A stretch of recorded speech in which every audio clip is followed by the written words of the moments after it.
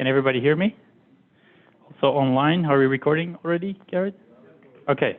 So this morning we were going to go over InSAR archives. There's a couple of InSAR archives out there which you can use if you don't really want to process the data yourself. And generally these allow really for doing quick view analysis. And if you see something interesting, you could actually go and do your own type of processing, go full core, full resolution methods, whatever you like, your preferred method. Or if it's good enough, you could just use the data from these archives. So one of these archives is at Comet. It's called the LIG system. So they are really leveraging Sentinel-1 to generate nearest neighbor interferograms, and they're making nearest neighbor tree interferograms. So that means that if you have a given SAR acquisition, they will make 3 pairs to the past 3 other dates. So they're currently using the Gamma as InSAR processor. So Gamma is another processor like ICE, like DORAS, etc., which can process the Sentinel data like GMT-SAR. It uses SNAPFU and some other customized tools to do their processing on it. And also more recently, they have an SBAS system or an SBAS processing chain, which allows you to do time series. So I will get into that a little bit. They generate different, so whenever they generate their interferograms, they're generating a certain set of products, like the interferogram, the wrapped one, the unwrapped, the coherence, which I will show you some examples from in the next slides. So Comet really aims to cover all of the tectonic volcanic boundaries using Sentinel-1. Here you can see the coverage map. So the red polygons really show their current active AOIs, which they're processing. And we can also have a look at their map of data, which they currently have. So as of August 2019, they have about 115,000 generated interferograms. So that's you can see the spatial extent of that already. About 1,300 frames that they're using, and they're having a fixed frame definition, so frames don't change over time. And you can see kind of the densification based on the color coding of the map. So if you want to access these products, you can just go to their LIGS Comets portal, which will bring up this map, and you can actually click on each individual product, which would then allow you to open up their dedicated URL. So let's have a look at that. So if you want to, you can try to hit this website. I will be uploading these presentations at the end of this talk, but you can Google it already if you want to. So if you would then click on one of these products, you generally have this figure popping up where you can see a metadata and a products folder. So the metadata, if you would expand on that, this is the information which you can see, and these are all geotiff files. So you can see .geo.e, .geo.nord, .up. Those are the conversion factors. I assume to go from east, nord, up to the line of sight. You can also see incidence angle information, as well as this PSI one. I think that is their method for doing time series. It gives you a mask of pixels to use, if I'm not mistaken. So if you would open up now the products folder, that's where you will see a whole list of interferometric pairs. So each folder would be a single interferogram combination. So if you would click on one of those combinations, you will see what they provide with that interferometric pair. So they provide you with quick view images, which are the BMPs, and then they provide you also the geotiffs. So the correlation or the coherence is one of them. The wrapped interferogram is another one. And then that is a differential one, which is shown over here. So that's wrapped. And you can also see that they provide an unwrapped product, where there's an image shown here on the right. So in terms of, does anybody have an idea what you could use here as a qualitative marker to say, this I trust, this I don't trust? Anybody has an idea on that? So there is another file in there. What could you use? Sorry? So Iqbal says, look at the coherence. So that's a very good idea. So in regions where there is high decorrelation, probably the unwrapping is going to be more challenged. So you could probably use that as a proxy to mask out unwrapped phase already. Question. Yes. Do they kick out any connected components, or do they have nulls or voids in the data? I think they provide the unwrapped product as is, completely unwrapped, and they don't provide you with a connected component. Garrett, do you have an idea? Okay. Do they also provide which phase unwrapping algorithm they used? Because yes, so they are using SNAP. Gamma, okay. So that was on the first slide. They're using SNAFU as their unwrapper. I don't have IDs on the controls of the parameters which they use, but I would suggest reaching out to them if you have any doubts or questions, or double check on their website. They might have a page with more dedicated information, flow chart of their workflow, etc. Yeah, because Gamma supports branch cut and MCF, and not SNAFU. That's what I know. So probably they export it and unwrap it with the SNAFU and then make it back.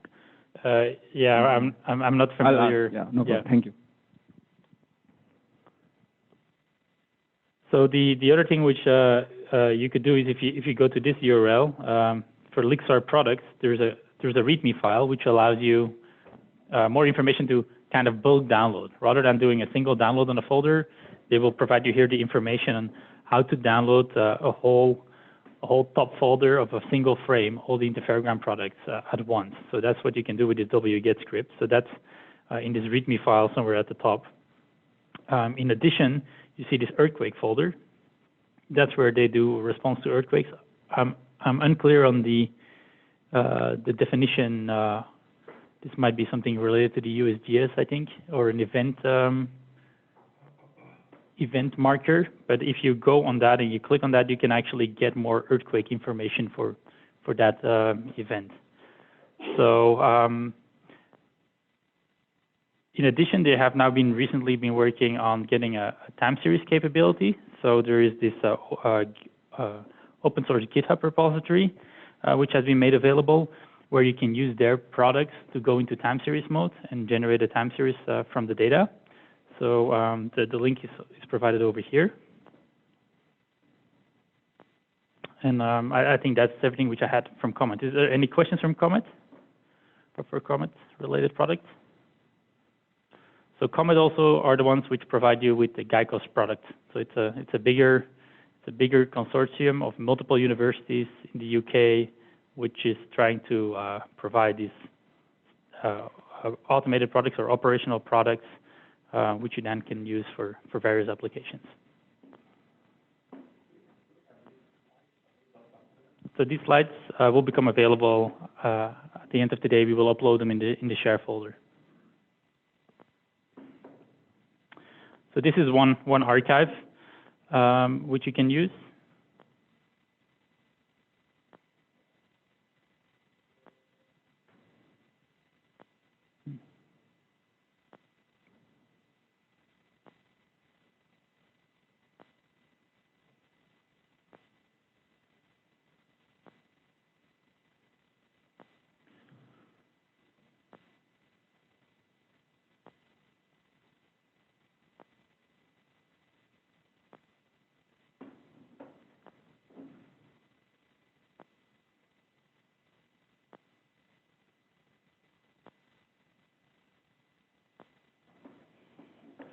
Okay, so another archive that you could use would be the products from AREA. So that AREA stands for the Advanced Rapid Imaging and Analysis Center for Natural Hazards.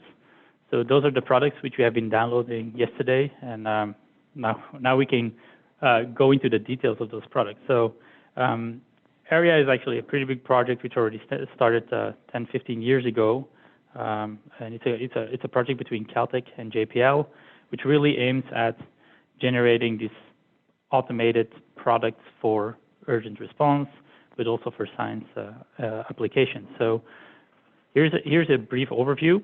So in terms of what you can get is that AREA has been automating our method on scraping the data.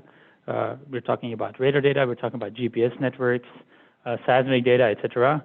And it has automated processing to generate what we call in jargon level 2 or interferogram products, time series for GPS, etc. So that's what you can see here on this panel over here. We're doing this for events, so we're doing this in monitoring, we're doing this in near real time for event response. So Sangho, for example, generates higher level products, which are damage proxy maps, flood proxy maps, etc. In addition, you can think about these ground displacement maps derived from InSAR, which can go into modeling for assessing and how much a fault has slipped. So we can also generate these higher level model solutions. So there's a lot of partners which we're working together with. Think about InSAR, where the standard product, for example, is the Sentinel-1 product. We work together with ASI for CSK data, USGS, Homeland Security, FEMA, etc. So a lot of collaborations there. Let me see. Kind of want to go in presenter mode because a lot of the slides have animations. So let's see how much it would cut off. A lot. Okay, that's fine. So in terms of our products, which we currently have available on the ARIA website, or our portfolio, we have our science products, which includes InSAR products and GPS products. Currently, we have the level 2 products, which are our InSAR displacement maps. A higher level product, which you would use to generate from, would be time series, which we call a level 3. So we're going to be changing that because it's kind of unfriendly for the community in terms of jargon.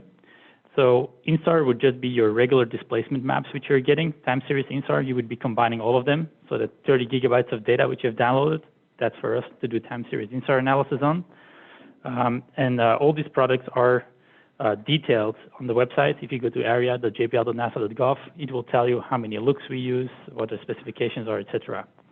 So let me go in a little bit detail on how we came up with the standard product. So the blue box is currently the only product which we're providing online, and it's targeting a couple of communities. It's targeting the solid earth community, the hydrology community, sea level rise community, groundwater, etc.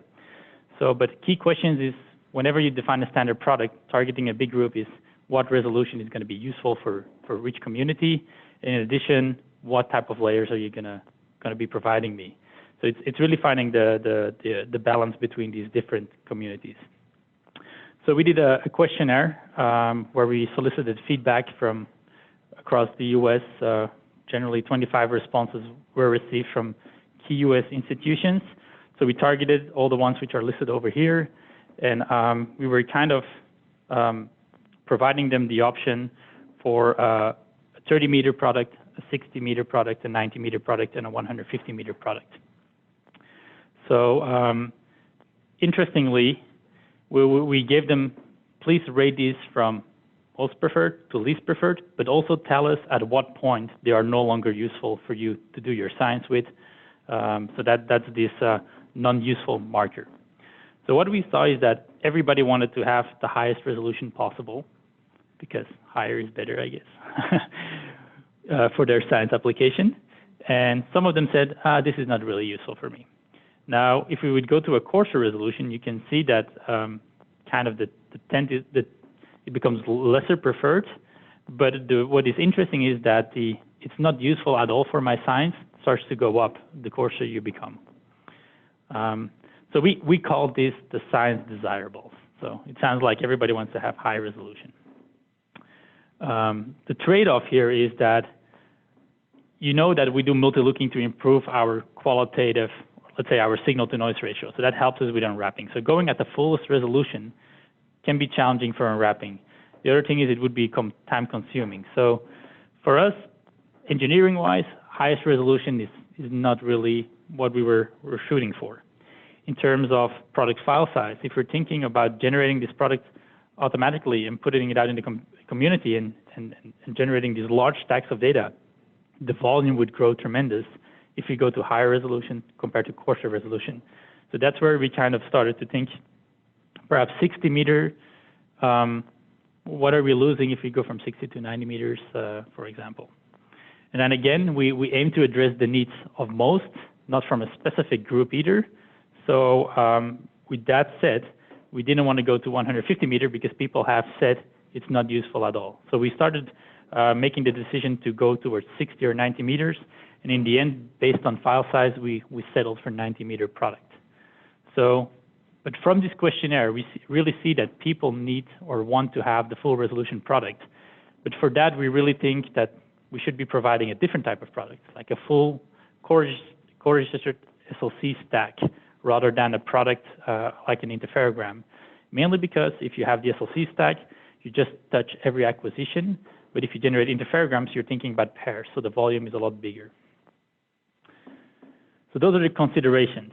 In terms of what layers are we going to include, now NISAR and the NISAR science team and the NISAR project have really been working together in trying to find out what the community needs are, in what layers they need for their products, etc. So we decided not to reinvent the wheel and adopt whatever NISAR team has been working on over the last few years. So they are working towards an HDF5 product. So that is a certain file format which allows you to do certain trunk compressions as well as trunk the data. In addition, it allows you for having layers at different resolutions. We're thinking about full resolution layers, with full resolution, 90-meter resolution layers for coherence and wrapped phase. You also have qualitative markers like the connected components, amplitude, etc., etc. In addition, they came up with a different way of representing baselines. It's a three-dimensional baseline cube and no longer the full resolution to baseline pixel by pixel. And the reason for that, like I explained before, is that if you go to a three-dimensional cube, everything is very smooth. The only reason why you need to have the full or the higher resolution one, like the 90-meter for each pixel, is that because you have intersected it with the topography.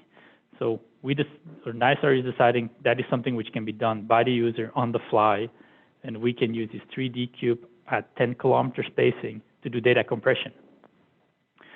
So, and in addition, there is a lot of metadata related to the processing. What was the input data? What are the processing parameters? What is the wavelength for Garrett? What is the UTC time, etc.? Those are all key things which are tracked within the metadata of the products.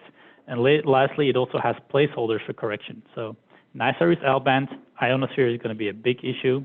So they're having these two separated bands to estimate a correction for the ionosphere. And the idea would be you include that as a placeholder layer, either to undo a correction or to apply the correction. So it's not yet determined for NISAR if the correction of the ionosphere is going to be applied or not. And then in terms of keeping that all in mind, we came with this set of requirements. So we want to be able to be spatially and temporally consistent over an area of interest. This means we can stitch over an area of interest, and we can do time series analysis in time. We consider this a science product, so we are only processing with precise orbits. So for Sentinel, there's actually not that much of a difference between the restituted and the precise. But if you would add in other products, that's where we would put the marker. It needs to be a precise orbit type. In addition, we limit it to the SRTM bounds, which is about 60 north and 60 degrees south of latitude. However, for the US, we expand the scope by using the NEDDM, and we go into Alaska as well. The last thing, which is key, it needs to be GIS compatible, so users don't need to have any experience of the ICE processing software or the packaging format. They should just be able to port it in, open it up without any a priori knowledge of how the product was generated. We have a question?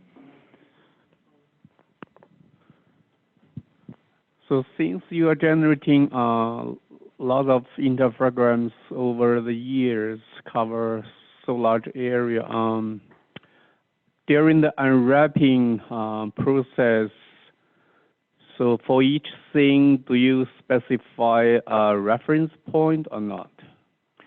So we don't specify a reference point for the unwrapping. I mean, the products are just unwrapped, so whenever you have these different products separated, because they're all pair-by-pair processed, so you have one product and another product, we would need to do a correction to stitch them together, and that is just a multiple of 2 pi plus a range correction. But in the end, if you go into time series, you would just select the reference point yourself, wherever you want to put it. So we don't force any stability or reference point in advance. Yeah, that's the question. When you generate the GIS compatible products, because the user just extract your unwrapped products, so when they overlay with each other, because they might use different reference points, so the unwrapped information might be different in each pairs. So at an individual product level, if you would just load them in the GIS, they don't need to be able to seamlessly connect. That's where we have the tools for. So, and we will present that in the afternoon. Those tools will take care of the stitching and would give you a new, either a VRT or it will write out a new product. If you would load that in GIS, that one would be seamless. But again, the reference point is for a user to decide where to put it. They can take that whole interferogram and shift it up by any arbitrary value which they like to. So that's open. Okay, so what does the spatial temporal requirements imply? It means that we can stitch a long track, and it also allows you for a connected time series in time. So we handle a couple of these things automatically in the processing. So first of all, if an area of interest is not fully covered by data, we just aren't going to go and process the interferogram. So this is the master, so the reference. This is the secondary, the slave. You can see the slave doesn't cover the area of interest completely. We don't process it. We go to the next available SAR date to see if that one meets the requirements of covering the area completely.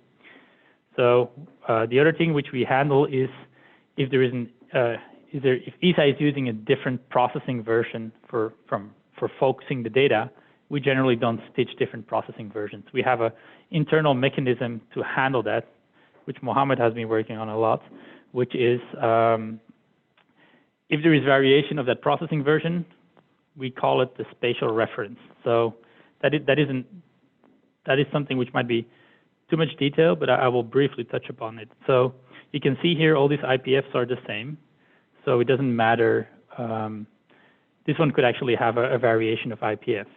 So if this one has a variation of IPF, we say we can't stitch them. So generally, we make each of these the spatial reference, and we pull in more data to cover that master scene completely. So the interferogram is always the size of the mutually of the intersection of the data. So that means that anything which goes beyond the master or beyond that spatial reference doesn't get used into the interferogram. However, if there is a different IPF version for this product here, we said we can't stitch it. So we can't generate that interferogram. However, we can just swap the order. We can make these products a spatial reference and then stitch on the left-hand side. So our product will still be spatially stitchable. It is just a definition internally which we handle for this particularity. So we follow the Sentinel frame definition. We're not going to be relabeling the bursts. That's another thing. And if something fails, we automatically reach back to make the next pair. So that guarantees us to be connected in time. So here you can see that this one was failed. We just reach back to the next one, and we do that for connectivity of 2. So we always have at least 2 interferograms that are made.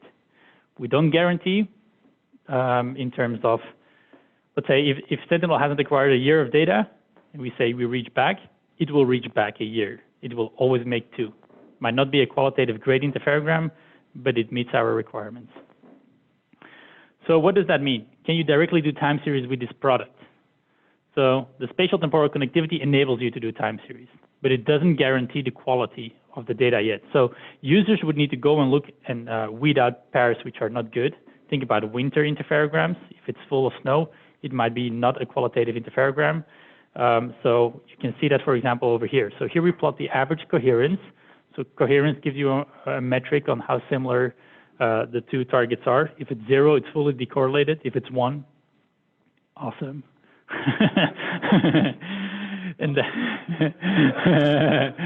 yeah, and then you can look into time. So you can see that you see the seasonality of the coherence. So that actually, it's winter to summer period. So you can see that if you're very low coherence, you're going to have challenges in your time series. So you might want to add in annual pairs, seasonal pairs, additional pairing, etc. So those are things which you need to consider. And Haresh was so nice to already densify strongly on the track which you're going to process this afternoon to get all that redundancy in there. So additional pre-processing might be needed by users. So one of the things which we're doing here, if you, for example, see another track which we have and it's like, this doesn't work for me, I need additional pairs, we're working on this on-demand capability for people to request additional pairs. That's one thing. In addition, we have developed all these tools to do stitching, cropping, which we're going to be demonstrating today, preparation for time series and time series analysis itself. And the training, you're the first ones to try it. So this is the first training on these tools at this UNAVCO short course. So, okay, so we have a InSAR surface displacement product now, which is our standard product. Online on our website, it gives you the communities, the targeting. It provides you overview of the formatting of the product, a full description of what an NetCDF is. It gives you the product specifications on how it has been processed. It gives you the file name convention. It really gives you an overview of every table in tables on what every layer is, what is contained, what are the units, what is the resolution, etc. So we can have a quick look at this. Oh, sorry, that's the wrong website. So you can click here under products. That gives you that overview chart which we saw before. And now you could click on GNW, the only product which we currently can't click on. It's our only standard product. But then you can see it targets all these different communities, the formatting and the content. So we have, at the top level, we have a science group. Within that, we have radar metadata, imaging geometry, and data groups. So those are 3 folders in there. And any idea what would be in the imaging geometry folder? Anybody? So we had a wavelength? No. That is going to be in the, that's correct. So the heading angle is going to be in there. So all the baseline information, the incidence angle, the azimuth angle, etc. That's long. Now, for Garrett, our azimuth angle is different than the ICE azimuth angle. However, we specify it on the website. So, or it will be specified very soon.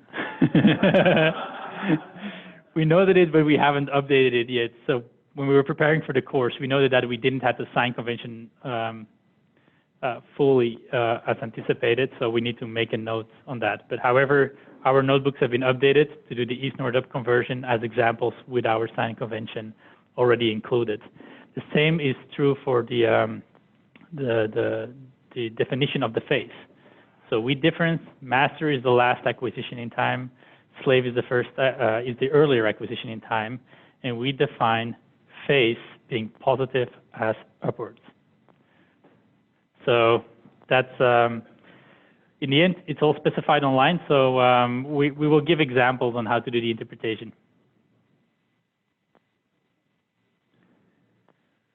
So you can see all the different things over here. For example, the correction group, you can see the solid earth heights, tropospheric corrections, etc. These are all placeholders. NISAR might fill them in. We might eventually do it, but currently we kind of wanted to have the spec out that people get familiar with this.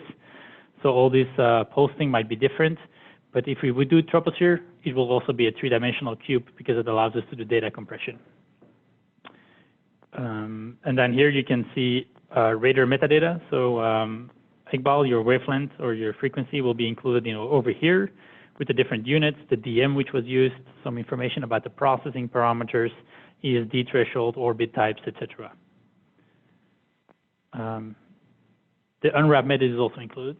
So that's over here, as well as the ICE version. So we're pulling from the public repository and we're swapping it out. Sorry? Okay, are we still good on time?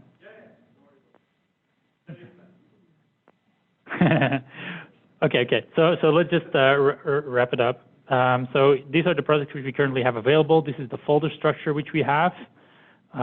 We have California completely covered. The US East Coast in parts, Hawaii is completely covered. So have a look on that map which we showed before. In terms of GIS compatibility, Julien contributed the NetCDF group support to GDAL3, so that's all included. So the products can be directly loaded as long as you have GDAL3 version. It's also compatible with QGIS and other processing softwares.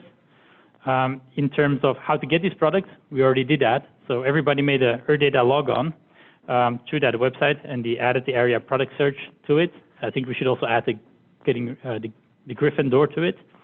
And then you can search and download from these different websites. In terms of the tools, so that's a GitHub repository that is available. We're going to be using these tools today to demonstrate everything. Especially the time series component that is of interest for higher level product generation. So here I have 2 examples. One of them is the Central Valley over California using the standard product, using MinPy, which Haresh will talk about later on. And you can also see an example over Hawaii, where you can see the earthquake as well as the rifting taking place. So you can definitely use this product for higher level time series generation. And Aresh will show another example today over the San Francisco area to see all the different fault strands. So in conclusion, ARIA has developed a standard product. It's targeting different communities with the same product. It has its overview on the website. It has examples on how to use the products. Look at the ARIA tools for the notebooks, for example, which we're going through. The page is open and you can download these products. You can also look at the ASF website to download them, similar to what I demonstrated yesterday with the search of the Sentinel-1 beta product. The ARIA tools package is public now, so that's what we're going to be leveraging here this week. And then we're currently working on this on-demand capability. So are there any questions? Okay, then I will end over here.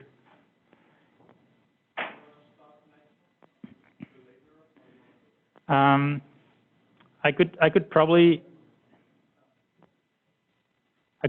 show you something very quickly, and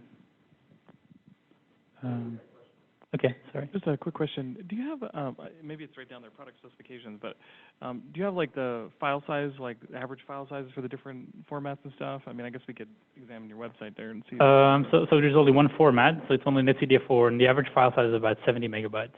Okay, for each of the products. And yeah, so I mean, if the product becomes smaller,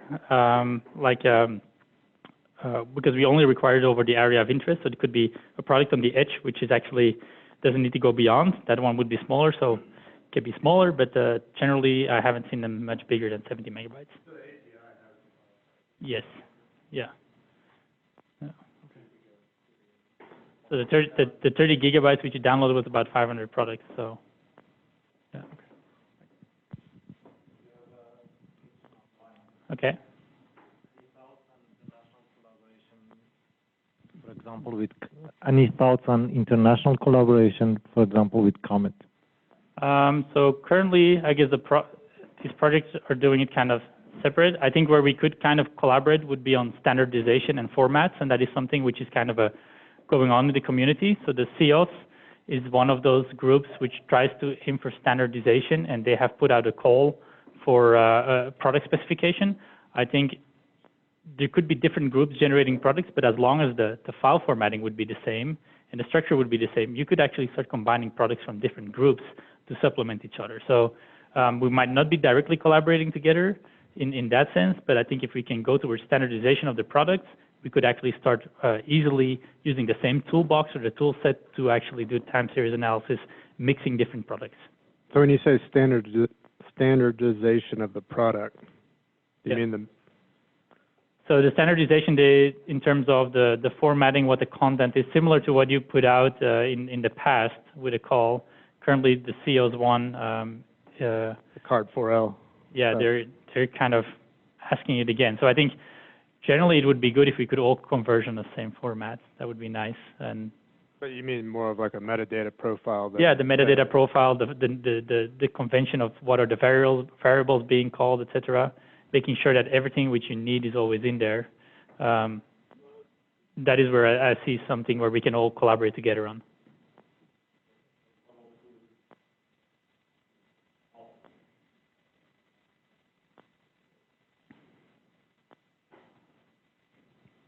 Okay, any other questions?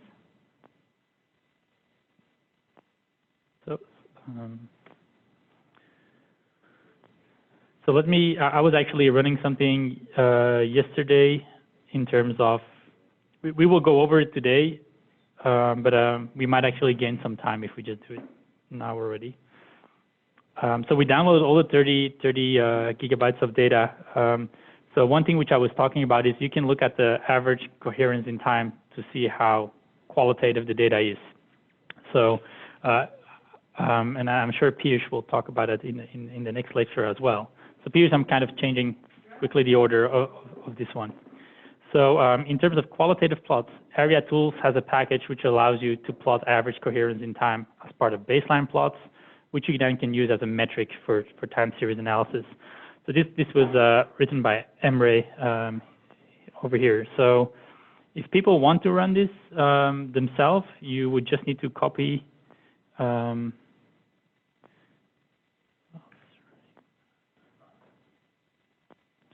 would just copy it from the share folder, notebooks.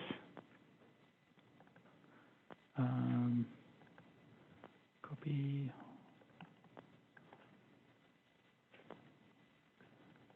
And you would be copying the second notebook into your workspace.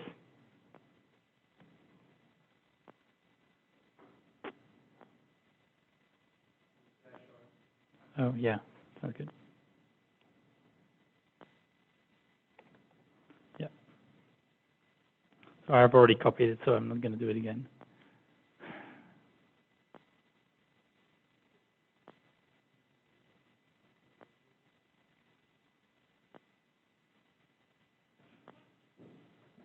Okay. So once you have done that, you can open up the notebook.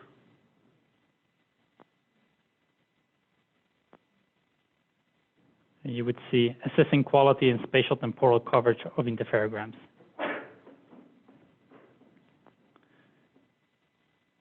So with the tools, we have generally two items to check. One is this average coherence. The other one is the spatial extent of the products. Now, these should always be covering our area of interest because that is our requirement. But it's kind of for us also to qualitatively assess if that is the case.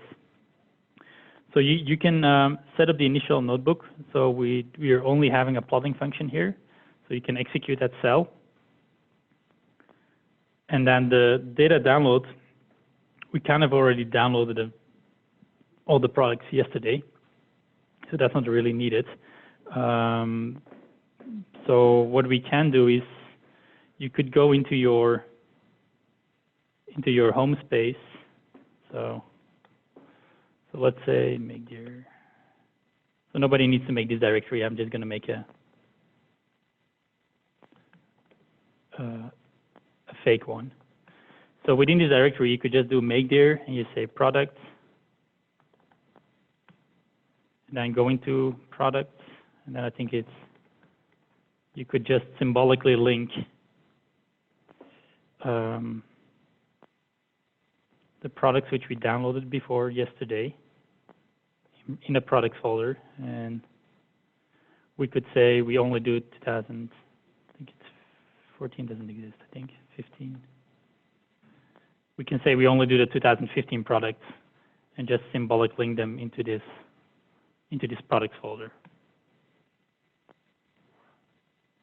So I made a products folder, and within that can you not see it, I guess?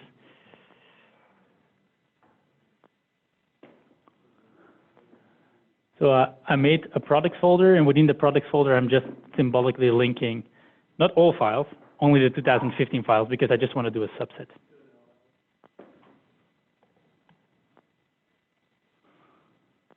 So it should not be blinking red. Yeah, I mean, it's all the same.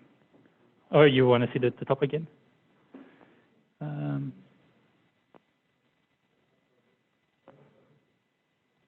Like this? This is what you were asking?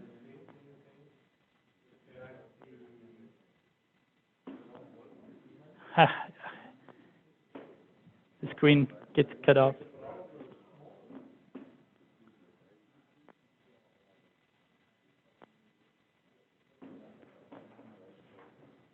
Thank you, Harish. So everybody was able to.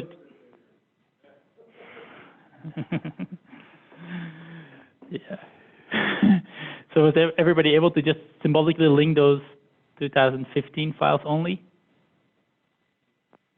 If there's anybody needs help, just raise your hand and we will come and help. Is this working online too? Okay. Okay, so once that is done, you can go back to the notebook, and we're just gonna skip this this download section already because we've done it. So you can just you can execute this cell to see if you find the products folder or not. So For me, it's going to find a lot more because I'm going to demonstrate you all the products while you're just going to do a subset. Everybody can do an ls in that folder?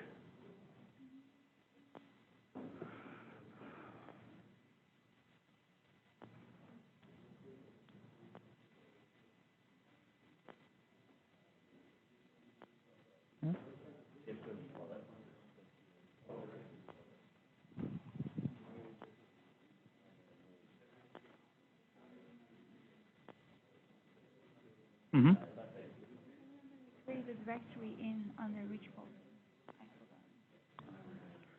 So just in your, you make the folder in your home space. Okay. So you're in home space, you copied it, then you go into the 02 area plot folder and then make a products folder there. Yeah.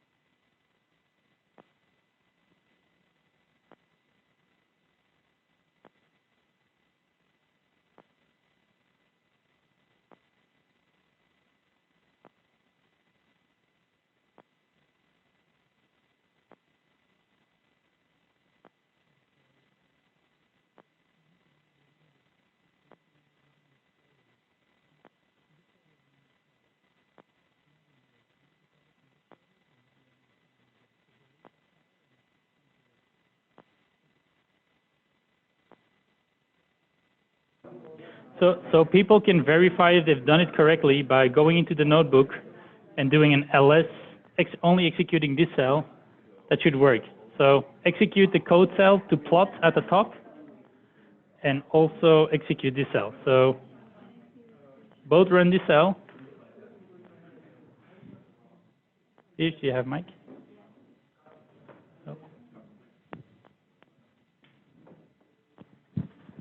So I mean, it shows 176 products, but when we say LS products, it only shows 78. How come? Like half of the products.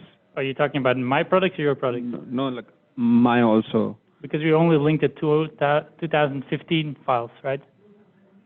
Yeah, right. Who? No, I mean, I did the subset. I followed your steps. Okay. So on the terminal, it shows 176 products, but on notebook, it says 78. And I think you are having the same problem, right? Yeah. You understood what I mean? Yeah, let me see. So you're doing just like,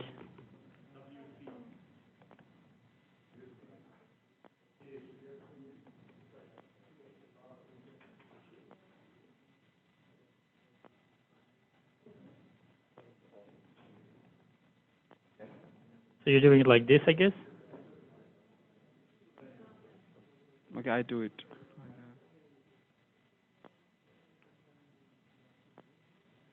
This one.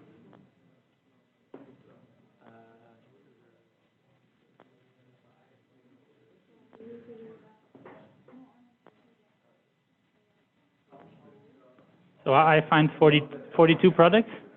Yes. You find 42? 3276, yes. So that's good? No, but like, maybe I show you what I mean. So when I run the same command, it's a total 176 because I subset 2015, right? Right. But when I Jupyter Notebook, when I run, Are you in the same folder? these are not 176. Are you in the same folder? Did you run the download command before? Yeah. Did you run the download command? You may have gotten more than... Yeah, I mean, it's not a problem to have more. Let's put it like this. Okay, so everybody was able to get the products or not? Okay, so let's continue then. Okay, so we have all executed the first cell, which is the code cell.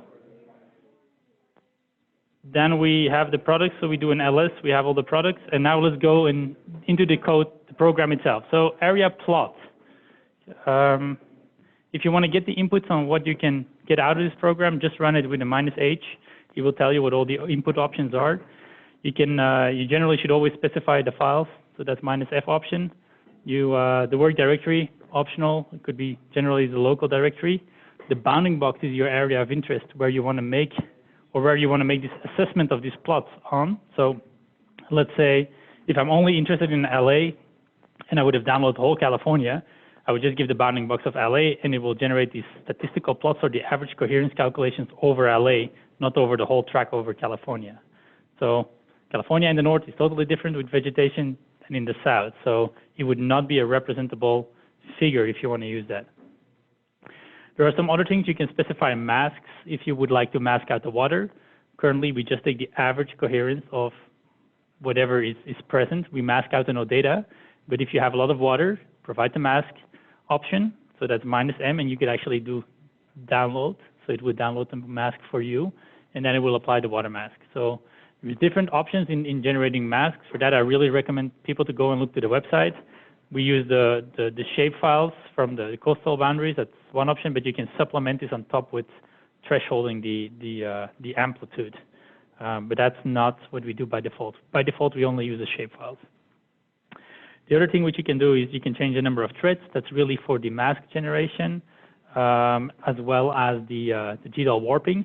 So with GDAL warping, you can say single-threaded or you can multi-thread it. So that depends really on the computational capacity of your machine. By default, this is set to 2, so let's keep it at 2 for everybody using the same machine. You can do crop to union or crop to intersection.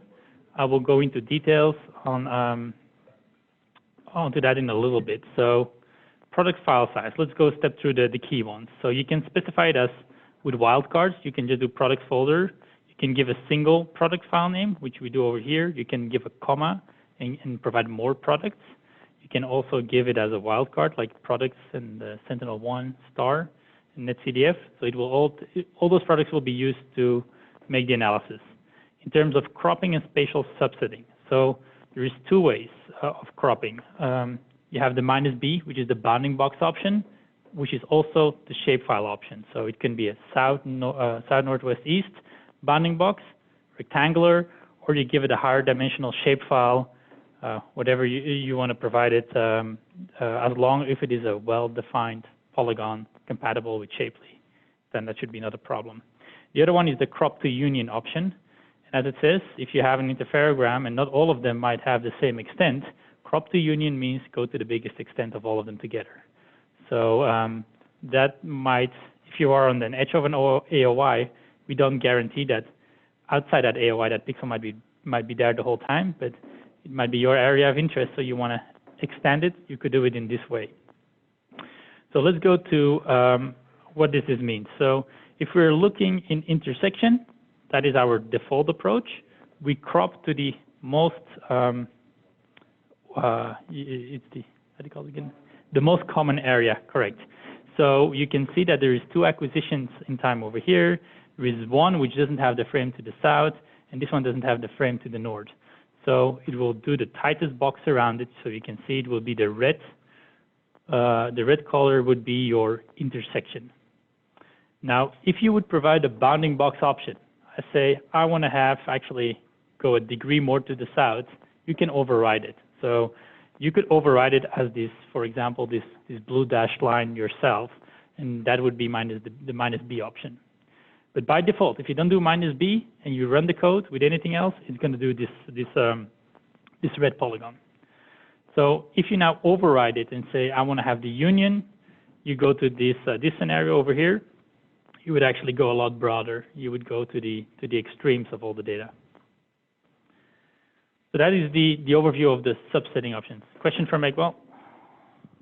David, so I understand the first case, but the second case, so now you have data gaps, spatial data gaps. So when you're doing the time series, how does it account for those missing pixels? So not all time series methods require you to have pixels present the whole time. An NSBus method, for example, you could actually have pixels coming in, pixels coming out.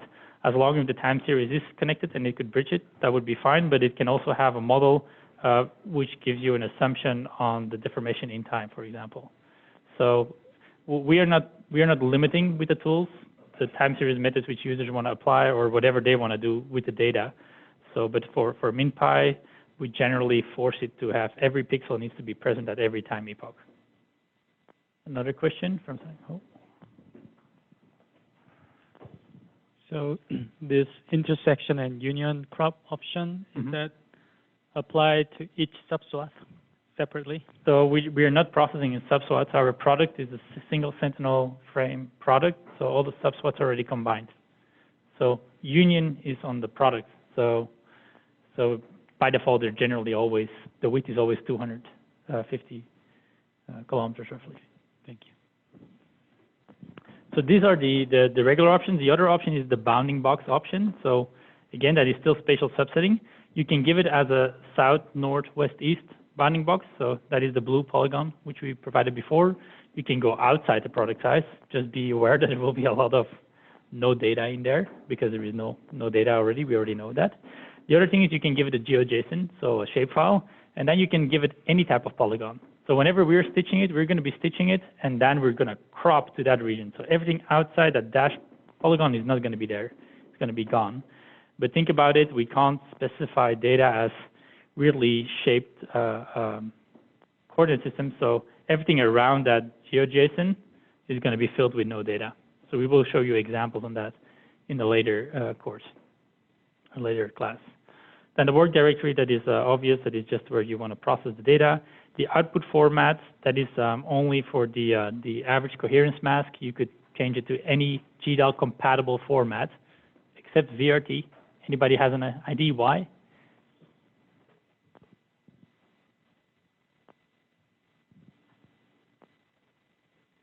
Why couldn't we specify VRT for the average coherence raster which we calculate? So Garrett says, don't we need to have a raster to point to VRT to? That's exactly the reason. So we would overwrite it, and we will force it to be an NV file, and then make the VRT. So that's correct. Okay, going to the qualitative plots. So you can run these commands. I actually added the last one, so you could run it as well. I just wanted to save some time and do it all at the same time. So the options here are we can plot the coherence. Plot the coherence means it's just going to be coherence on the y-axis and then time on the x-axis. You can plot a perpendicular baseline coherence, which is going to be the perpendicular baseline plot, which is separation of the satellites for the interferometric pairs on the y-axis, and we will color code that in terms of the interferometric combination based on the average coherence. And the other option would be to make the average coherence. That's just going to calculate the average coherence on the map. So that's 2D figure. And then you can also plot the extents, which is plot the tracks. So you can all run that cell. And I already did it because I did it on all the data to show you how it looks like. So you can listen the figures. Later on, it generates these figures as EPS figures. We might add in future also PNG, just other extensions for people convenience.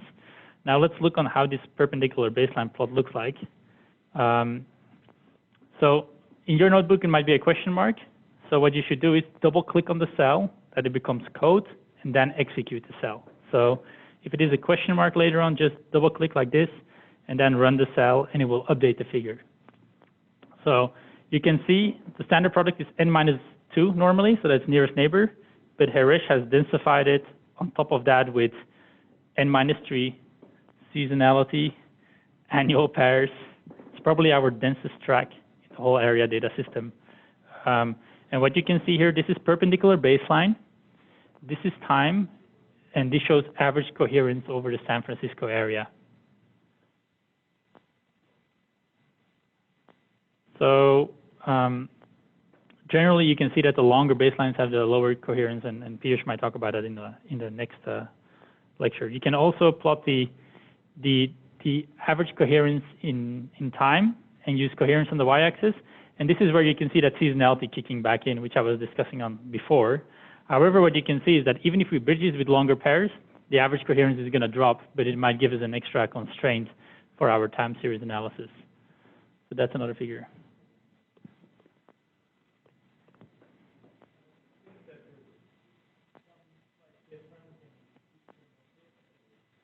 So I added dash plot tracks for myself, but you don't need to add it. Is that the difference?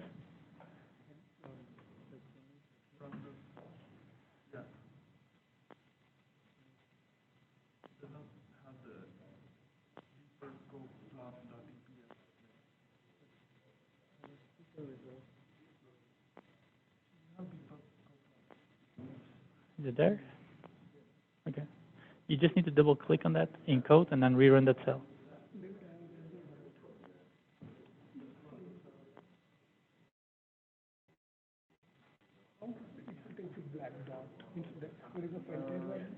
Sir? Give me 1 second.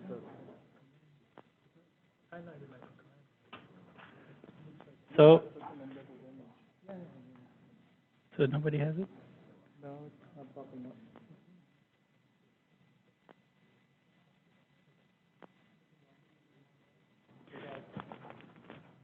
So one way to open up the figures would go to go into the browser and double click on the figure there. Seems like there is a rendering issue in some of the notebooks, and that might be the difference between the lab and the notebook.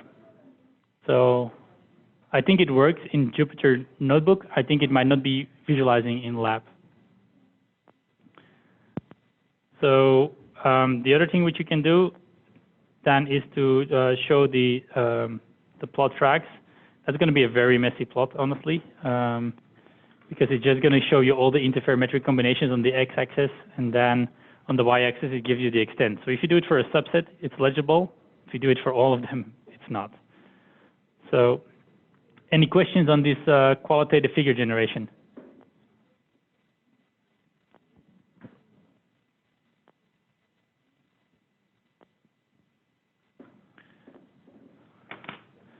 Okay, so quick question. So does anybody know what the black dots are?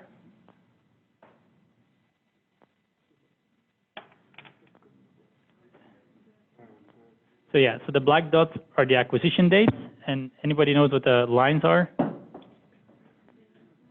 Those are the interferogram combinations. What is the color? This is the average coherence. What does the average coherence tell you?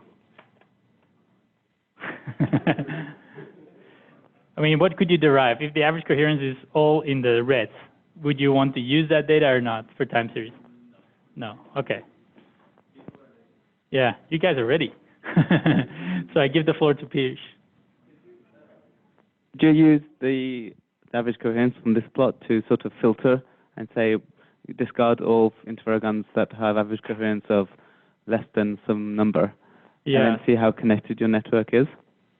So yeah, you could actually start. So for example, MinPy has an automatic way of weeding out bad interferograms using a threshold while still maintaining connectivity.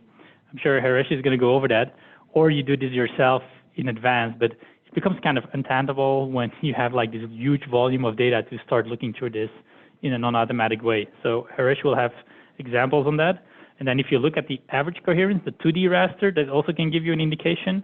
So you have a lot of water. This is the San Francisco Bay Area. You see some mountains over here. So that gives you another indication of what the average coherence is in for that whole data set. So, okay, then I will, Piyush, it's all yours. So, do we want to take a break now or at 11 o'clock? What would be preferred?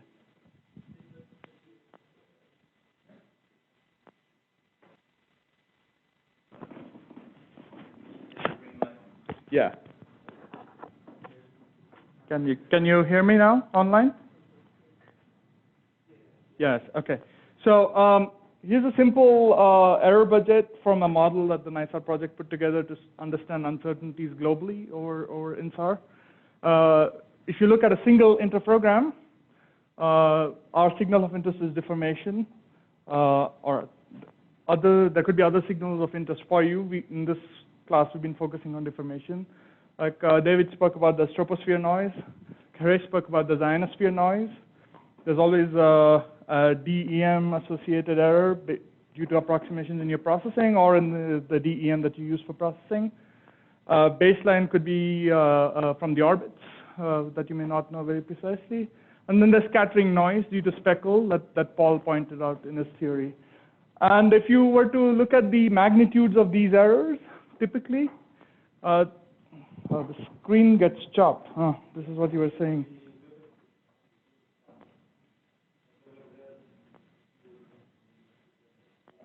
Exit, yeah. Is that better for WebEx and this? Yeah, okay. So we're just looking at statistics for a 12-day interprogram where we multi-look pixels to 100-meter resolution, and the spatial baseline is 100 meters. And we're looking at accuracy of measurements of 2 points that are 50 kilometers apart within a single interprogram. So the dominant error source, as you can see, is troposphere. At least the two locations that we're looking at, which are mid-latitude, which is Bhuj, Gujarat, and Barstow in California. Different parts of the world could be different. Things you can also look at is the decorrelation noise. This tends to be fairly small because we have multi-looked, we have spatially averaged so much to improve the SNR. But the take-home point is you have 2 centimeters to 4 centimeters of error in relative displacement measurements of 2 points that are 50 kilometers apart. So what can we do to try reduce this? That's one motivation. The other thing is here's a sort of ensemble statistics that we did for a large stack of ERS NVSAT interprograms over Los Angeles. Just the way David showed you your average B-perp or coherence plots. We took about 1,000 interprograms generated from like over 250 scenes, and we plot the observed coverage. So this is the number of pixels in the interprogram, or fraction of pixels in the interprogram, with coherence greater than 0.4, as a function of the temporal baseline and as a function of perpendicular baseline. And you sort of clearly see as the time separation increases, coverage decreases. As the spatial baseline increases, coverage decreases. So decorrelation is a challenge. So with all these things in mind, there's a limitation of doing measurements just by individual interprograms or making single deformation observations. So if you take a short time separation interprogram, unless your deformation is very fast, you are going to get trumped by troposphere, ionosphere, and other error sources. You're not going to be sensitive to deformation in slow-moving areas. Okay, if you argue you're going to use a long temporal baseline, I'm going to create an interprogram directly that's 1 year apart because I want deformation to accumulate, you're also accumulating decorrelation. So you lose spatial coverage. So it's a trade-off.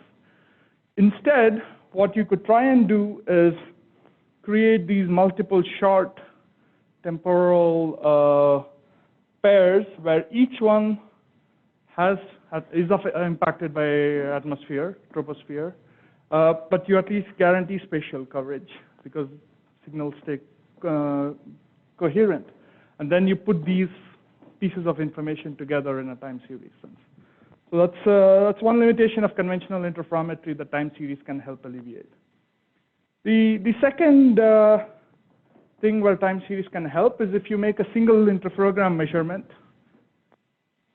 and you're trying to quantify a linear error rate or create a velocity map, your uncertainty on that measurement could be large. If you make short temporal baseline interferograms, you could have a lot of measurements, probably with comparable individual error bars.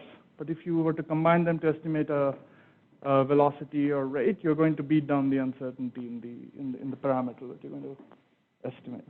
So another motivating factor to use multiple interferograms or multiple measurements together. The third motivation might be that we also spoke about unwrapping errors yesterday, and we've been talking about how it's hard to detect unwrapping errors. And one way of detecting unwrapping errors, these are pictures from a preprint paper from Yunjin and Harish. I think it's online already, where I think this is sort of the first time we see quantification of our ability to correct unwrapping errors based on a fraction of, so you create a whole stack of interferograms. On top, these orange ones are interferograms with unwrapping errors. These are simulations. And blue ones are the interferograms with unwrapping errors after what you call phase closure corrections, by looking at taking triplets at a time and looking at the phase consistency between them. So they've done extensive simulations on simulating a fraction of the number of interferograms with errors before the x-axis and after correction in the y-axis. And this goes back to how many scenes, how many interferograms are generated from a single scene. So as you see the number of connections increase, you are able to reduce the unwrapping errors significantly, even though your fraction goes up to like 33% of your original unwrapped interferograms could have errors. The second simulation is like they fixed the number of connections to 5, plus 5 scenes and minus 5 scenes, and they increase the magnitude of the unwrapping errors you introduce.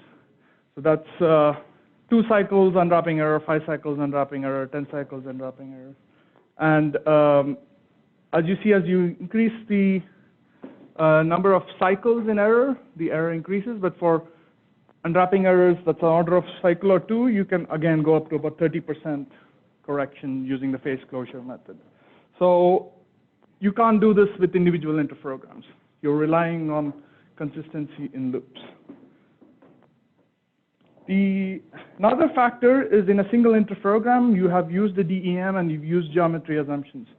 There could be systematic DEM errors in your estimate. However, if you had time series and there's baseline diversity, and you've used the same DEM error consistently, the error projects differently because of the different baselines in each of your interferograms. So you can actually correlate it to perpendicular baseline, and you're able to correct it by combining these information. So you basically reducing uncertainty in the parameters you estimate, and you can account for some systematic errors like DEM errors, which you can't in an individual interferogram. So that's essentially problems with a single interferogram that sort of motivate you to look at time series. Then there's always the science argument. Is one snapshot enough, or would you like to understand the time evolution of the different physical processes? For example, at least where we live, Los Angeles, there's a lot of processes that overlap. There's tectonic activity, there's hydrological activity, there's human-induced deformation due to oil extraction, and these all occur at different time scales. And if you want to understand the contributions of these processes to what you're measuring with GPS, you want to understand the time history, and then you're able to make assumptions of the temporal behavior to separate out the contributions of these processes. So in summary, overcoming the limitations of individual interferometry and just the science argument. So that's why we want to do time series interferometry. So time series interferometry in general can be classified into 3 categories. The first category is the persistent scatterer methods. These came first, sort of. Then the short baseline methods, and what is currently happening in the field is looking at the covariance-based methods. So I won't go into technical details of each of these. I'll just provide an overview and probably mention the most relevant papers that you can look up, or if you have questions, we can discuss it offline because of time limitations.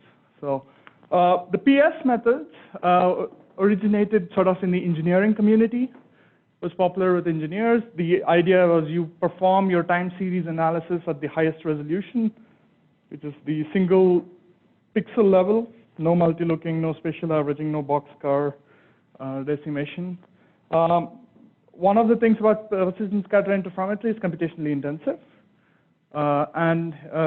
Typically, since this originated in the engineering community, the focus has been small areas for studying for monitoring infrastructures. Its scalability to wide areas can be expensive. The second method, which is probably the most popular and probably has the most variants and implementations, almost anybody can implement the SPAS algorithm in a day. That's why it's super popular, and it works reliably well for moderate resolution analysis where you have multi-looked pixels, is the short baseline methods. And these are the methods that have typically been used for large area analysis. We will talk about the details in a bit. And now, and both these methods have their advantages and disadvantages.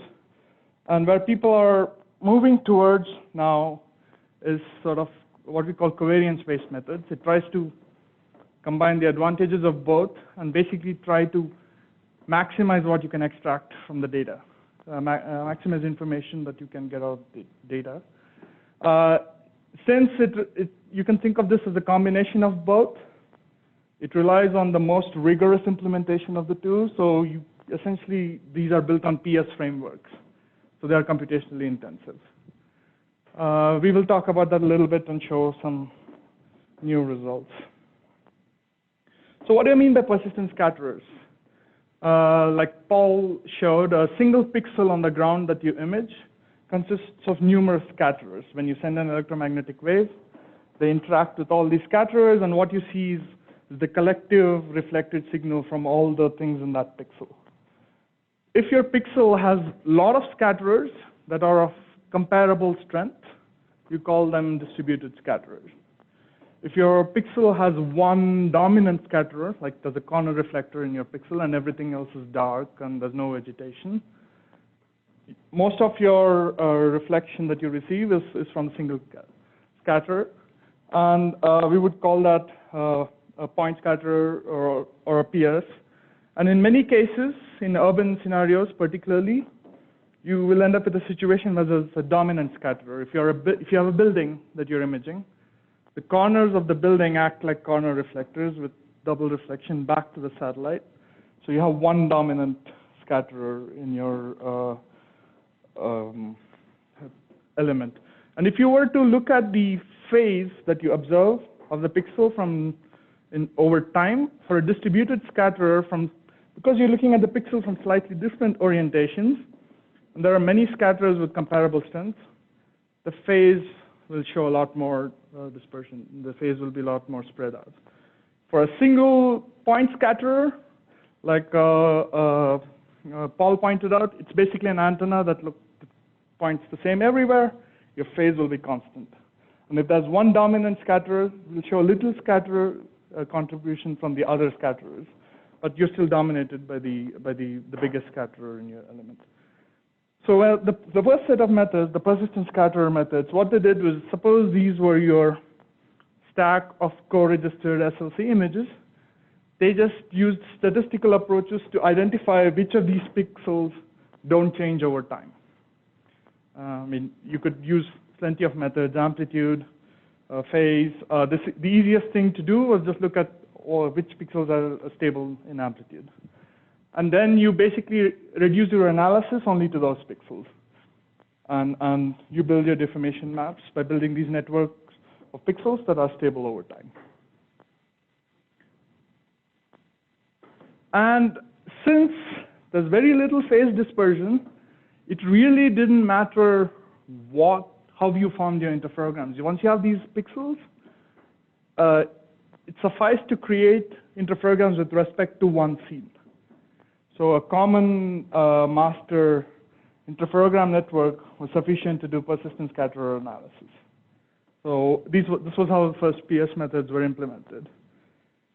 The idea was if you were working with scenes like ERS and NVSAT, you had this baseline spread all the time. So you would pick a scene in the center in your baseline space and your time space and make that your common master for your PS analysis. Baseline spread is not as big an issue for Sentinel-1, but if you're still doing time series analysis, you would want to pick a reference scene somewhere in the middle of your time series to reduce decorrelation effects. The first method from, that was published from Ferretti was really straightforward. They basically took the amplitude of the co-registered SLCs and they looked at amplitude dispersion, which is a measure of mean to standard deviation to mean. The standard deviation was low and it was a bright pixel, that would be a PS. And this was a proxy for phase stability. And like I said, these worked really well in urban areas. So, and a lot of these projects were being done on for monitoring infrastructure in big cities. So it worked really well.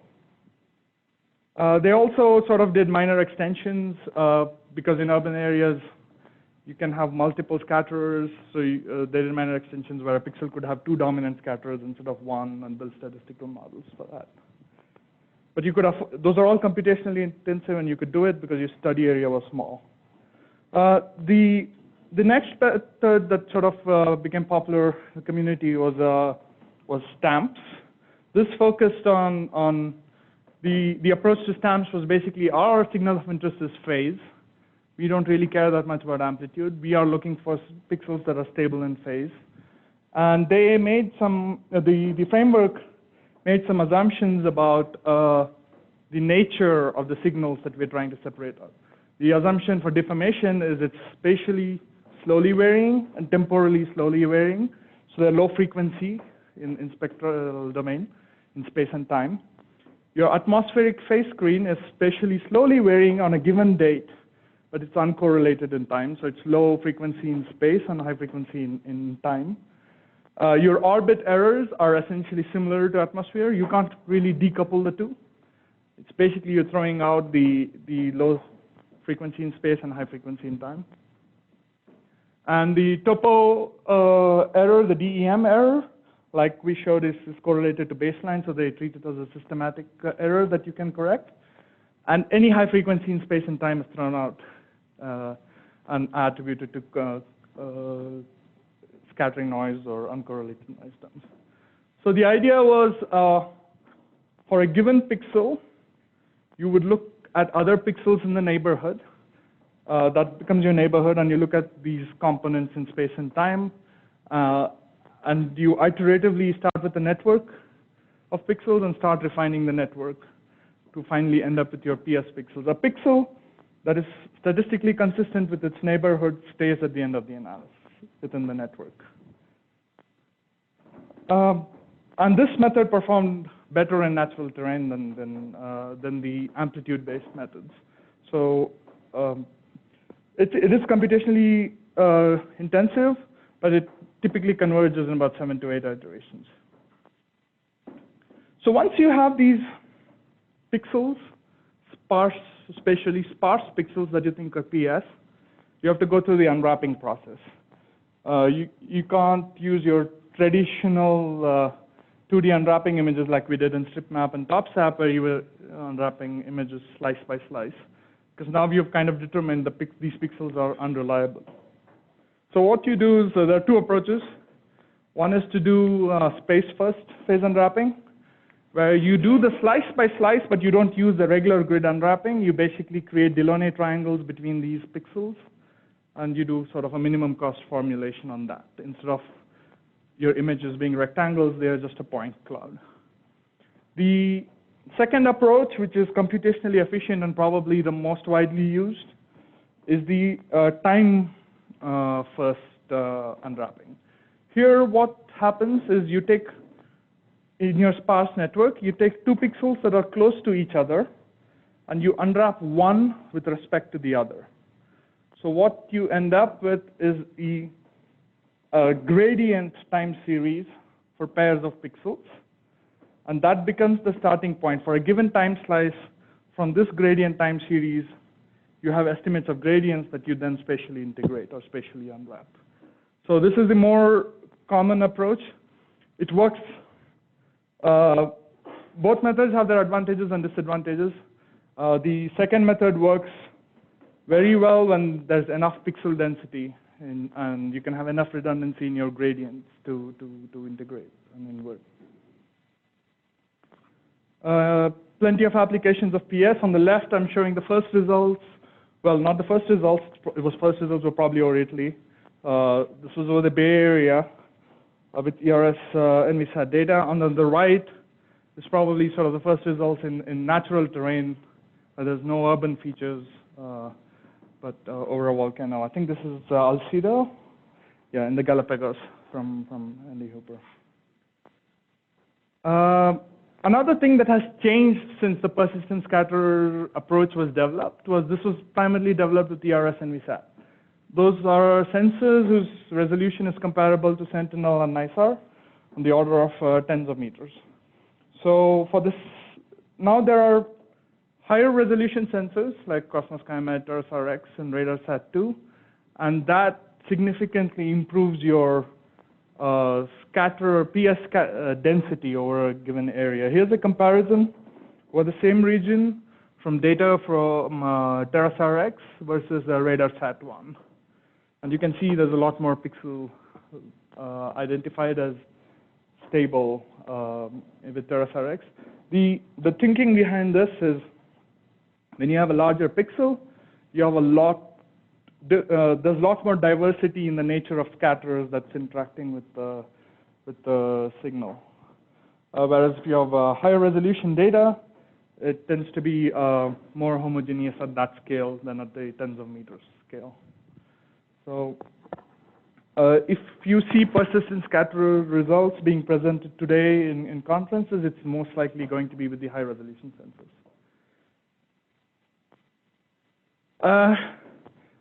You can really get very precise. Like I said, this was done to monitor things at like small scales. Here's an example with TerraSAR-X spotlight imagery, where they were looking at the Las Vegas Convention Center, which was only like a mile across in either direction. And they could see the convention center deforming as the temperature, as the ambient temperature was changing. And since X-band is only 3 centimeters, you're a lot more sensitive to deformation than at L-band. So, because these techniques really were focusing on urban areas and small regions. One thing I do really want to point out is since your analysis is at a single pixel level, everything is driven by co-registration. So there's a lot of people who think, oh, I've generated a stack, I want to do PS on that. The main thing driving PS analysis is your co-registration needs to be precise. If it's not precisely co-registered, there's no hope for these kinds of analysis to work. Till a couple of years ago, all of us used simple polynomials to co-register images. This was okay when the baseline were small, but once you have a stack, you have to co-register all the images from the minimum baseline to the maximum baseline, and this could be kilometers. These methods would break down. We also typically worked with ERS and NVSAT, which is or ALOS-1, which is low resolution, but with CSK and TerraSAR-X and high resolution data. Again, these methods break down because this high resolution data follows the topography a lot more closely than moderate resolution data. And again, one thing we all complained about was, oh, our mountains are decorrelated. We can't do anything. The thing was we were not matching the right pixels in the first place to look at it. We were just using these simple polynomial models. Thanks to Sentinel-1, that has changed. Everyone sort of moved to geometry co-registration. And the PS community was doing that from the very beginning. So I just want to point out that how you co-register your images matters for PS analysis. For co-registration, here's a simple example for a moderate baseline. It's not even a high baseline pair. It's 1.5 kilometer baseline. ALOS image over Palm Springs, I forget the mountain name, San Jacinto. So it's about, would you say 3 kilometers topography? And so this is the range offsets estimated by the traditional way of doing amplitude correlation. This is the azimuth offsets done the same way. This is the range offsets estimated using the orbits and the DEM. So if you did a scatter plot of what you get from the geometry versus what you get out of amplitude correlation, you don't get a straight line. You see this big spread. So it can be easily be off by half a pixel. So you're essentially not matching pixels right at that point. This is an example we used in the 2015 UNAVCO class when we first built the DM-assisted co-registration modules into ICE. We took a sort of extreme case, a 4-year baseline pair. And this is what you get when you co-register using just polynomials like this. You completely mismatch pixels here, because you're just fitting a polynomial trend to wherever your offsets match. And here with geometry, you're able to significantly extend your spatial coverage. The other reason PS, you would see not so many papers in the science realm kind of goes back to what Garrett did in his modeling exercise.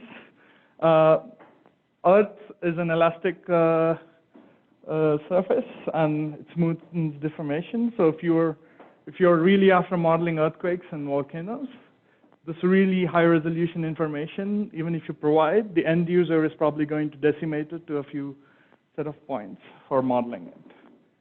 So that's why this is more engineering preferred approach than a scientist preferred approach. Any questions on PS? I didn't go into details of algorithms, but I'm happy to talk about it offline. Okay, so the next family of methods is called short baseline methods. Here, like you saw from our discussions in the last 2 days on the plots I showed you, interferograms with short temporal baseline and short geometric baseline show less decorrelation effects. So if you have a whole bunch of SAR scenes which are represented by these dots in a baseline plot, you basically create interferograms which you think don't decorrelate and try to build a whole network and then use information from all those interferograms to invert for your time series. The formulation is very simple. The S-bus formulation basically says from time 0 to time 1, this is my deformation, time 1 to time 2, this is my deformation, time 2 to time 3. So it's sort of like piecewise linear estimate. And if you create an interferogram between, say, time T1 and T4, it's the sum of the 3 variables, T1 to T2, T2 to T3, T3 to T4. So you build this simple linear set of equations and throw in all your interferometric measurements and do a simple least squares. That's how S-bus works. The original S-bus implementation was from the group in Napoli. And their papers, the implementation for co-registration, etc., were as rigorous as the PS approach. But then people quickly realized that this need not be the case. For example, we could run TOPS app, StripMap app, and then we could run all of these independently, and we can put them back together into this simple inversion framework and get time series, which is kind of what we will look at with an actual data set later today.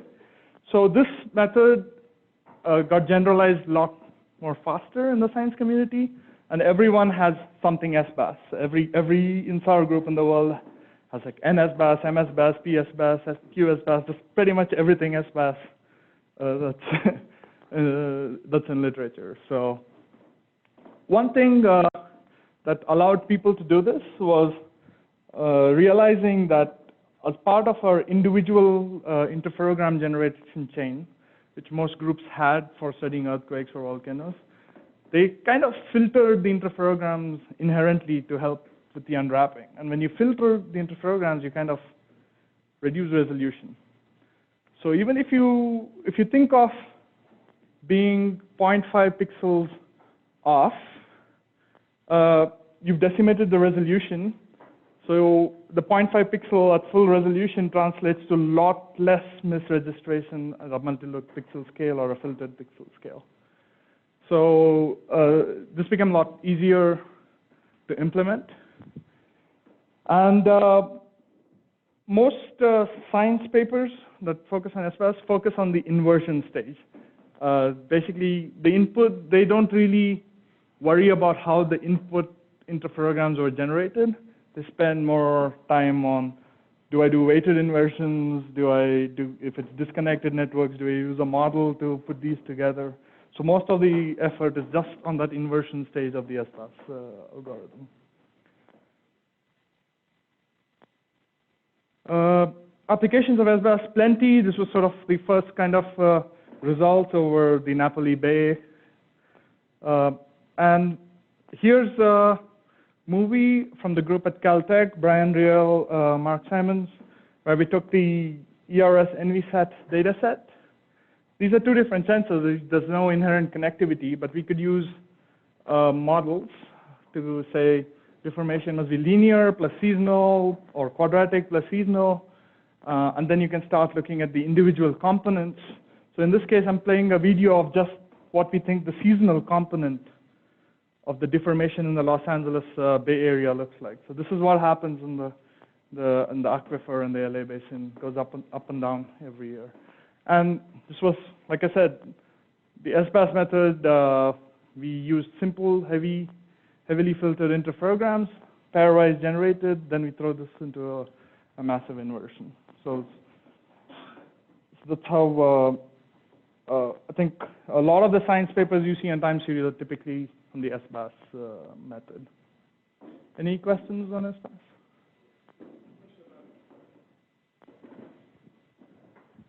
So I guess I'm a little troubled the fact that registration is not important. It seems like registration is like really critical important, but I guess, can you explain that again? I'm not quite sure I understand. Yeah. Like, so if it's not registered right, then you're not going to get the right measurements, right? If the if your pixels after multi-looking are on the order of, the pixel size itself is on the order of 100 meters. If you're misregistered by 10 meters, it really makes no difference. But if our pixel size is on the order of 10 meters, and you're misregistered by 10 meters, then that makes all the difference. Okay.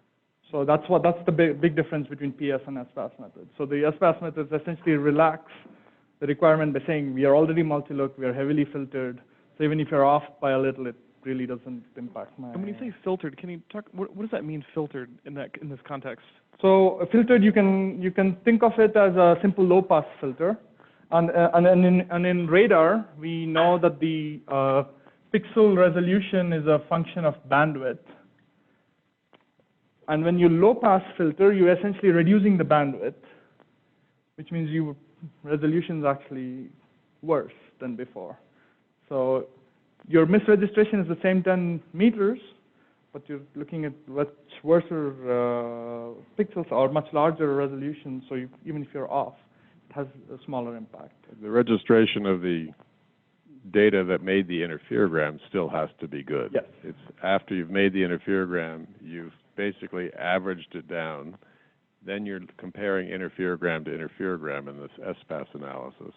Then if they're slightly off because of the low resolution, it doesn't matter as much. Yeah. So right, it's a fraction of a pixel. Yeah, to generate the original interferogram, it still has to be a fraction of the pixel. Yeah. Did you have a question? I mean, you talked about the weights in SBAS. Can you please tell something more about those weights? Like. Okay. So I think Harish might be able to also talk in the MintPy stuff. So in the very first original SBAS formulation, you basically said interferogram T1 to time T4 is as reliable as an interferogram between time T1 and T2. But you know there's more time separation, there could be more temporal decorrelation. So you could actually say, give more weight to the shorter, or a way to inherently do this with the data itself is use the correlation that you estimate and say, give higher weight to data that is better correlated than lower weight. So these are all empirical ways of just trying to improve the inversion methods.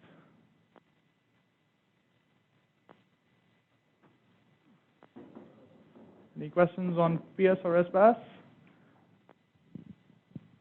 If not, we'll talk a little bit about what the community is sort of working towards nowadays in the last probably 3-4 years. So we said PS is for like pixels with dominant scatterers, and SBAS, since we do all the spatial averaging, you're basically trying to beat down the noise and identify distributed scatterers. Both methods have their advantages and disadvantages. In SBAS, you lose resolution. In PS, you may not have as many PS. So what people have started trying to do is maximize spatial coverage by using the full covariance matrices for analysis. I'll walk through what that means. The references for these are sort of started with the group in Polemy with face linking. It's a tomography-based approach, but people quickly figured out it's directly relevant for InSAR time series. And you may have heard of SqueezeR, and these are all sort of based on the covariance-based methods. So the first thing that these methods did, or at least the SqueezeR and the DLR group started doing, was when we average spatially in TopSap or StripMap, we were just doing boxcar filters. You were mixing pixels, that's water, with land, with urban areas, with grasslands nearby. So they said, what if we classify the image in some way, and for each pixel, figure out what other pixel is statistically similar, and then we spatially average only using that information. So you adaptively identify how many neighbors close to you are statistically similar and only average over those. So each pixel does not have the same number of looks. It depends, the averaging depends on how many self-similar neighbors were identified. And these neighbors were typically identified by SAR amplitude, and by design, since you're looking at pixel scale, these evolve from the PS methods. Precise co-registration is the requirement for this. So if this center pixel is your pixel of interest, you compare the amplitude statistics with the amplitude statistics of a pixel in a specified window. And then you label that pixel as similar or not similar. That's what you do. So for each individual pixel, you build this neighborhood. There are many methods. There's a whole paper by DLR on how each of the methods performs. There's statistical tests to take a vector of amplitudes and vector of amplitudes and define similarity between those statistics. And once you have... That sounds similar to what you were describing for the stamps methodology. Could you describe the differences? Yes. So the differences will come in later when we go to the covariance estimation. In stamps, this was kind of done, but this neighborhood was refined over and over again iteratively by looking at phase statistics as well. In this case, it's purely amplitude statistics. And you did not do spatial averaging at the pixel level. You just use the spatial averaging to identify consistent pixels.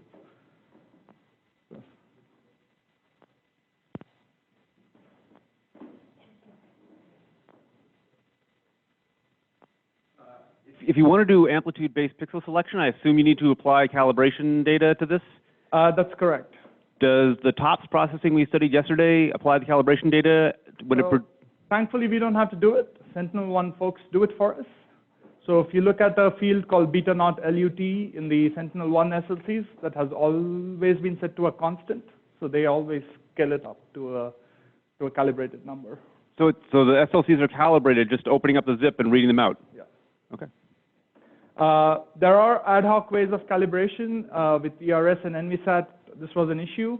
So what we would do is we would basically take the area of interest, we would take the average amplitude for each and use that as a simple calibration scale factor for calibrating that particular slice if needed.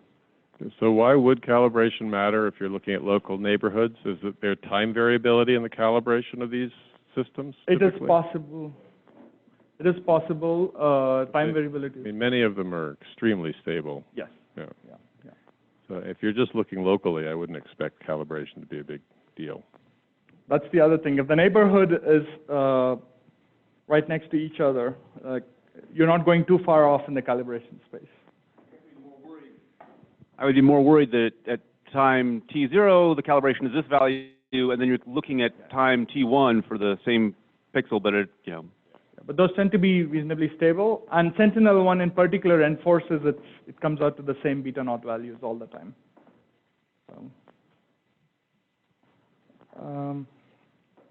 So once we do this, let's not talk about, we're not talking about covariance yet. You could just start using this information to do some pretty interesting things. This is sort of a, I mean, this could be a machine learning thing too. I mean, you're just looking at stack of SLC images.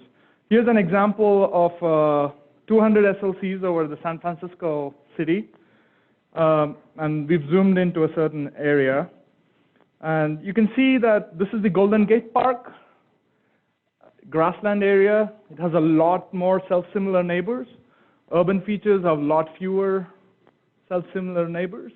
So it sort of starts identifying the features, and you basically start averaging pixels only on the features.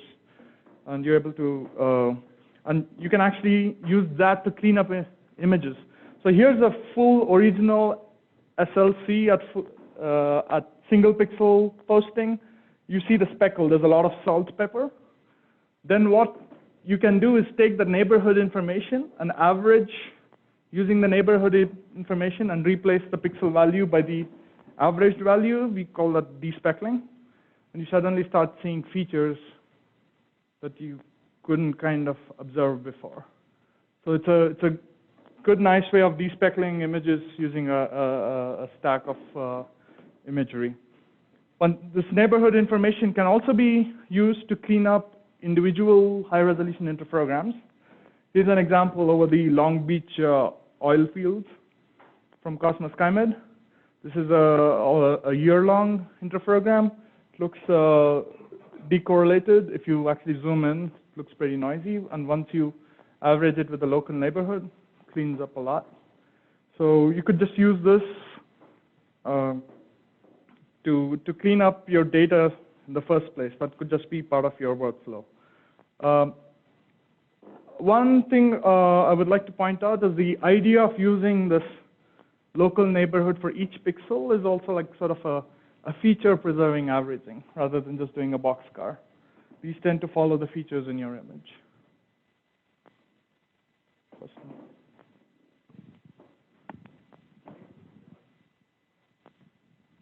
One second. Have you seen a metric to gauge how much improvement was made through that process, other than visually more pleasing? To me, it looks like distributed target seems benefiting more Absolutely. from that than yes. the buildings. Absolutely, and you will probably see some results from Harish of applying this versus the traditional SBAS later on. I have a couple of slides on that. Yeah. Yeah, it definitely benefits DS more because in general there's a lot more DS than there are PS. So, yeah.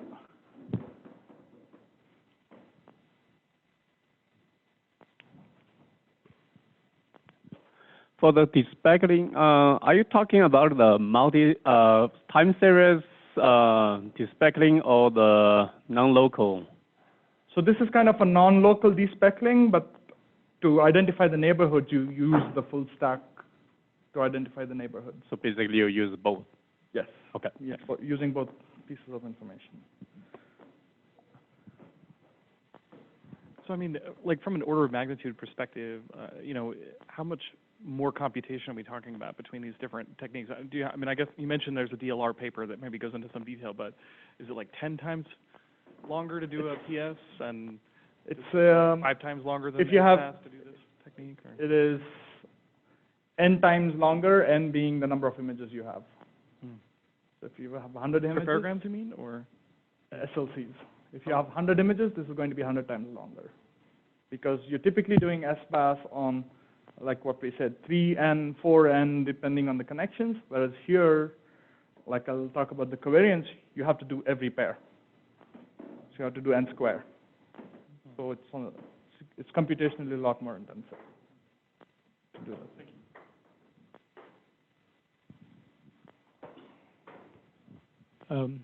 Related to the metric, if there is a metric to measure how much improvement is made, has there been any study how many scenes are needed to achieve good enough, and over which you don't really need more?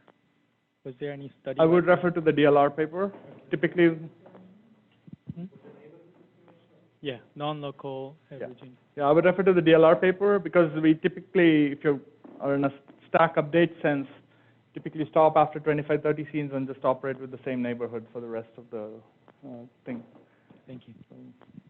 It goes down to how many sample points the statistically similar tests need, and each statistical test has a certain number of samples after which it starts becoming reliable. It goes back to what test you choose and how many samples it needs.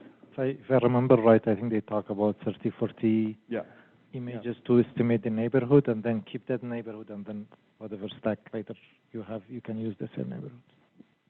So now, once we have the neighborhood,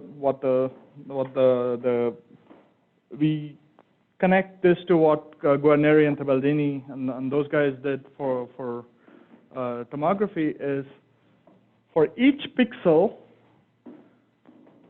and any two scenes, you can create a multi-looked covariance, multi-looked interferogram in the wrapped domain by using only the neighborhood. And if you were to do all possible pairs, you can build a covariance matrix. So you have, for a given pixel, you have n SLC images with its own neighborhood. You will build a n by n matrix, complex matrix, where the entry of the complex matrix is your traditional InSAR covariance, multi-look normalized to 0. So in literature, that's called the correlation matrix. If you don't normalize it, it's the covariance matrix. So you can think of this correlation matrix as correlation between independent observations.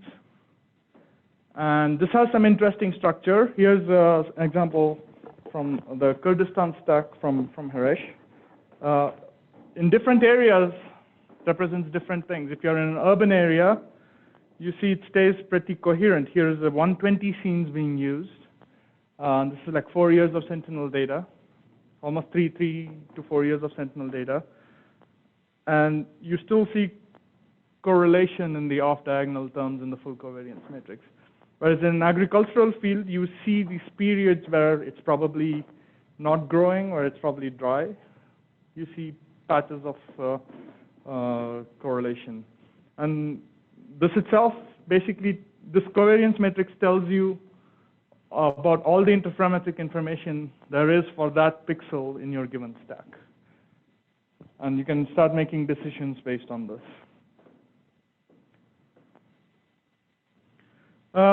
Then, once you've created this covariance or correlation matrix, how would you extract information from this? Plenty of ways. One could just go in and say, oh, that's my correlation matrix. I can just do PCA or eigenvalue decomposition of it, which is what Dezan and Roca did for their stack paper. But then Guarneri and Tabaldini said there can be better ways of using this correlation matrix. You have to do a few more mathematical tricks, but it involves a matrix inverse, but also an eigenvalue decomposition.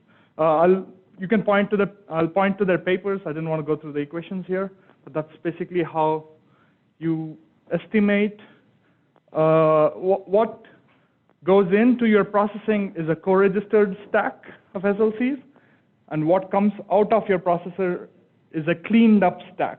No phase-in wrapping involved. Everything is done in the wrapped domain. And the cleaned up stack is what you use for your time series estimation. And since it's a lot cleaner, phase-in wrapping can be a lot faster, is what we've observed. And there are groups that have built on top of this methodology. So we just saw covariance matrix for 120 SLCs. The group in DLR, Homa Ansari and Dazan, have started figuring out ways of how to break it into groups of 10 by 10 scenes, do the eigenvalue computations more efficiently on these, and then be able to put them together to build the time series. They call it the sequential estimator. Harish has been working on an implementation, and hopefully during AGU we can make it publicly available. The idea, motivation for this is to make these expensive eigenvalue computations more efficient, require less resources to do the analysis. Here's an example. When you directly do a long 2-year interferogram over this city of San Francisco, it looks decorrelated, very noisy. But once you clean up with the eigenvalue decomposition, and in the clean stack, if you perform the same interferogram combination, it looks a lot cleaner. Here's other examples from Harish. Maybe you can talk to this. You've looked at this data more than... Well, it's the same region that you guys processed the TOPS app for. It was one pair. We looked at all the SLCs, did the method that Piyush just explained. We had a time series, and we fit it to the time series to estimate the coseismic and post-seismic. So at the left is the estimated coseismic. I have just swapped it to 20 radian so it should be very similar to what you saw. And on the right side is after the earthquake is the post-seismic. So if you were to do time series between these 3 different points with the EVD method or with this sequential estimator method, you would estimate a time series like this. I would say pay attention to the sharp drop right after the earthquake. And the same analyzed with SBAS. Is that would be correct? Yeah. And you would see a lot more the temporal filtering and a lot more other aspects smoothing out some of the early deformation right after the earthquake.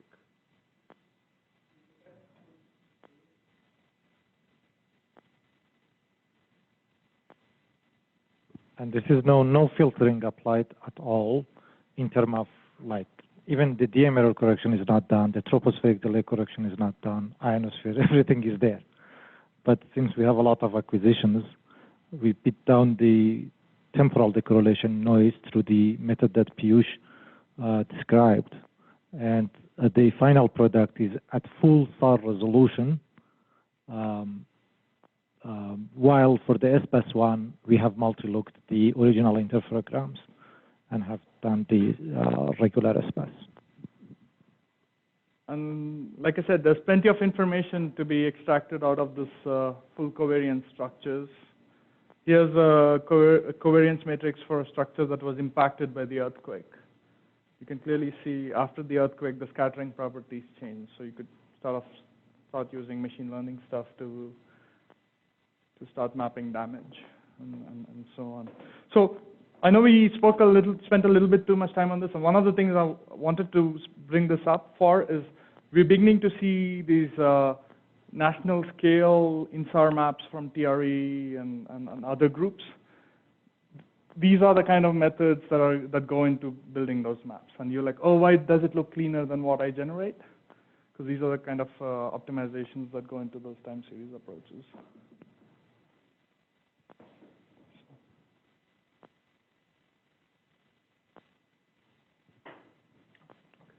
Just a quick question. So we have sets of data, like coherent stacks of data, but they're not. It'll be like a pair of the coherent, and then we'll have more images over the same area, but they're coherent with each other, but not with the other stack. You know, so it's not regularly collecting from the same geometries. So, but we have tons and tons of coherent collection, but it's just not coherent with each other. Does that make sense? Yeah. So, I mean, we could create these interferograms. I guess, do you think the performance for these algorithms to do the persistent, like the PS technique or SFAS would work well with these different interferograms? I would be skeptical.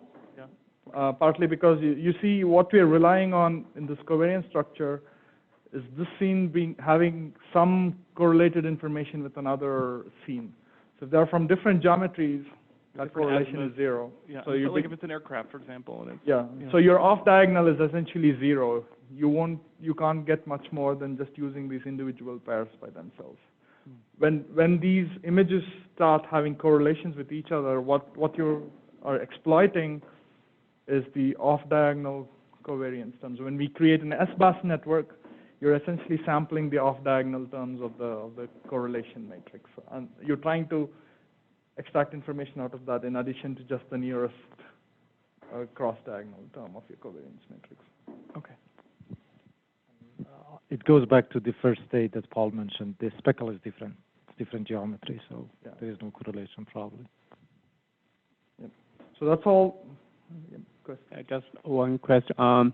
So with these three time series analysis method or approaches, which one has been already integrated into ICE, and which one is on the way? So the way I think of it, maybe Paul can answer this question too, is I think of ICE as being responsible for creating inputs to all of these three methods. These time series methods by themselves are sophisticated enough that they probably need to be their own packages that's dedicated to doing time series work. You want to add a module to ICE? You are welcome.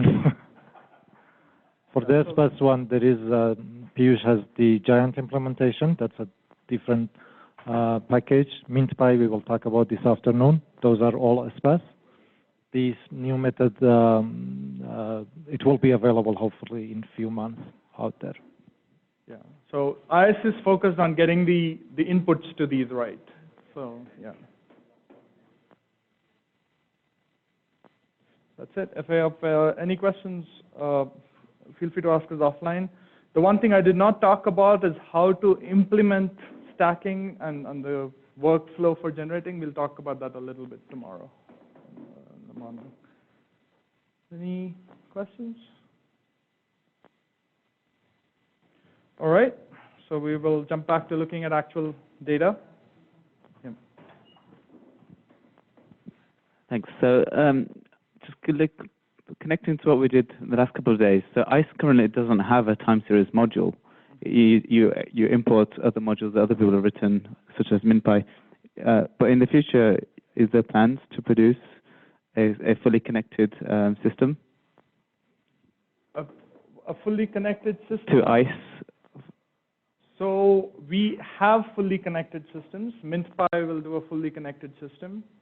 There are probably enough resources to take ICE and make it talk to Giant too. But like I said, one is ICE's primary focus right now is getting ready for InSAR, and our focus is to make sure we are good up to level 2. Level 3 is science-related work. And hopefully, at some point, these will feed in. But the really good thing that has happened in the last couple of years is this connection is now publicly available on GitHub. Anybody can take data from ICE and run it through these tools. I don't think we need to explicitly connect it. That's already available in the public domain, I think. GDAL has solved it as far as it's GDAL compatible, which ICE is. Yeah, so what we are saying is we want a sort of a processor isolation. As long as everything is GIS, GDAL compatible, we build our tools to that, and we'll be able to make it possible. And a lot of these things are already in the contrib folder of ICE. Yeah, ICE to stamps is already there. ICE to MintPy. Giant, MinPy, etc. They're all there. So while those are also community contributions. Yeah. So I mean, you can already use those. So it's not directly, it's using ICE as a modular system, what it was meant to be for. So you can directly use that to go into your time series already. All right.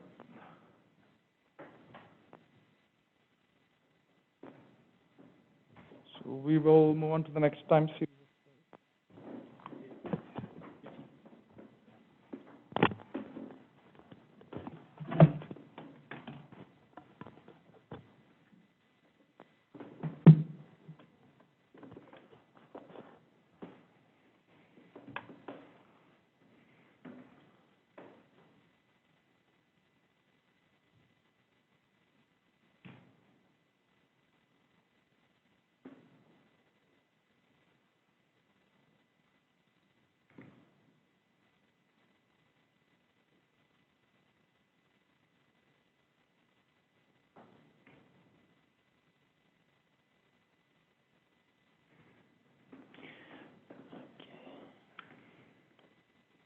So Piyush gave an introduction on time series.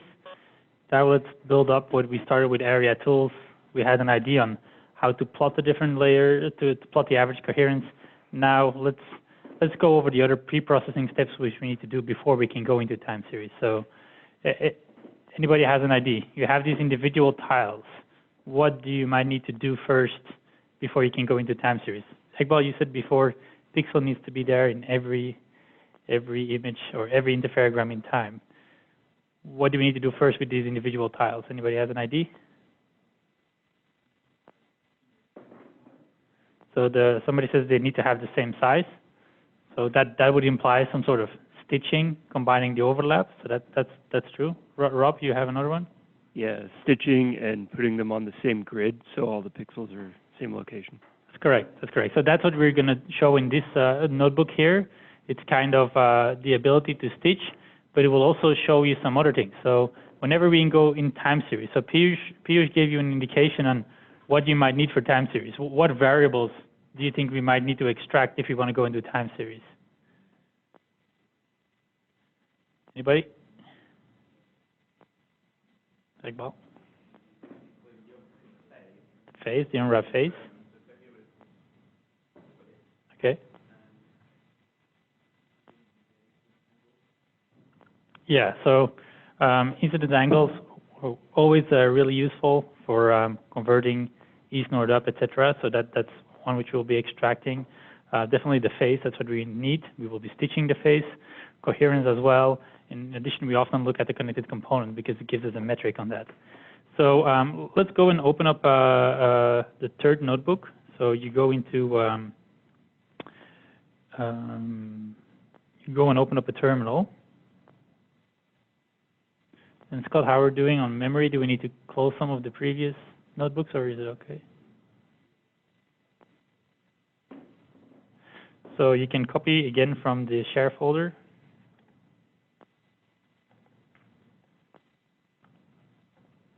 The notebook, and then we go into area tools. We go into the third notebook, and you copy that into your work directory.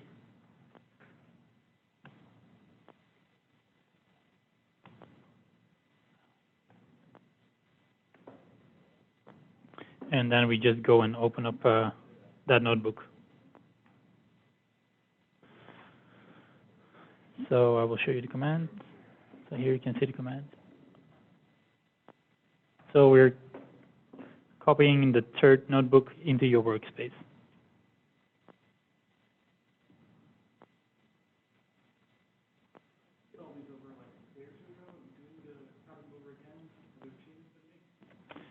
If the fourth notebook existed, you're good.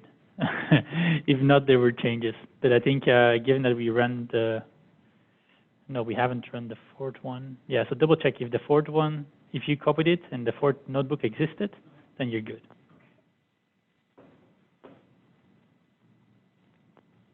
So everybody copied the notebook. So let's go and open it. So it's a third one. It's called area extract. So this one was made by Brett. So he definitely did a good job on that. We're going to look at an example over Hawaii. Hawaii had some activity to that mid-2018. There was a yes. Oh. I did desktop.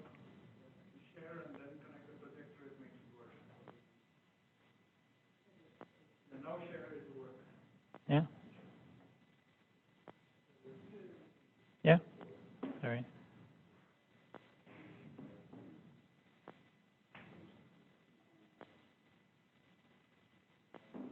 me my extra centimeter.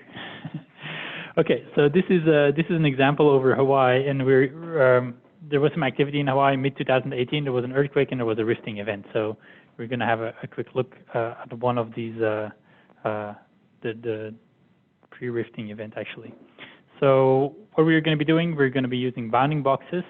We're going to play with the shape files. We're going to play with an actual south-north, east-west bounding box.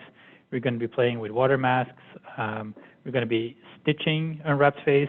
We're going to be extracting amplitude coherence, but we're also going to try to extract one of those three-dimensional data sets and extract them at full 90-meter resolution for the incidence angle or the baselines. So first, what you need to do is you would need to run the first two cells. There's also a table of content. If you want to look at it, you can just run the two first cells and go directly to any of the examples. You should be able to go back later on if you're in the hotel to play with that. But let's just go through it from top to bottom. So first is just the setup of the notebook. And then we will run a plotting function which we will be using later on to visualize some of our steps. Data download, it's very straightforward. We're just going to get two products.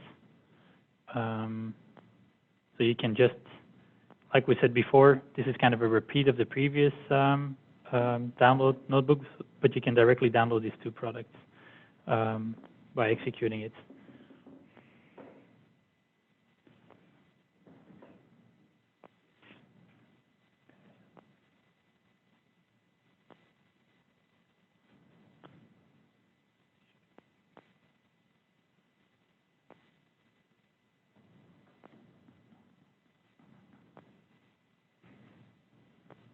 I hope they're out of maintenance. Yay! Yeah. So you can see it found two interferograms. They both have the same date, so they're the same interferometric combination.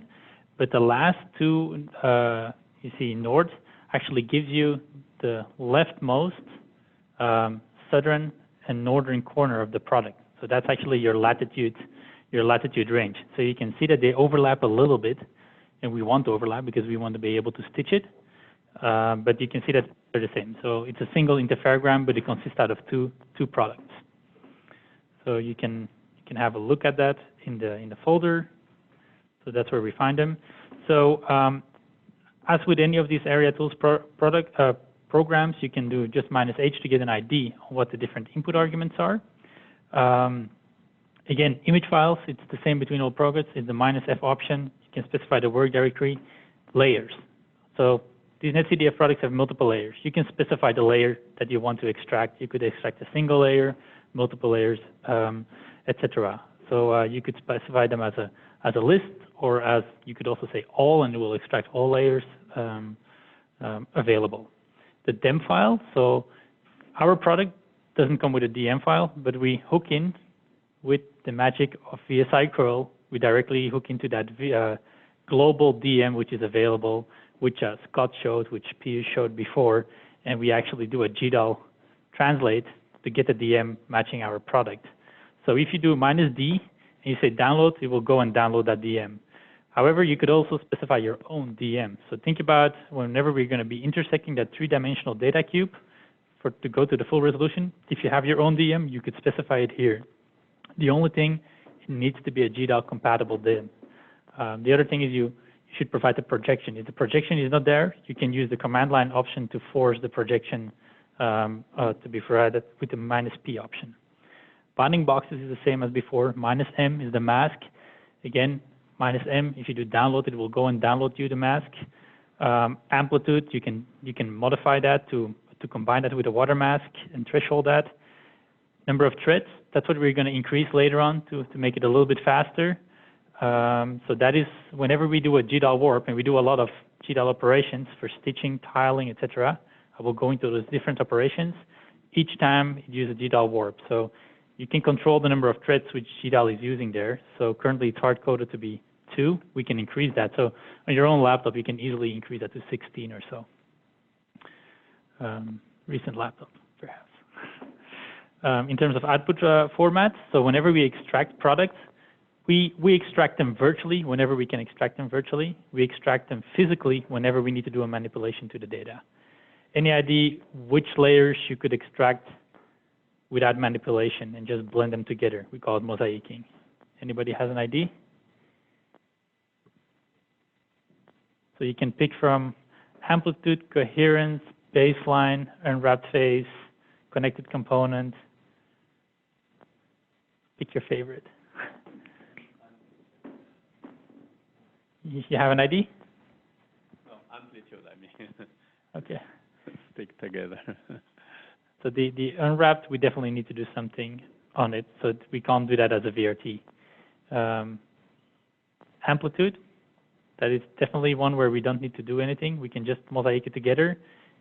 What about coherence and connected components?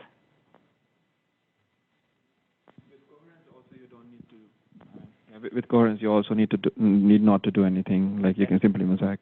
And connected components? Connected. I have to think.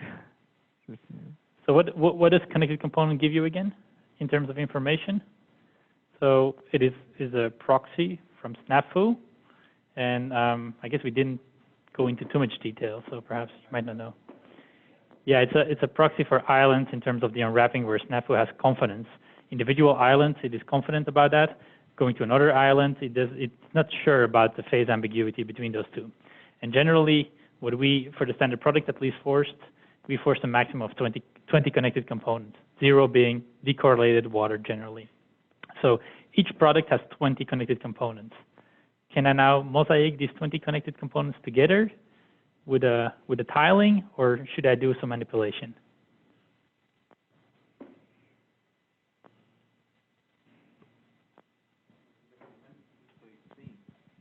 Sorry? Each scene will have its own independent connected components. Okay, that's So true. if you're connecting several scenes together, the connected components aren't necessarily the same. Okay. Unless the definitions are consistent across them. No, so you're going at the right point. So they're not the same. So we actually increment them by 20 between each connected component, so that the mosaic product, you can still use connected component as a proxy to go and evaluate what are individual regions. So if you would do a two-stage unwrapper, you could use that still to correct your phases. Okay, so I think I kind of covered most of these already while explaining it. We have seen this before in terms of cropping to union and cropping to intersection and bounding box. We're just going to go over that with examples. So what we were now discussing is the extraction of layers without the need of manipulation. So that was the coherence, the amplitude, etc. There you can just do a GDAL translate, and you could actually do a star for all the different layers, and that would be fine. The ones where we are going to be doing something is the full resolution metadata layers. So let me explain that a little bit, how that works. So as I said, we provide the baselines, the incidence angles on three-dimensional data cubes. And these data cubes are very coarse resolution, 10 kilometers, so 10 kilometers roughly. And the idea is that you would use a DM to cut through these layers and actually go and interpolate it each time and extract it at a higher sampling of the DM. So that would be your full resolution baseline, rather than the baseline, which is very smooth at a fixed height level. So our three-dimensional cubes come only at 4 levels, I think. So it's like something at minus 1,500 meters, 0, 3,000, and 9,000 or something like this. Why would we do 9,000? I don't know. So of course that this has to do with the maximum elevation which you can reach on Earth. So 9,000 is included for that. So they're very smooth in the lateral space, and then there is variation in the height level. So if we take a DM and we intersect that now very carefully, that's where you're going to get your high resolution incidence angle from, or higher resolution, the 90-meter resolution which we're using, incidence angle, baseline, azimuth angles, etc. So that's where we, as I said, do this data compression. So that's a step which we do as well, and depending if which layer, we would automatically change the way how we extract that layer. So these layers needs to be physically written out on disk because we're doing an intersection and interpolation. The other one is the unwrapped phase. So let's go directly to the schematic. You see 2 frames here, and the frames, does anybody know roughly how much sentinel overlaps with the burst? 100 pixels. And that is the original pixel size, right? Yeah. So if you multi-look now to 90 meter, how many pixels are we left with then? So the azimuth resolution is roughly 15 meters. So how many pixels would we be left with? So that's 1,500 meters. Now we go to 90. It's in the order of 10 to 15. So it is very small, the amount of pixels which are still overlapping. So that sliver is very small. And that sliver, that is what we're using to stitch two products together. So like before, you mentioned that each pixel has a different reference point, right? So it's unwrapped differently. So that's true. But we're taking a single point, so it's also a multiple of 2 pi between two products. So if you would take our products and wrap them again, and you would overlay them together, you would actually, okay, so let's assume a different software. Let's say I do also a range correction, but let's assume there is no range correction. You would wrap them both together, and you would put them together, you would see nothing. It would be a continuous, nice interferometric product. So, but the unwrapped, there's still this phase ambiguity. That's what you just solve by minimizing a 2 pi phase jump. That's one thing. The other thing which Piyush talked about is ICE does a range correction. So that range correction is estimated per product and is not guaranteed to be the same between the consecutive product. And that's where we need to do a non-2 pi phase correction.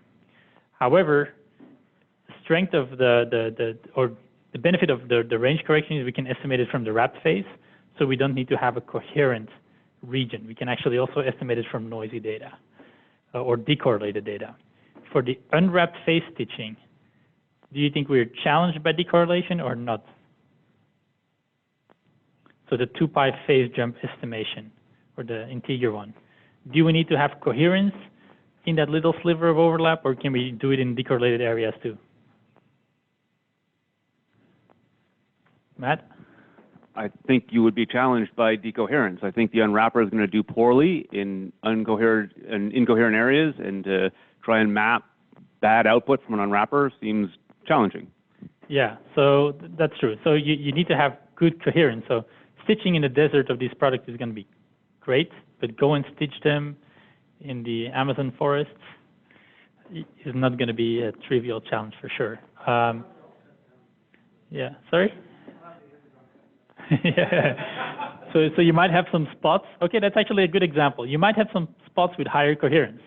So those spots will have its own connected component, right? So what do we do for stitching is we find between the two products the largest overlapping region with the same connected component. So you might have that sliver of forest which is cut down, which gives you 30 or 40 pixels to estimate the phase jump. And then all the other regions where it overlaps, it might just only have 2 pixels of overlap in a connected component. So we find that biggest overlapping connected component, estimate the 2 pi phase jump to do the regular stitching, but we also estimate from the wrapped phases the range correction. Those two together, that's the correction which gets applied to the unwrapped phase. So that's, again, you would do a calculation. You need to physically write these out on disk. Okay, so that is kind of the theory, what the program is doing. Now let's go into examples. So we can just go and run them. So we're going to extract, let me see. If you run the extract, we just specifying the files. The only thing which it does is extracting you bounding boxes. So you can execute that command, and within our product, in the top level, we specify a bounding box. I didn't show it how to use OGR to get it out, but we take these bounding boxes. The first thing which we figure out is, are these products from the same interferogram? If they're not, we group them in a different interferogram combination. Once we have figured out all these products which belong together, we're going to start mosaicing them together. The first thing which we do is we combine all the bounding boxes, and that gives you a new shapefile. So let me see. We can then see it writes it out in the bounding box folder, and you see this interferogram shapefile as well as this product bounding box.shapefile. In our case, both are the same. So the first one is the interferogram bounding box. So think about your interferograms are shifting a little bit, or is a frame missing. So those are kind of unique to the interferogram. But the product bounding box, that is the area which we're going to be using to crop all of them together. So if you give a lot of files, that would either be the intersection, the union, or your shapefile which you provided, etc. So we can go and visualize that. We have some tools in area tools to do that, and that's included over here. So here you can see now the two frames combined. That is their extent. Okay, so that was just getting the spatial extent of your product. The next thing which we can do is we can go and extract products, and we're going to do each time a different way of subsetting it. The first time we're going to extract the amplitude, and we're going to use the intersection of the two products. So, or intersection of the products. Now, intersection is a parameter controlled in time. It's not a parameter controlled for a same interferogram in space. So we said before, if you recall that figure, which we had here at the top, these are still interferograms. So this doesn't really control intersection. Intersection is the property of these combined together, the minimum extent of both products. So does intersection then matter if you would do it on an individual interferogram? Anybody an ID? Iqbal, you're shaking no? Why? So yeah. So indeed, yeah. So you're saying it's a temporal component which is controlling it, and we're looking at a single epoch. That is correct. So we can go and run that command, which will extract the amplitude layer. Again, it's a layer where we don't need to do anything with it, so it's going to be a virtual layer that is going to be extracted. You can control it to write out an NV file by saying -OF NV or -OF TIFF or whatever GDAL compatible format you want to use. So again, we can look at the bounding box. The bounding box is unchanged. It's still the same bounding box which we had before. Now we have an amplitude folder. That's where we put all the amplitudes in. We have the interferogram, and you can see there is an uncropped VRT and a cropped VRT. So the uncropped VRT is just the GDAL stitching of all the different products. So it's like a star, and the next one, if you would have specified a bounding box, it would have cropped the VRT to the bounding box which you specified. So in our case, both of them are the same. But if you would specify a different option, they would not be the same. They would be different. And you can do a GDAL info on this file, and it will actually go and route back into the netCDF product of one product as well as the other product. So in that way, don't delete your original source files. You're going to be in problems because the relative file will have been disappeared. And we can go and plot this layer, and you will see it covers nicely over Hawaii directly, and no data is masked or is zeros, and you can see the amplitude. So again, we're plotting, and we're directly plotting from the VRT because GDAL can figure it out. So that's similar to what Piyush was showing in his GDAL tutorial at the very beginning. Anything which you can observe from this amplitude? Well, why do you think that this is darker in the water? Why there is some darker speckly spots on the land over Hawaii?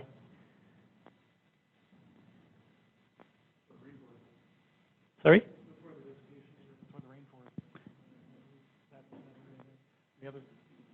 Sorry, I was just saying it's vegetated on the right in the Gila area, and then Kona on the left is all rocks and. Yeah, that's correct. So it's more vegetated, so you can start to see changes in there. Anybody an idea on the water side why there is different colors in the water or different amplitudes?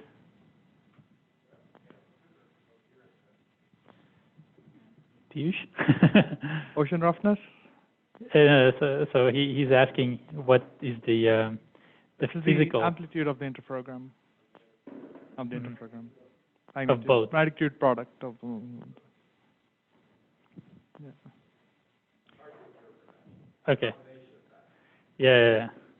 But I guess the colors in the water could be related to roughness, and it could be from either acquisition. So that's true. So it's not a. I guess if you would be looking at the amplitude of a single acquisition, you could make the interpretation very accurately because it's that day. Here we're looking at the combination of both. So if one of them would be very bad, then probably you would see it in here as well.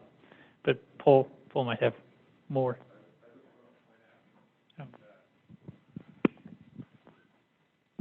Generally speaking, in a radar amplitude image of a single image, that vegetation on the right that looks dark would be bright, because vegetation is usually bright. Mm-hmm. So the fact that it's dark tells you immediately that it's not the amplitude of the image, but the amplitude of the interferogram. Yeah. Yeah, and so the fact that some of the water is dark, some of it's bright, has nothing to do with the coherence, because it's all incoherent. It has to do with one of the scenes being rough, or maybe both of them being rough in certain places. So it's very difficult to interpret this in a meaningful way.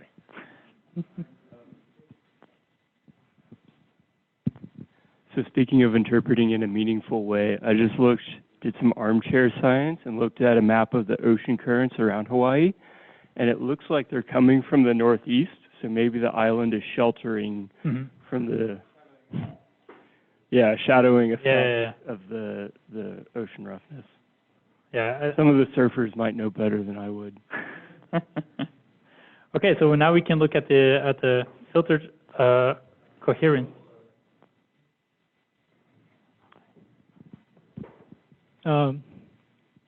VRT question.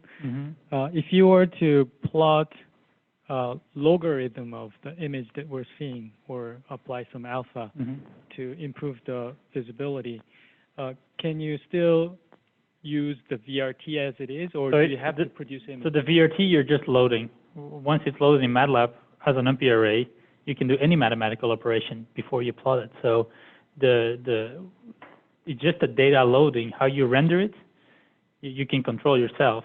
You could make a pixel function of the VRT where you make a logarithm out of it, make a VRT which points to the other VRT which points to the net CDF. That works as well, but if your point is just to make it look as a logarithm, I would just say load it into Python using the GDAL reader. That will figure out all the information, and then to a NumPy operation, which is the logarithm. So you have to create an image. No? You can read it in memory as well. From VRT. So to plot the VRT, there's no image stored in the hard drive, right? Yes. It is sitting only on the memory, only in the memory. If we were to plot logarithm of that VRT file, what would be the VRT way to do that? Or pixel function or image math? No, image math is not a VRT. It's an MV file operation. So it's still in the memory in that case. Pixel file. So pixel file VRT files are you're doing the operation at the time that you're requesting that pixel or that data value. And if you go and do it in NumPy, you can still do that all in memory. You can memory map the GDAL whenever you open it, and then you would still not have done anything physically. It would just be doing it on memory. That's called GDAL pixel function. Thank you. Okay, so we were now going to go and look at the next one, which is the coherence, if I'm not mistaken. So that was amplitude.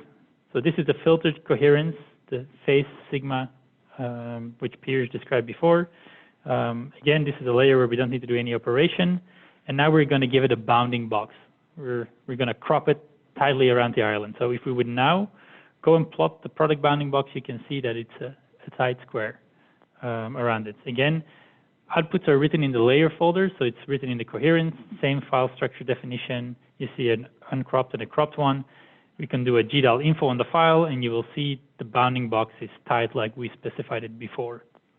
And you can plot it, and what you will see is it will just be the filtered coherence squared around the island with values between 0 to 1. So do we expect to reach did you go into detail if you reach 0 on the phase filtered? Okay. So coherence is the metric between 0 and 1. Phase sigma is an equivalent. It tries to approximate it, but realistically, you don't often reach 0 anymore because it's doing this on the filtered data. So it's kind of a saturated metric. So generally, you can see that the water over here is higher than if you would look at the original coherence. That's something to keep in mind. So now you can see vegetation, again, low coherence, outcrops is high coherence. Now the incidence angle. So the incidence angle, we said before, that is one of the files where we need to start intersecting it with the DM. So by doing that, we also need to provide a DM with it. So we're going to say go and download the DM on the fly. For this example, we're going to be using a shapefile, and we're going to make the shapefile following the outline of the island of Hawaii. So that's what we're going to do over here. We're just going to take it from the support data. There is already a shapefile there. You could make your own shapefile. That's no problem. And then we're going to go and extract the angles, and we're also going to be downloading the DM on the fly. So that's going to take a little bit longer than any of the other layers.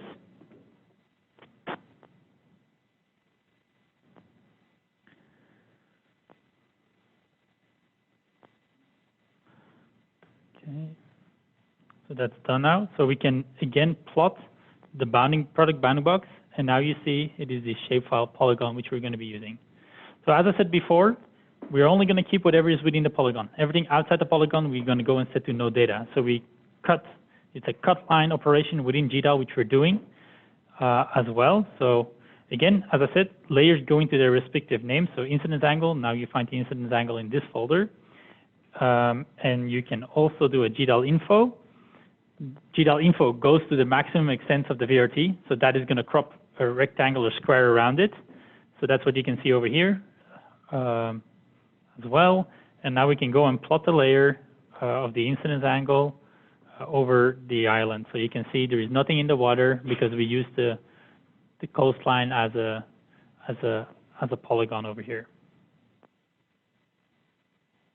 Incidence angles varying here for Sentinel up to 36 to 38, sorry, to 40, 44 or so. Okay, so downloading of a water mask. Okay, we have a question. I mean, is it a local incidence angle because you provide DM, or is it like near range you have low incidence angle and far range you have more incidence angle? Is that so the right? incidence angle is yeah, I would call it local incidence angle. If it's local incidence angle, this is the actual incidence angle, assuming far range with respect to the ellipsoid. So that one would still have earth curvature in there, etc. The reason why we're providing the DM is that we have a three-dimensional data cube, which is incidence angle, and it's actually the incidence angle at minus 1.5 kilometer of topography, 0 kilometer topography, 3 kilometers, 8 or 9 kilometers of topography. So those are very smoothly varying. The reason why we need the DM is to retrieve it for our physical location. So we know our pixel long latitudes. Now we use the height to actually find the incidence angle for that pixel. And we do that for all the pixels. So we're intersecting the DM. That's why we need the DM with this three-dimensional data cube. So just to elaborate, the three-dimensional cube is any field baseline or incidence angle as a function of lat, lon, and height. Think of it as a 3D array. When you have a DEM, you have lat, lon, and height for that pixel. When you want the incidence angle, you just interpolate it from the 3D cube. Yes. That's exactly the operation that's going on. So once we have done that, we have retrieved it, and there can be more. If there is a significant topographic variation, you would start to see changes also in range and azimuth. So in terms of downloading a mask, as I said before, the mask, we use the coastal shape lines for it. It's a polygon. So the operation which we are doing with GDAL is a rasterization to our grid. So it takes some time, and it's kind of computational intensive. You can control those type of operations with the number of threads, but let's just run it. It might take a little bit of time.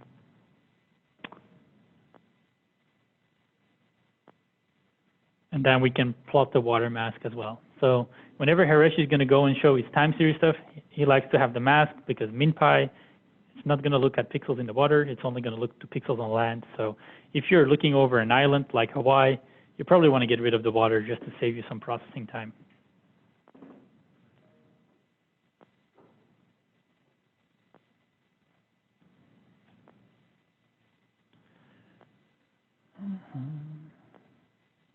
So, and one thing which I kind of wanted to note, note about it, and it's the same in ice. There is a water mask option. Would you always trust the water mask which you're getting independently, or would you be kind of careful in interpreting? So we have the option to download it, but look at it, because water masks change. They might not be as accurate in deltas, for example.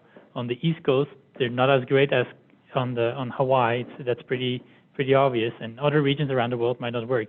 Then some of the tiling in ice where we use tiles generally are generated when there is water and land in the tile available. But when it's 100% water, the tile is not there, and if it's 100% land, the tile is not there either. So in the tiling operation, we assume missing tiles either to be land or water. So your mask, at a certain moment, if you go too broad, will have land tiles in water. So understand, look at the mask and understand what it is doing. Don't apply it blindly, and always make sure that it's current, because a mask, if the coastlines are outdated, it might not be representable for the current day either. So that's a caveat with using mask files. Yes? Could you explain how the shapefile of Hawaii, the Big Island, was derived again? So the shapefile we just provided as support document for us to give it as an example. You could take any shapefile which you want. We just went online and found it in a GIS software what the shapefile was and embedded that over here to use as an example. So it's not derived from water body mass? No. No. Thank you. So you can see the generation of the water mass takes a long time.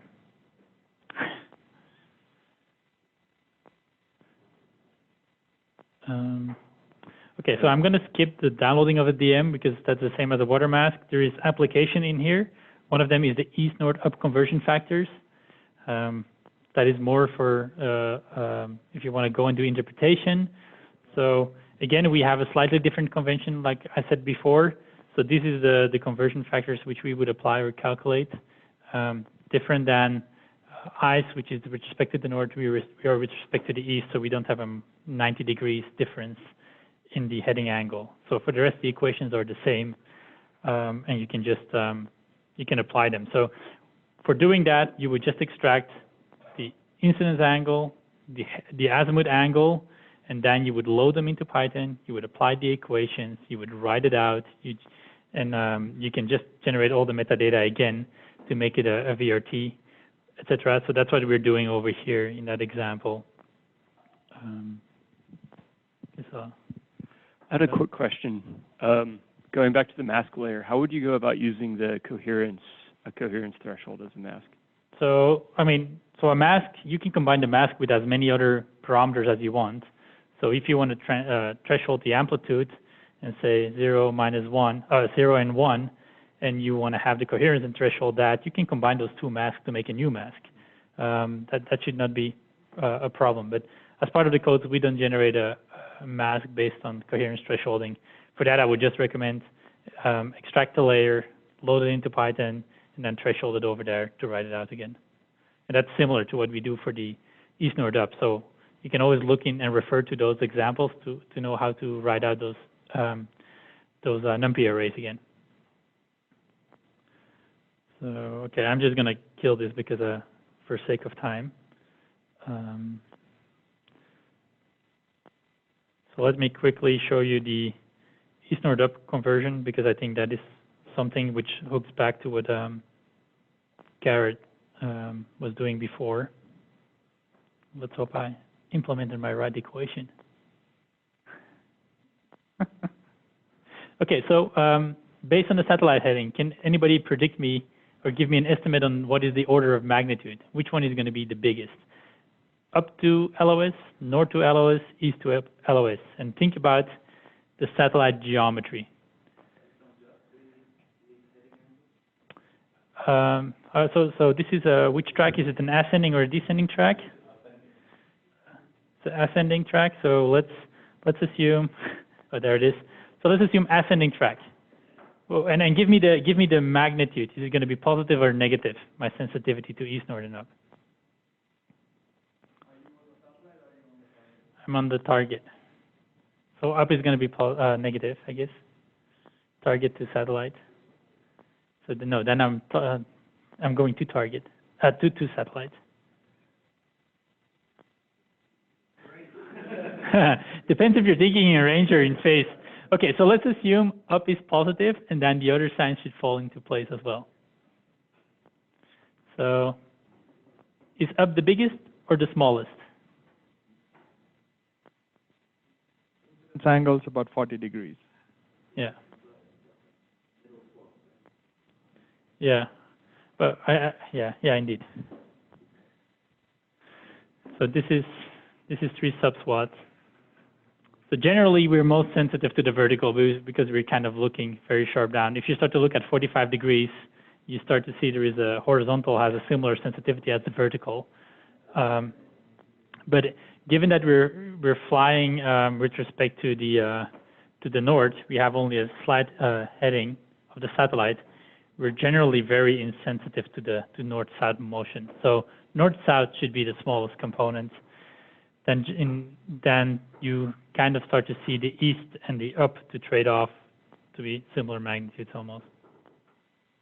So I think it's done.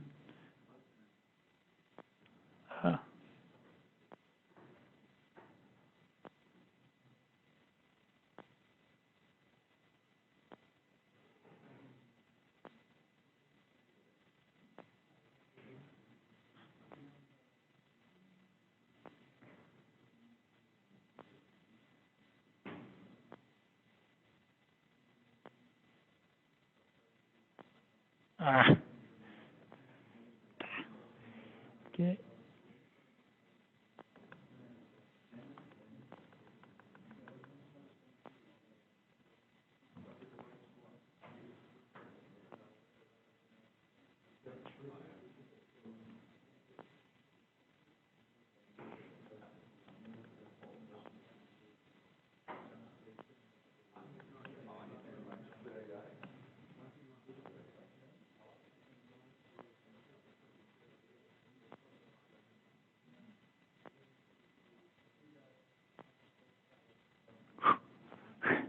Okay, so I was running out of disk space.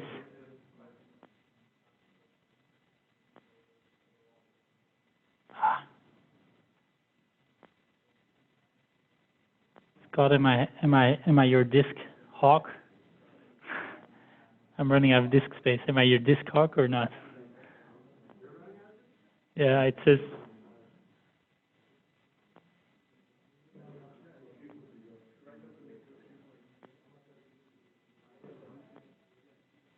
I thought I was, but now it's a different error message. So let me.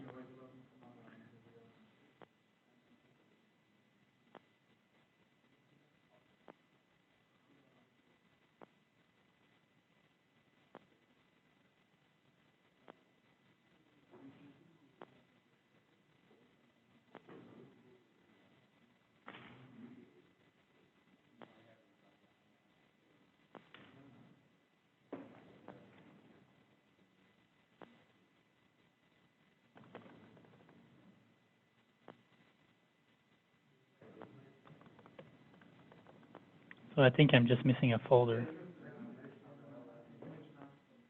Oh.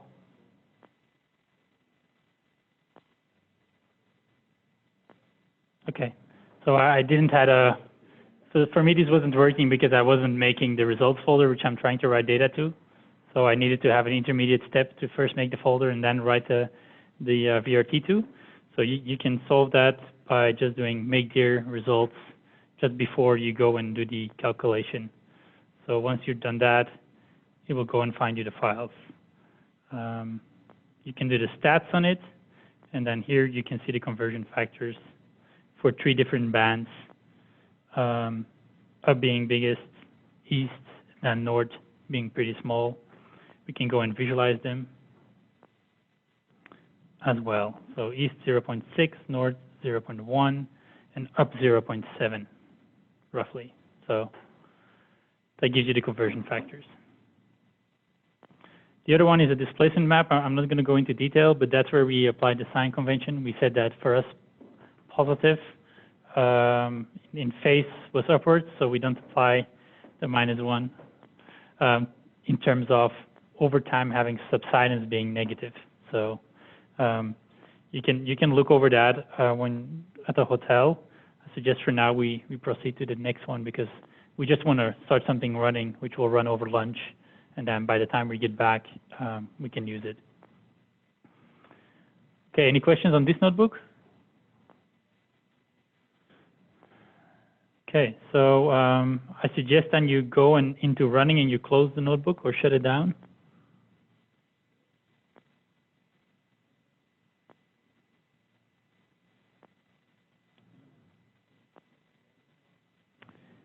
And then we're going to go and check out the fourth notebook. And you're going to copy it from the share. So it's going to be copy minus recursively home, share, notebooks. It's under area tools, and then you go under the fourth notebook and you copied it to your workspace directory as well.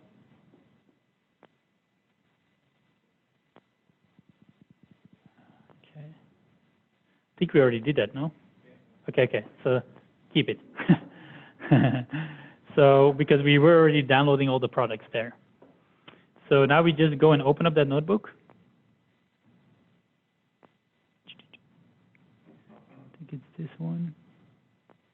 And that says preparing area standard products for time series preparation. So we are not driving anything in which time series processor to use. We're just going to, with this program, it stitches for you all the layers which you generally need for time series. And Egbal and a few other people mentioned which layer that were. So we need coherence, we need unwrapped phase. Generally, we do connected components, and we need to have the baseline as well as the incidence angle information. We have the option with this program, and this one has been written by Simran. We have the option to actually extract single value baselines. Most of the programs don't care about a high resolution grid of baseline values. And generally, we're already doing this at 90 meters, so the DM error kind of becomes less relevant compared to a full resolution analysis, like stamps or persistent scatterer. So you can control if you want to extract a single baseline value or a baseline grid. But for time, effort, and for MinPy, we just use single values. Question? Okay. Okay, so we're going to prepare the notebook. So you're just setting up the directory. We're going to make the plotting function. Then the download of the data, like I said before, we're focusing on track 42, which is the blue outline. And we're going to be cropping over this polygon, the white polygon over here. That's going to be our area of interest. And it's a square, so we're going to use south-north, east-west, or the bounding box definition. So we have already downloaded all of our products. So you can just do an ls to see all of them. And then the next thing which we're going to be doing is we're going to have quickly a look at what the program inputs are. So you can just do -H. Can you tell us how many products so that they can make sure? I just downloaded it again, and I noticed there is new products as from today. Oh, I see. So let's say at least 500 products. Yeah. So, but you could always do ls minus, I think like this, and then I have 517. 516, yeah, I downloaded one extra this morning. You're good as long as you're over 500.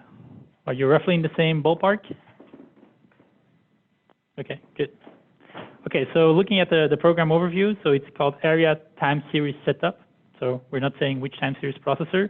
Again, -F for the files. Layers is still present. The DM you can download the projection, bounding box mask. It's all the same from before. You see these empty num threads? This is what we're going to be playing with now. We're going to increase it because it's going to take too long to run this. So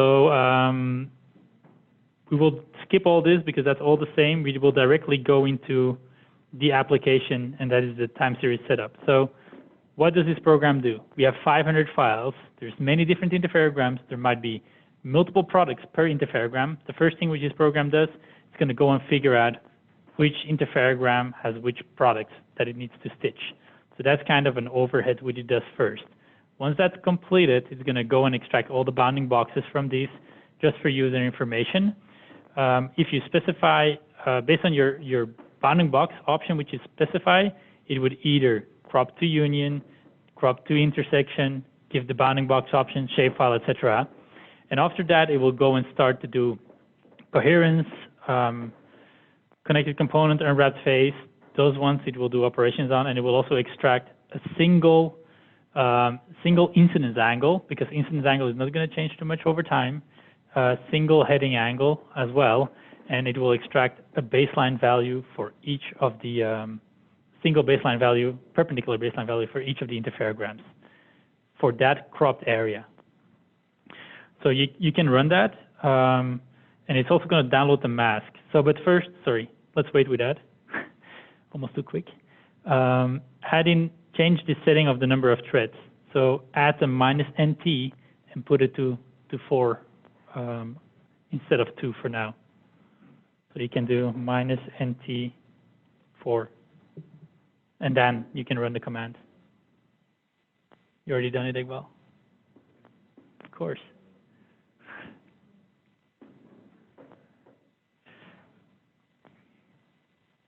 Can I make it bigger? Does that help? Better?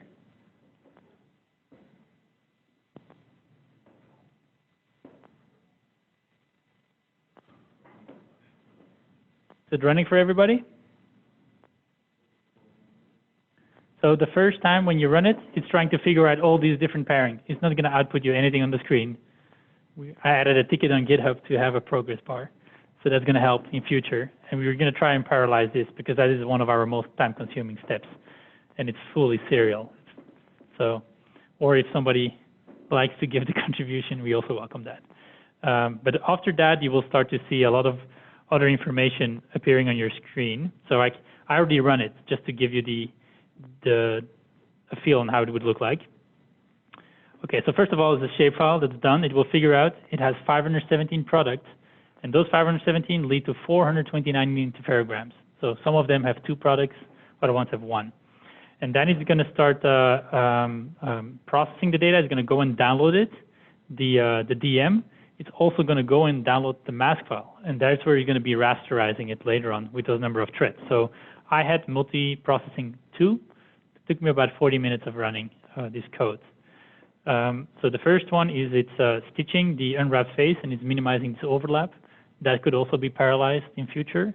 And you can see this warning here. That is just something which I added in for ourselves at this time while we're still actively developing this. It will just make a quick view PNG of the unwrapped face to see if the stitching is done properly or not. So you can after running this all, do that for all interferograms. It will do the same again for the coherence. Do the same for the other files, and that goes relatively quick. It's extracting the incidence angle, look angle, and azimuth angle. And then it's going to go and make these mini stacks. So these stacks are, so all these products which we generate are GDAL compatible, and then we make a stack which is a single VRT which points to all of these individual interferograms. Within that stack, we provide all the metadata for that. So we provide the interferogram combination as a metadata to that raster band. We provide its UTC time information. We provide its baseline information. I think wavelength is also included over there, so we can have a look at what it does. So let's first look at the water mask which we generated. So this is the water mask in the San Francisco area, with 1 being land and 0 being water. So yeah, I needed to think about this for a second. Yeah, so and then if you want to plot one of the interferogram layers in the unwrapped phase, so as I said before, it's unwrapped phase. It's the layer which we extracted with the interferogram there. You can just run it and visualize it. So this is the unwrapped phase. Again, we already applied the water mask here because we gave the mask as being downloaded, and it applies the mask on top of the cut line of your polygon. So that should be done as well. So this masking is done after the stitching, not before, because we need to estimate our range correction. And if you would mask out everything there, we can't estimate it. the DEM download, it's in the DEM folder, and it's an SRTM DEM. It's 3 arcseconds. You can retrieve the information about the DM, etc. You can go and visualize it later on, and that's over the whole area. So you can see there is some. It's cut to the outline of the track, if I'm not mistaken. Plus, it's not masked out. So this is still the original DM, by the way. Then you can look at the stack file. So we make this stack folder. So this is stack folder was kind of MinPy specific. So you can use already all the previous output to go into Giant, but Haresh coded up this transition into the stack processor, and that requires these VRT stacks. So you can do a GDAL info on those files. So it has a coherent stack, a connected component stack, and an unwrapped phase stack. And if we do a GDAL info, you will see it has a lot of different bands. Each interferogram has a band. So you can see it here, and they point each to a VRT file. Do you have a charger? Do you have your laptop charger? Oh, it's charger. Okay. So you can see that each one of these are pointed at. So this file has almost no size at all. It's very tiny. You can actually you can look at the GDAL info to get some more information on these different layers. Sorry. Oh, thanks.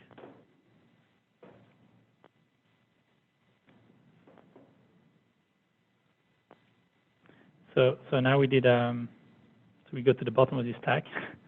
So if you add that option, you can see there's metadata with each of these different bands. So starting range, ending range, the dates, the look angle, the average look angle, the geometry, ascending, descending. It's all included, the UTC time in a well-formatted string, then the wavelength, etc. So it's all included as metadata in this mini stack as well. And that is exactly what Haresh is going to be using later on. So you could extract a single band and visualize that. So we extracted one interferogram before, so now let's extract it from the stack itself, and that looks like this. Again, whenever we go to the mini stack, it knows its no data value is provided, but so you can see here the water being masked out. So this is all the input to the next notebook after lunch, because it's going to take some time. But is it running for everybody? Okay. So let's take a break here, Dan, and then what time should we meet back, Piyush? Because there's a picture, but there's also a picture, right? Yes, they will be available online. Yeah. Part of it is from last year, and it's already available. It's in the ICE GitHub document doc folder tutorials. I can show you later. So the TOPS app notebook, the strip map app notebook are there. Notes from Paul and probably some from Garrett are there. But the time series and ARIA tools are new. Part of ARIA tools is available. You can ask David in a different repo. But the whole package will be available soon.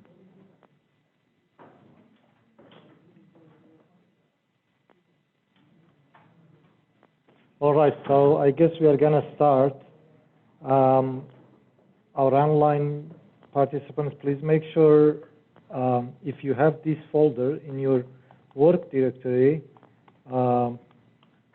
what you run just before the lunch break, you should have at the end a folder called stack. And it should have 3 VRT files. From the name, it's clear that it's the first one, unwrap stack.vrt, COH, which is the coherent stack.vrt, and connected component stack.vrt. A lot more has been done during the run of the previous commands, which you run with David. But these VRTs are really just VRT files if you look at them. It's virtual file, and it's pointing to the whole stack that now you have. ARIA Tools has made sure that they are on the same grid and they are covering the region of interest that you asked for during running ARIA TS setup.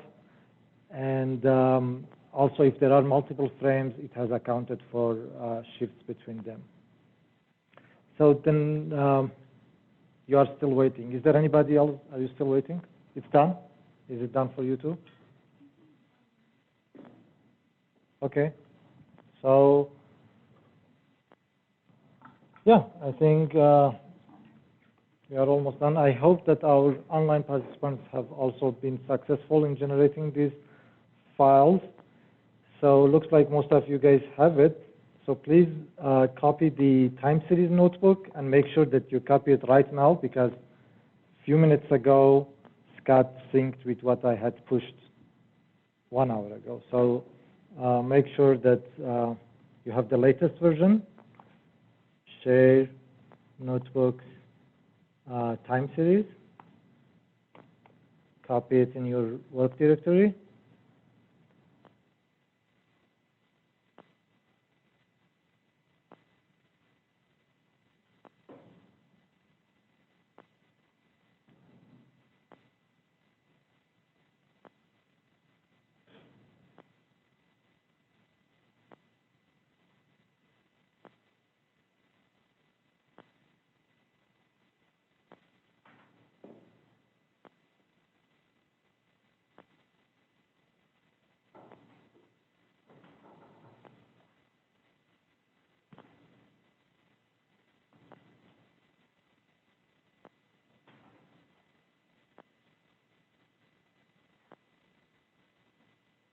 All right, you guys have the notebooks. So now you should have a new folder, time series, and open this notebook called MintPy Small Baseline App ARIA.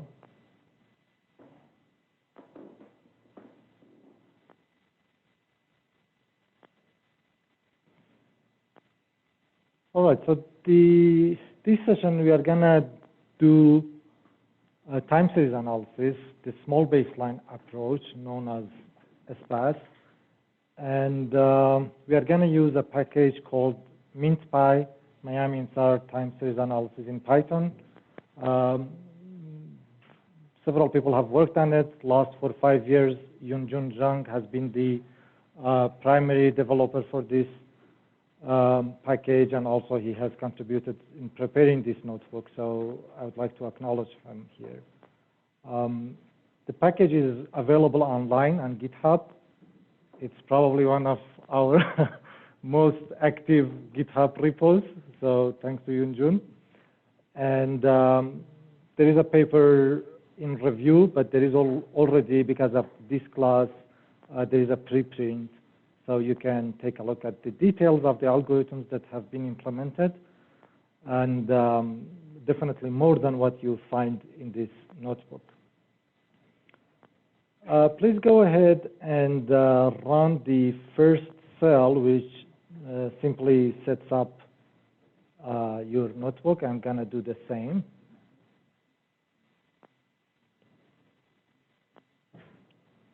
And to give you a general overview,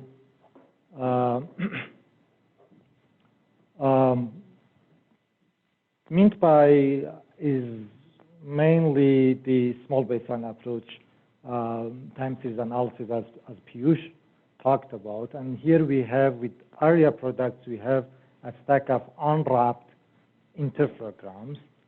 By running the ARIA tools, we made sure that the stack of unwrapped interferograms now are on the same grid, because those products, actually, if you look at them, some of them might cover different areas slightly, so they don't have the same size.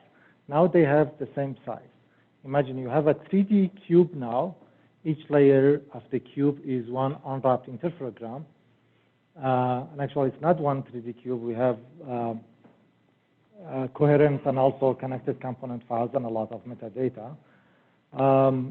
So we are going to use those interferograms and estimate a time series using the small baseline approach.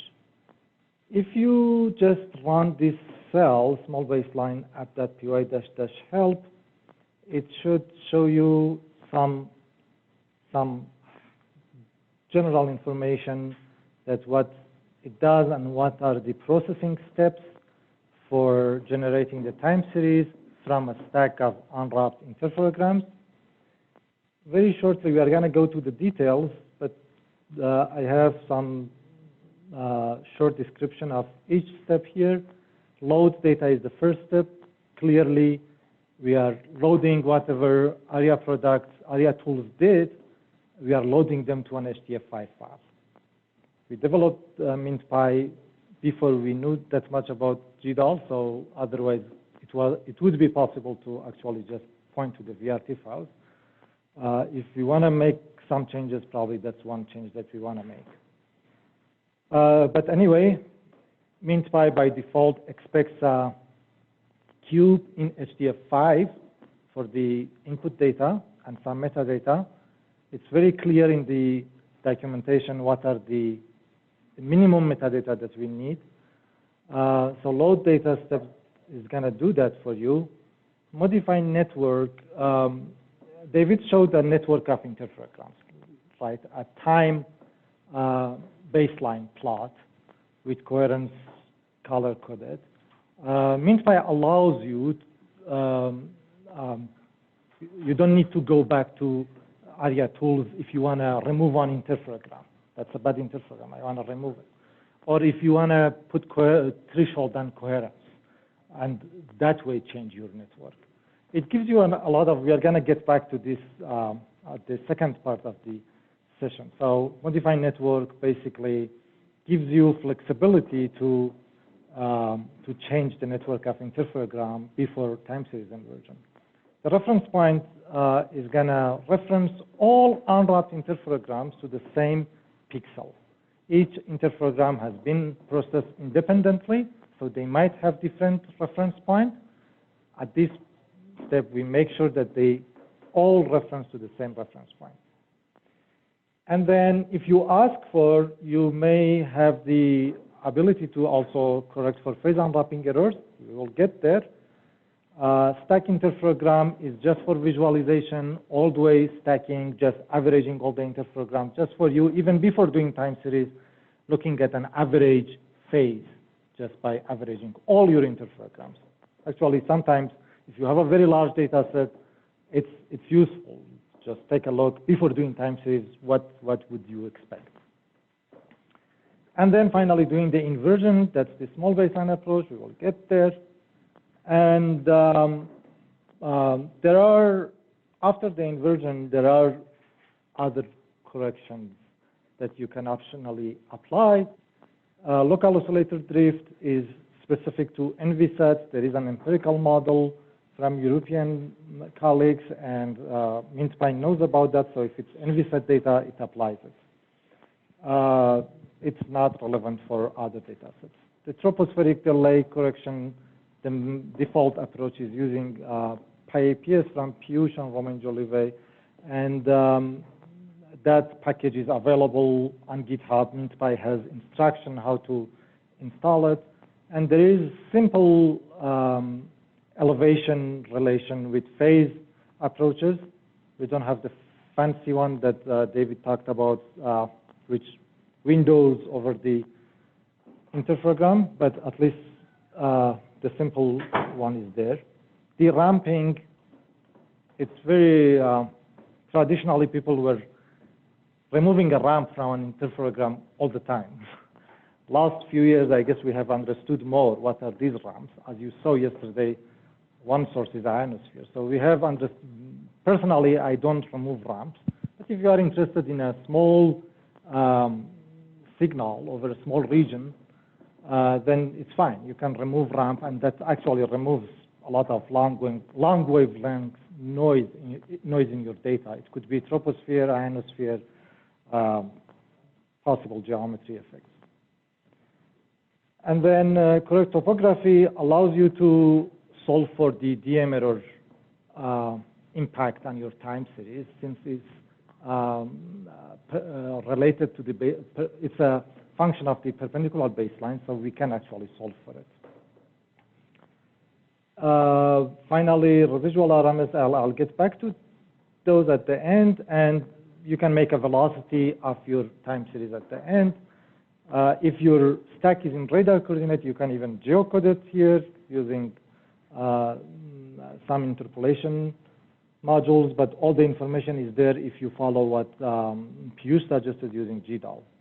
And you can output the final products from MintPy to KMZ, plot it on Google Earth, velocity, or even the time series, or HDF EOS 5. At the time we thought it's going to be the future, but probably we are not sure about that anymore, so maybe. But anyway, it's there as a standard that we thought about at the time. So similar to ICE, you need a configuration file to tell MintPy what to do to apply what correction, and you will see that there are actually many options to choose.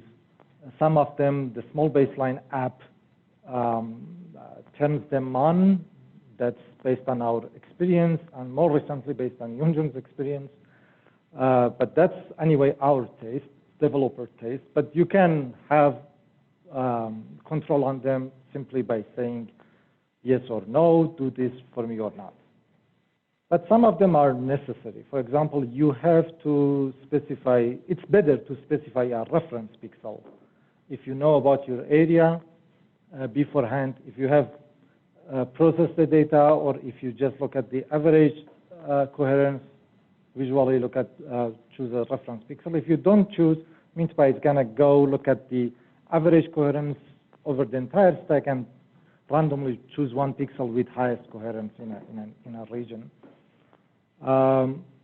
Usually, it's better if you have your own study area. It's better to know it and choose the reference pixel. You can specify either line number and pixel number, which is the case for this one. Since I'm familiar with this data set, you can specify lat and lon.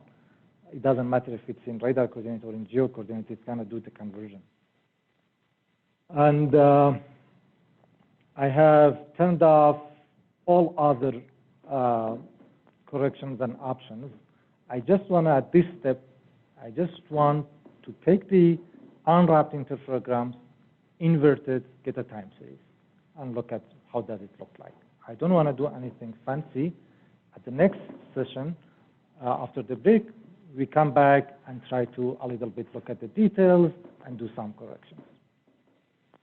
So please, in your terminal, make a file similar to what I have, actually exactly as I have, Sanfran Sentinel D track42.txt. It can be any name, but by experience, it's good to be organized, and it's better to have a sense of where is the region that you are processing. This is over Bay Area, San Francisco. It's Sentinel. It's descending track. It's track 42. So please make whatever editor that you are comfortable with. Open a file in the current in work time series directory. So it should be in time series. Right now you have only the Jupyter notebooks.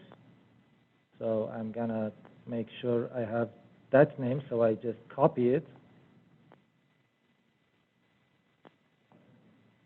And then insert those processing parameters.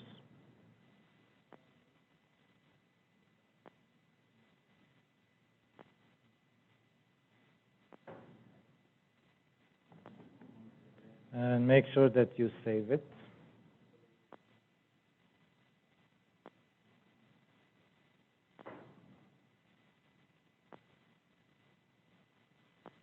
So again, in your work time series, now you should have a file called Sanfran SEN, which stands for Sentinel D T42.txt.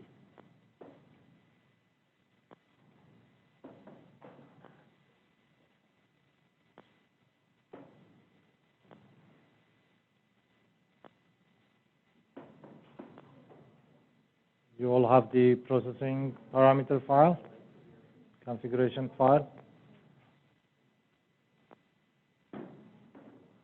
Are we good to go? All right, so let's go ahead and do some processing. Beforehand, as I showed you, do you have problem? Oh. So the first step was loading the data. MintPy is very comfortable with ICE direct output. So if you use, for example, stack processor, it creates the interferograms, and you simply say, let me show you actually where is the configuration. Yes, there is a configuration file in the GitHub page, which I have a link in the notebook. In the notebook at this section, there is this configuration file. I was planning to get back to it later.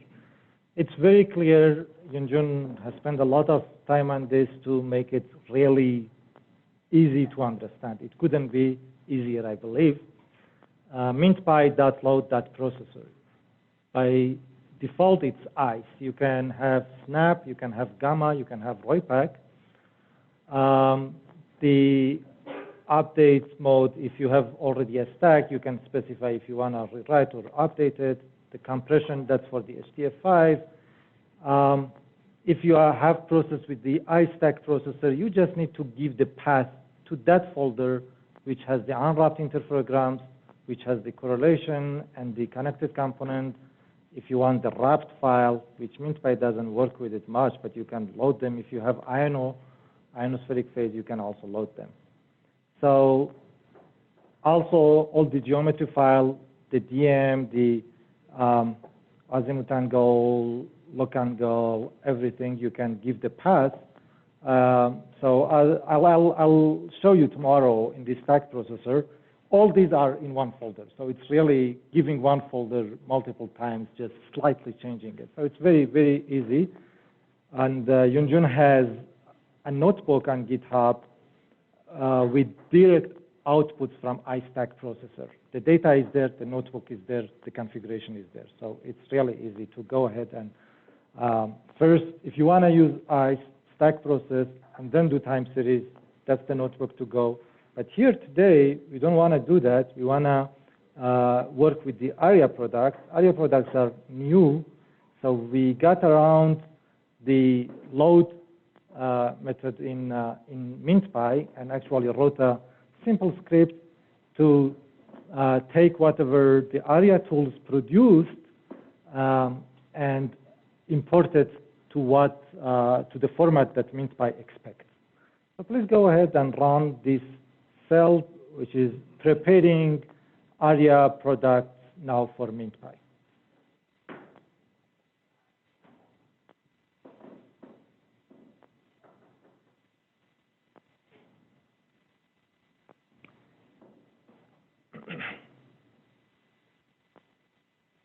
It shouldn't take very long, and it's showing a progress bar, so you should see the same thing.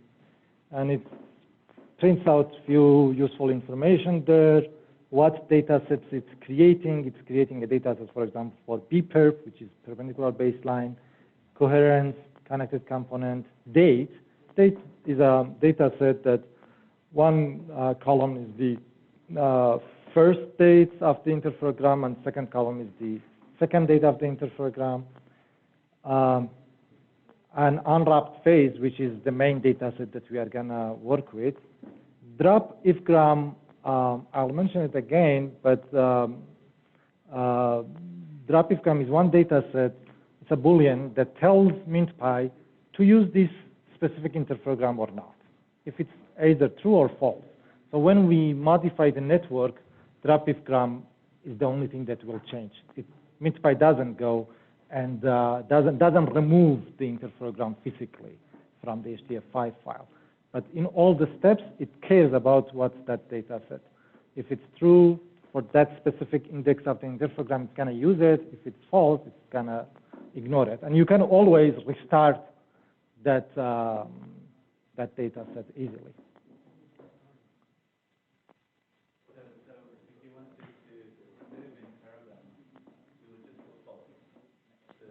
Yeah, and we have a step, modify network. I'll get back to it. So you just, all actually you need is in the template file to say that's index or that combination of dates.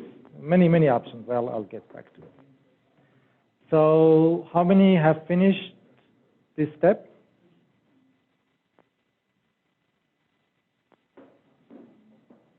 Prep area, so most of, is it finished, Alberto? 40%, okay. It's moving.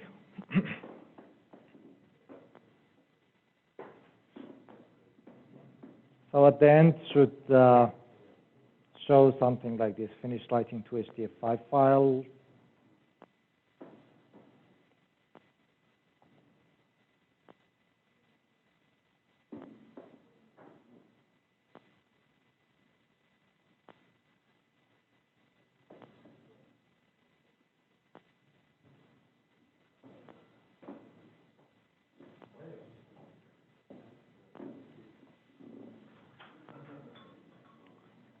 All right.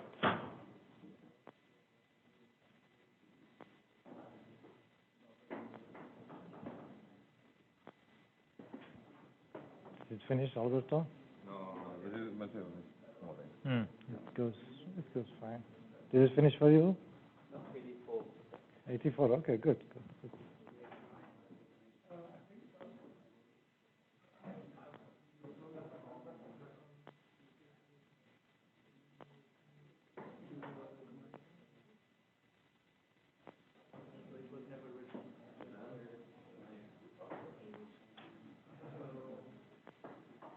You have the stack? No?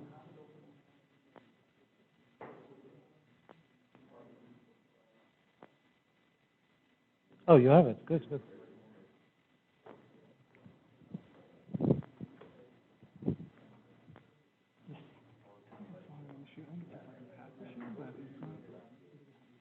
Okay. So where is your... I just changed it. What did you change? So if I go to what you're looking for. Yeah, it should be here. Oh, so okay, it's okay. We can fix it. We just need to add that ARIA tools at the top of your notebook. At the top where we have the go up, yeah. But did you run this?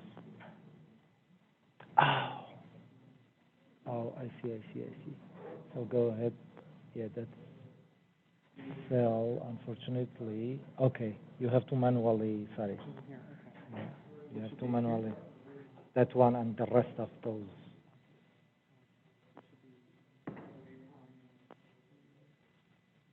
Yeah, make sure that you copy paste it so you don't have to, yeah.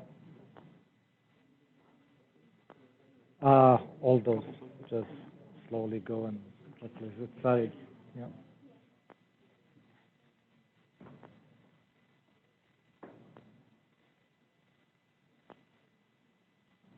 So how many are still waiting for the results? 2. Okay, most of you guys looks like finished that step. So when that step is done, it creates a folder called inputs, and inside inputs you should find 2 files, geometry geo.h5, ifgramstack.h5. Ifgramstack, from the name it's clear that it's the interprogram stack. Of course, coherence and other stuff are there. Geometry is lots long files if you are in the radar coordinates or the DM, incidence angle, heading angle, anything related to geometry is there. And geo, it indicates that this data set is actually geocoded.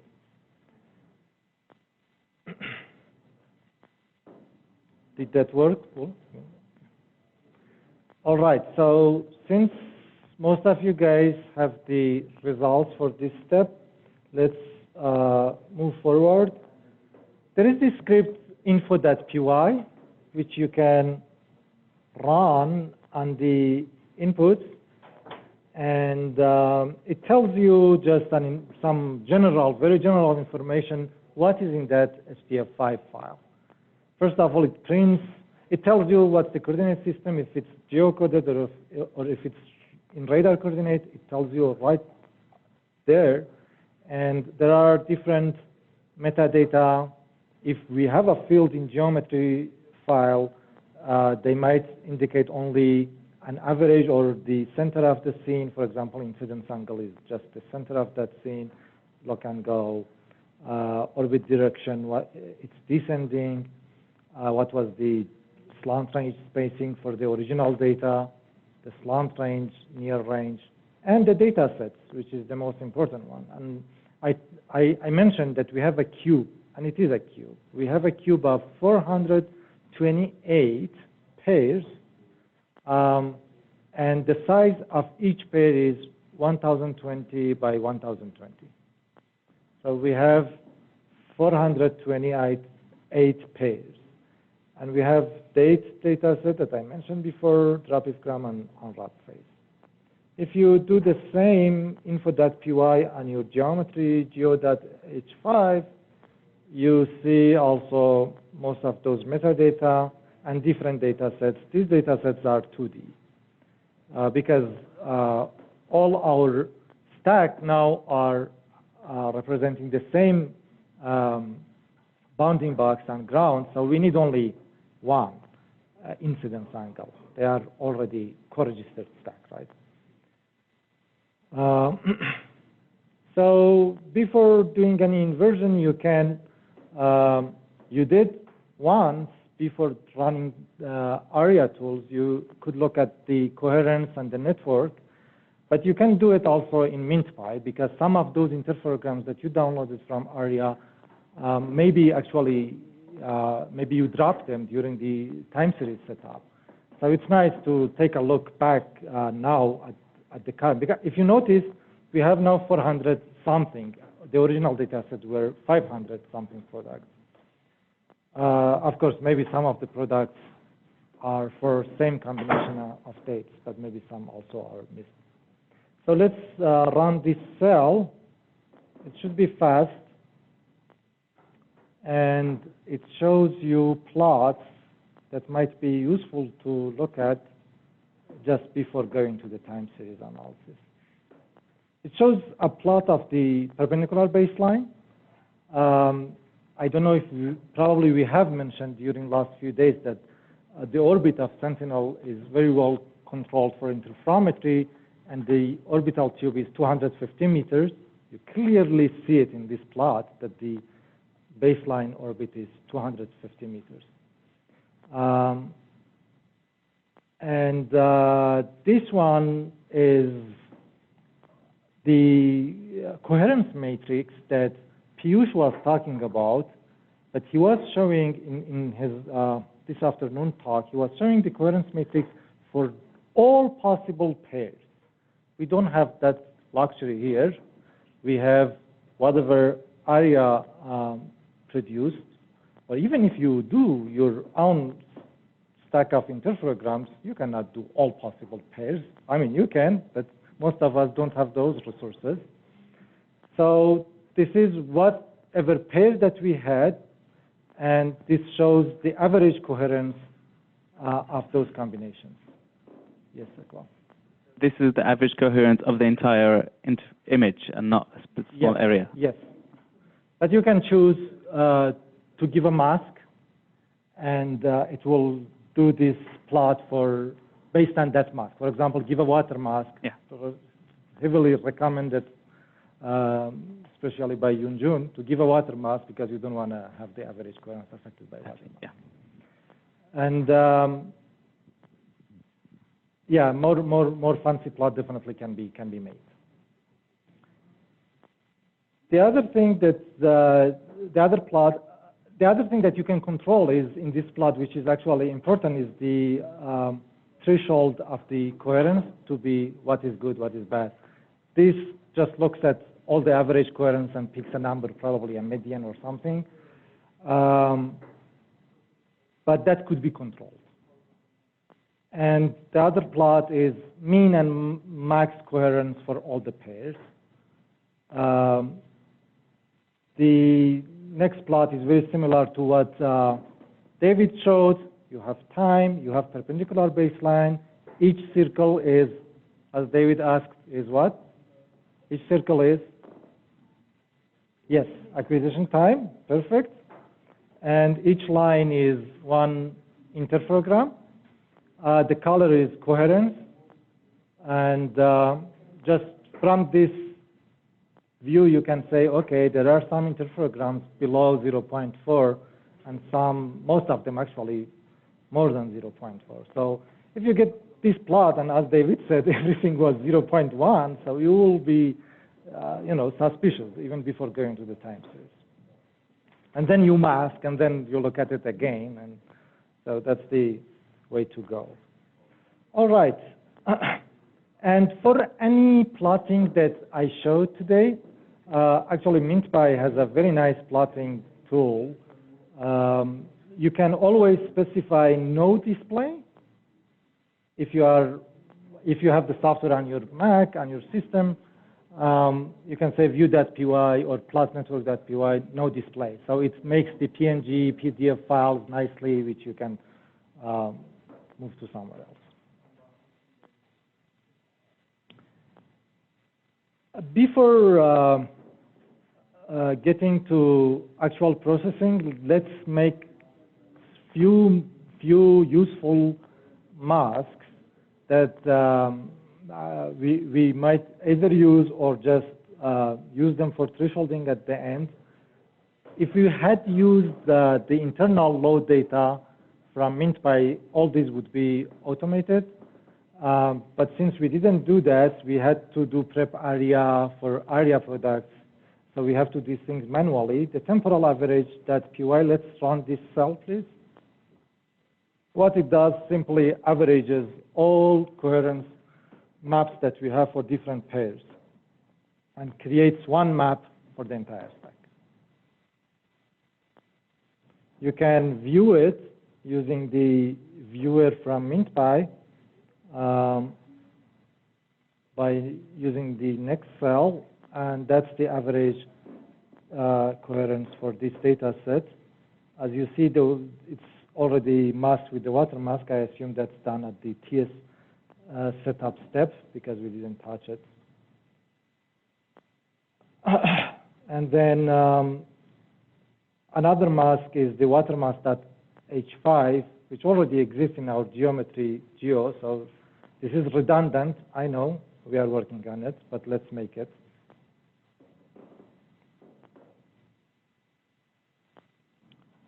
And let's take a look at the water mask that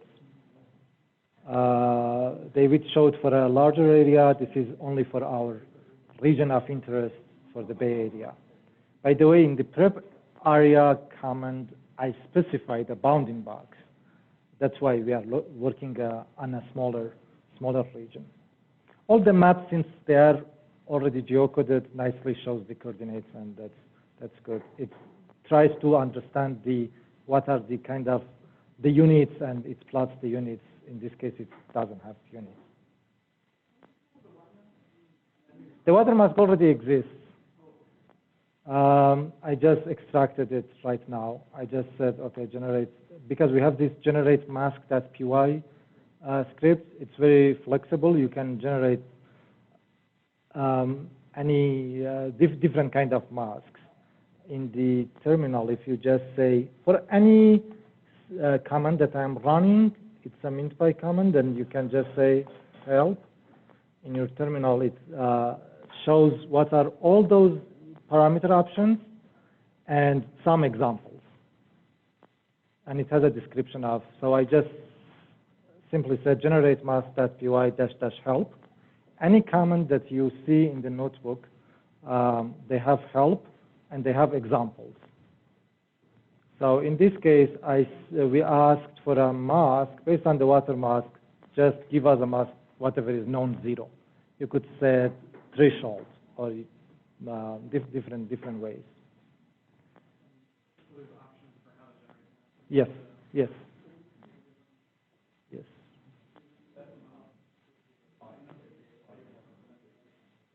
Oh, that's just the color map. That's the matplotlib. It is binary. It is 0 and 1. And the final one, please make sure that you make that one also. This one looks at the connected components for each interferogram that we have, 414 interferograms, and finds if a pixel has value in all interferograms, the final common mask for that pixel would be 1, otherwise it will be 0. So even if there is one interferogram that the connected component doesn't have value for it, it will give you 0. So the mask looks something like this. So you already know that for most of the region land in this area, actually there is unwrapped phase. Whether there is unwrapping error or not, that's a different story, but at least SNAFU has unwrapped all the interferograms for these pixels. I'm sorry? Yes, yes, whatever is 1. So the next step is referencing all the interferograms to the reference pixel. We specified the reference pixel in the configuration file. So we are gonna just run this step.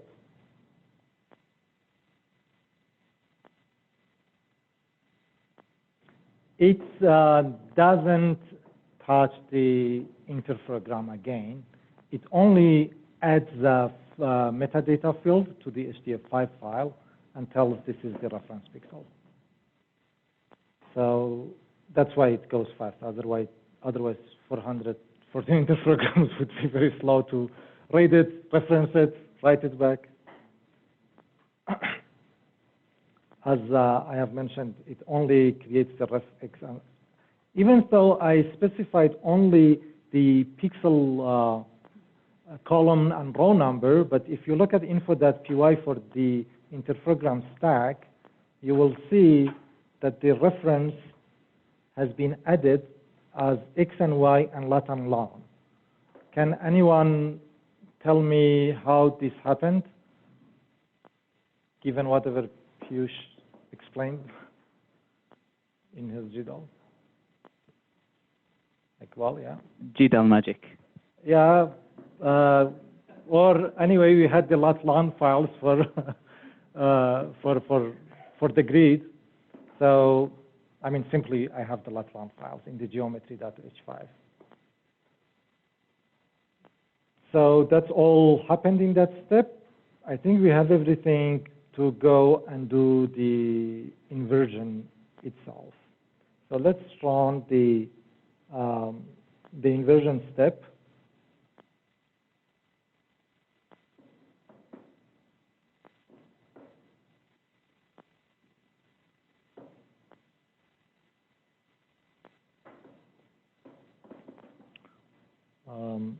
So at this point, the processing is really pixel by pixel, but this is running on one thread.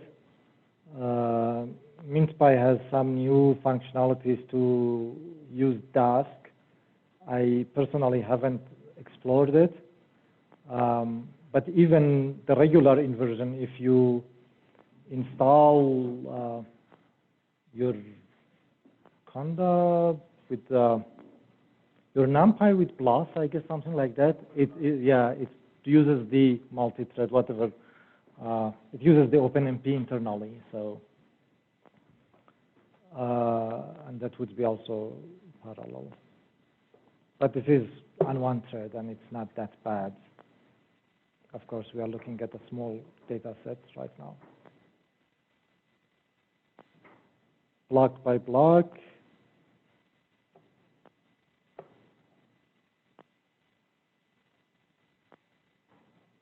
So what is happening right now, actually? Piyush talked about it. This is SBAS method. What we have?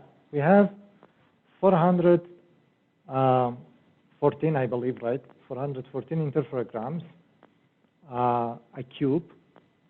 So for each pixel, I have a vector of delta phi unwrapped interferogram between T1 and T2, which is simply can be written as phi T2 minus phi T1, right? Of course, we have many of those. So this is Ti, Tk, and this is Tk, Ti now. So in a vector form, you can write this delta phi, and you can have a design matrix. What we want is, I want phi T1, phi T2, phi Tn. That's my time series. That's what I would like to have, right? But what we have is only the differences, phi T2 minus phi T1, phi, yeah, delta phi, blah, blah. So for the first one, you can write the design matrix, one here, the next one, excuse me, minus one here, and I don't have anything for those in my first observation, 0, 0, 0, 0, 0. You can make all those combinations, minus 1, 0, blah, blah, blah. So we have, at the end, we have delta phi equals A phi. My observation, the unwrapped interferometric phase, the design matrix that I know, the unknown. Assuming, well, that's the only thing that we can do. We can only estimate this unknown vector relatively. So we assume phi T1 is 0. You can assume anyone is 0. It's up to you. And then you have a full rank matrix, a full rank system, and you can simply estimate using any LP norm minimization. We have tested L2 norm extensively, and it's the easiest. We have some functionality for L1 norm. I don't know how much it has been tested or if it's working yet or not, but at least we had it at the beginning, a long time ago. So this is just right now with the inversion, you are solving a simple least squares problem. Any question so far? Yes.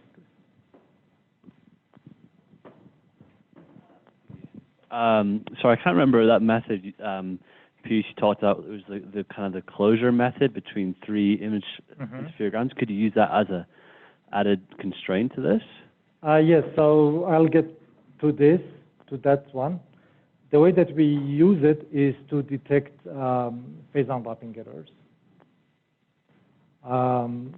And let's get to the phase unwrapping, and then we discuss this. But right now, of course, it assumes they are consistent. But if there is any inconsistency, it affects the estimated time series. What else do you guys think would affect? So Chris asked a very good question. How about closure? Of course, the assumption is the closure is holds, basically. The closure, again, to remind you what Piyush mentioned. In time, and let's say this is baseline, I have one acquisition here, one acquisition here, one acquisition here. You would expect that delta phi 1, 2 plus delta phi 1, 2, 3 be equal to delta phi 1, 3. If it's not, then something is wrong probably, or, well, there are a lot of explanations. But one is phase unwrapping errors. We will get back to it. So that's one thing that could affect our inversion. What else could affect? Yes? Humidity. That goes also to the closure. Yes. That affects also closure. Okay, so closure, Francisco is right. Closure can be due to the scattering in general. We are not sure if it's humidity, probably it is.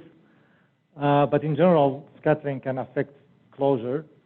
The other one is phase unwrapping error. Yes. I guess weights. I'm sorry? I guess weights you assign, weights. Wait. That definitely affects our inversion. Right now we are inverting for a regular least squares. Of course, each of those observations have different coherence, and they should get different weights. MinSpy has a way to give weight. I'll get back to that. I think the interval of the acquisitions will be the very important factor, because if you have interferograms formed over a very long time and there's no other pairs formed between, then this is a problem. Are you talking about a network that is dense here, and then there is one pair, and then the network might be dense again? Are you talking about something like that? Yes. So this can be dangerous, of course. But that's why David was complaining that I asked him to add more interferograms. We clearly say in the paper that Yunjun has, we definitely prefer more interferograms to have better constraints. But that falls back to the weighting and the correlation stuff and all those things, or phase unwrapping error. What else do you guys think? I was going to say something along those lines. Usually you create a lot more interferograms than you think you need, and you throw out just bad ones. Yes, exactly. That's the beauty of the SBAS approach, right? You can compute a lot, and bad ones you throw out. With PS, you're stuck with the pairs that you have. That's right. Okay, so do you guys think, you mentioned filtering. Filtering also affects phase closure. Okay, phase closure is one problem. Forget about phase closure for now. What else do you think it could affect the inversion? Yeah, we mentioned unwrapping errors.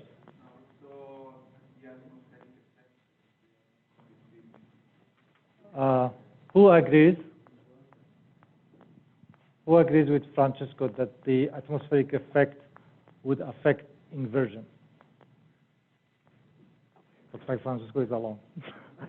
So no, atmosphere doesn't affect inversion. Atmosphere is a signal. How do you know if it's atmosphere with ground displacement? It's systematic. Any systematic pattern in the interferometric phase, it's a linear relation. It's totally fine. What affects inversion is just the inconsistency between different interferograms and phase unwrapping error, phase closure.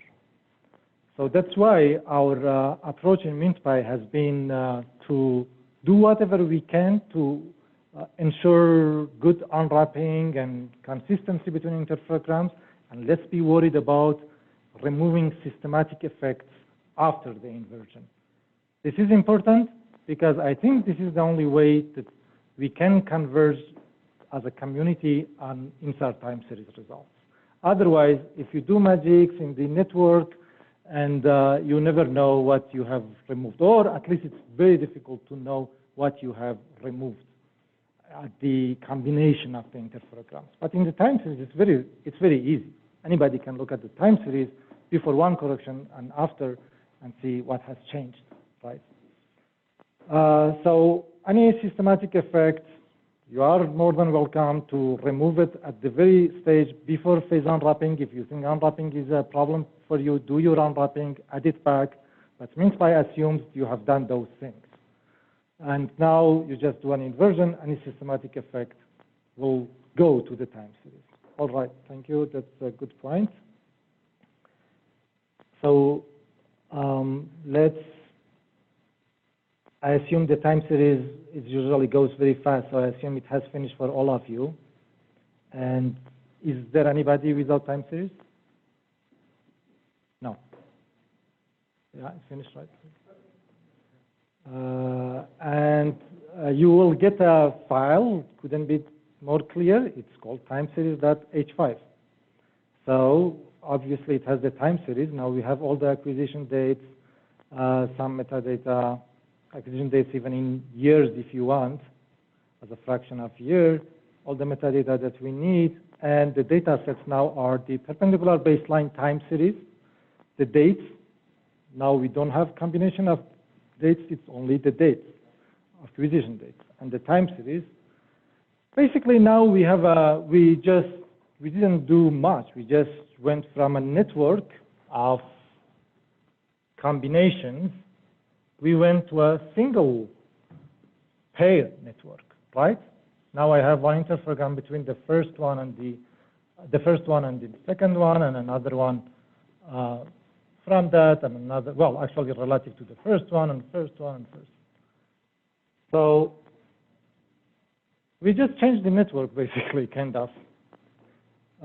This is a very simple question. Why did we do that? Why didn't we make the interferograms single? Don't say it, well. Why didn't we do that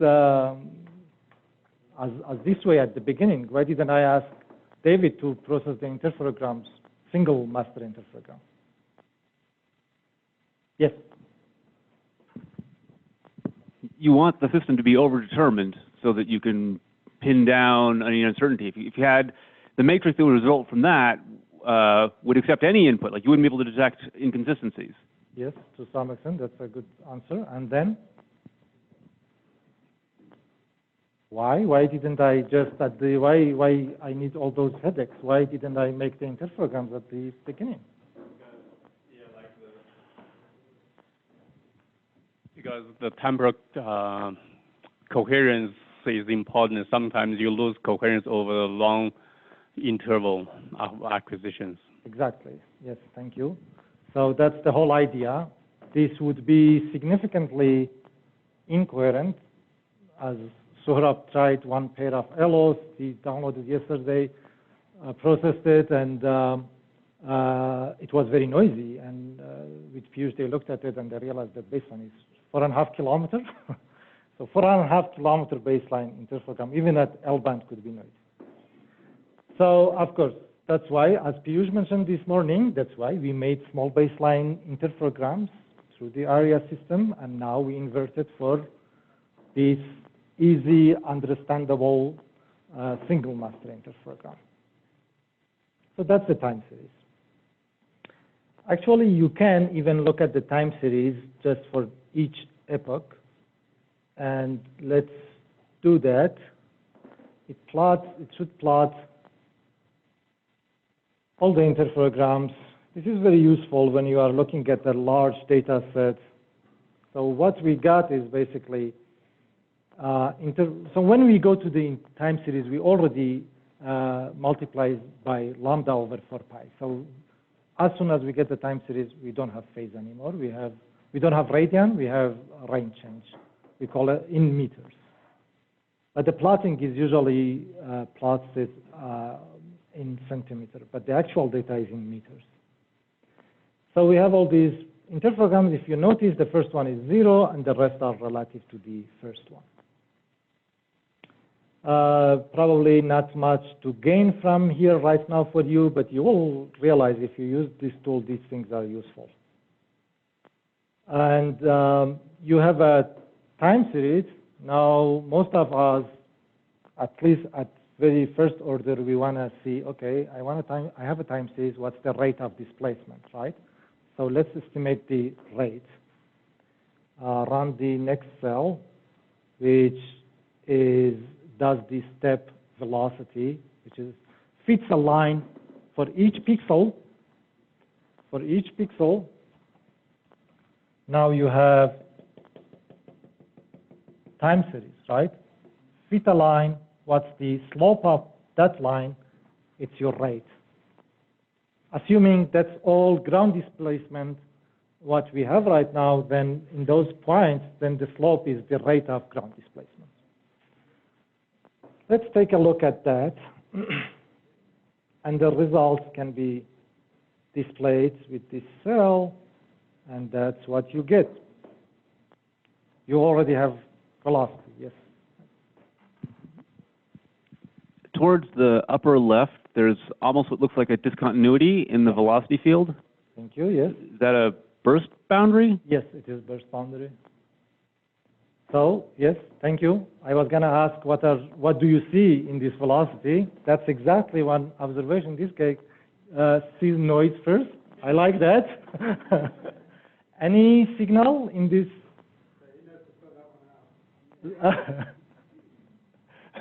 That's the signal that I like, actually.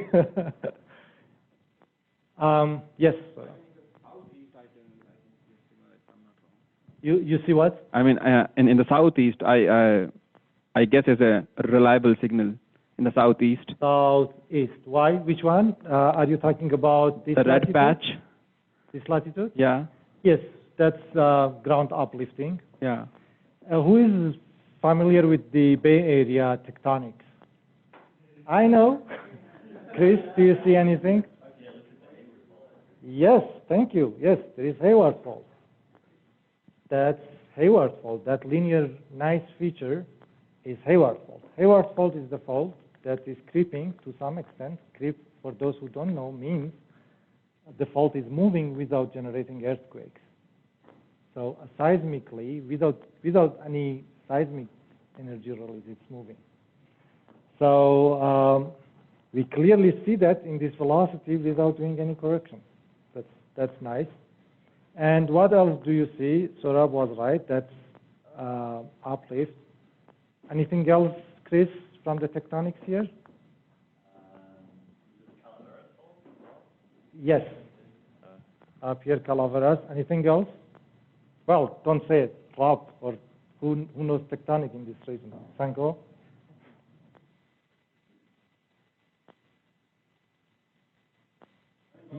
Yes. I mean, I may be wrong, but I mean, if I see from southwest to the northeast, I see a kind of phase ramp. Okay, thank you. What's yeah, that? from blue. Yes, there is a ramp. Yes. Okay. What's that ramp? Yes, Garrett? A residual phase ramp, which comes from phase unwrapping? Could be. Garrett, do you have a different opinion? It's not an orbital ramp. It's the plate boundary strain from the San Andreas Fault, the Calaveras Fault, the Hayward Fault, the Concord Fault, the Greenville Fault, and all. There's about 4 centimeters a year of relative motion across the whole zone, which is just the movement of the Pacific Plate with respect to North America, bending the crust. Yes. So, Garrett, based on your years of experience in this area, you talked about 40 centimeter plate motion. 4. Sorry? 4. Excuse me, 40 millimeters, 4 centimeters, 4 centimeter plate motion, but we see here only about 15 millimeter, I guess. Why is that? Well, first let's. I'm not answering that. Okay.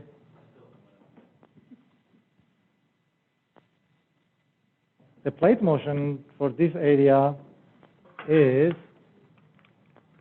So I hope everybody understood what Garrett meant. This is Pacific Plate moving in this direction. This is, let's say, Bay Area.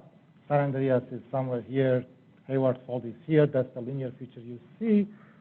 The rate is around 4 centimeter per year, roughly 4 or 5 centimeters. We captured some good portion of the plate boundary, but we see only 1.5.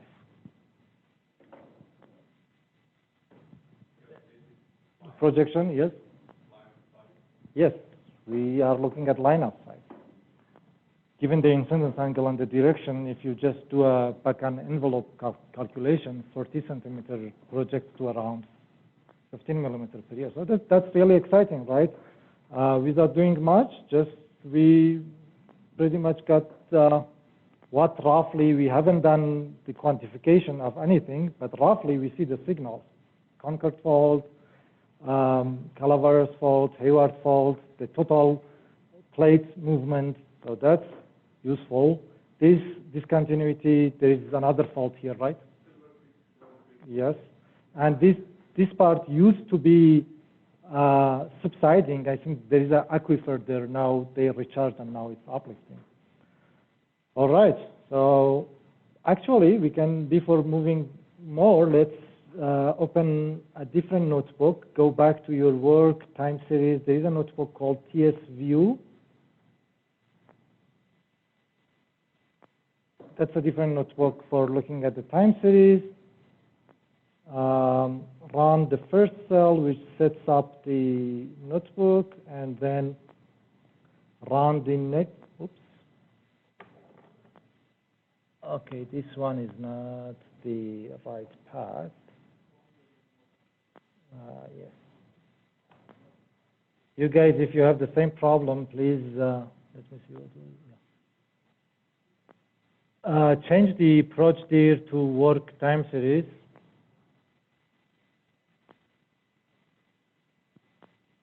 And let's run it again.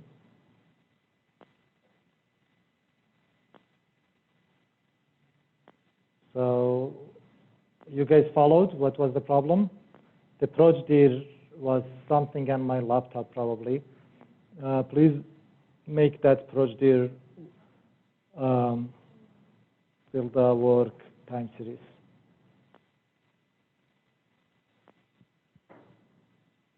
And run that cell again. So everybody has this plot. This is, sorry? What's the problem? Did you change this line or not? Comment. So it used to be like this one. Comment this one and uncomment. It should look like what exactly I have.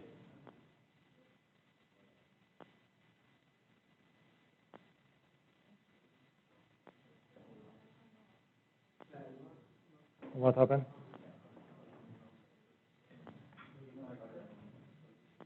Where is your work?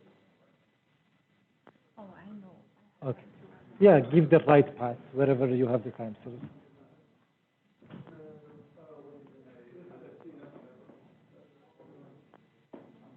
Oh yeah, go to the, for those who didn't follow, make sure you have the TS View notebook.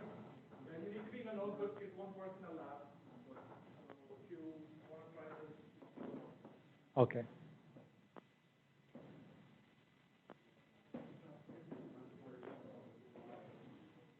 Who has it? Who has this plot? Do you guys have anybody? Yeah?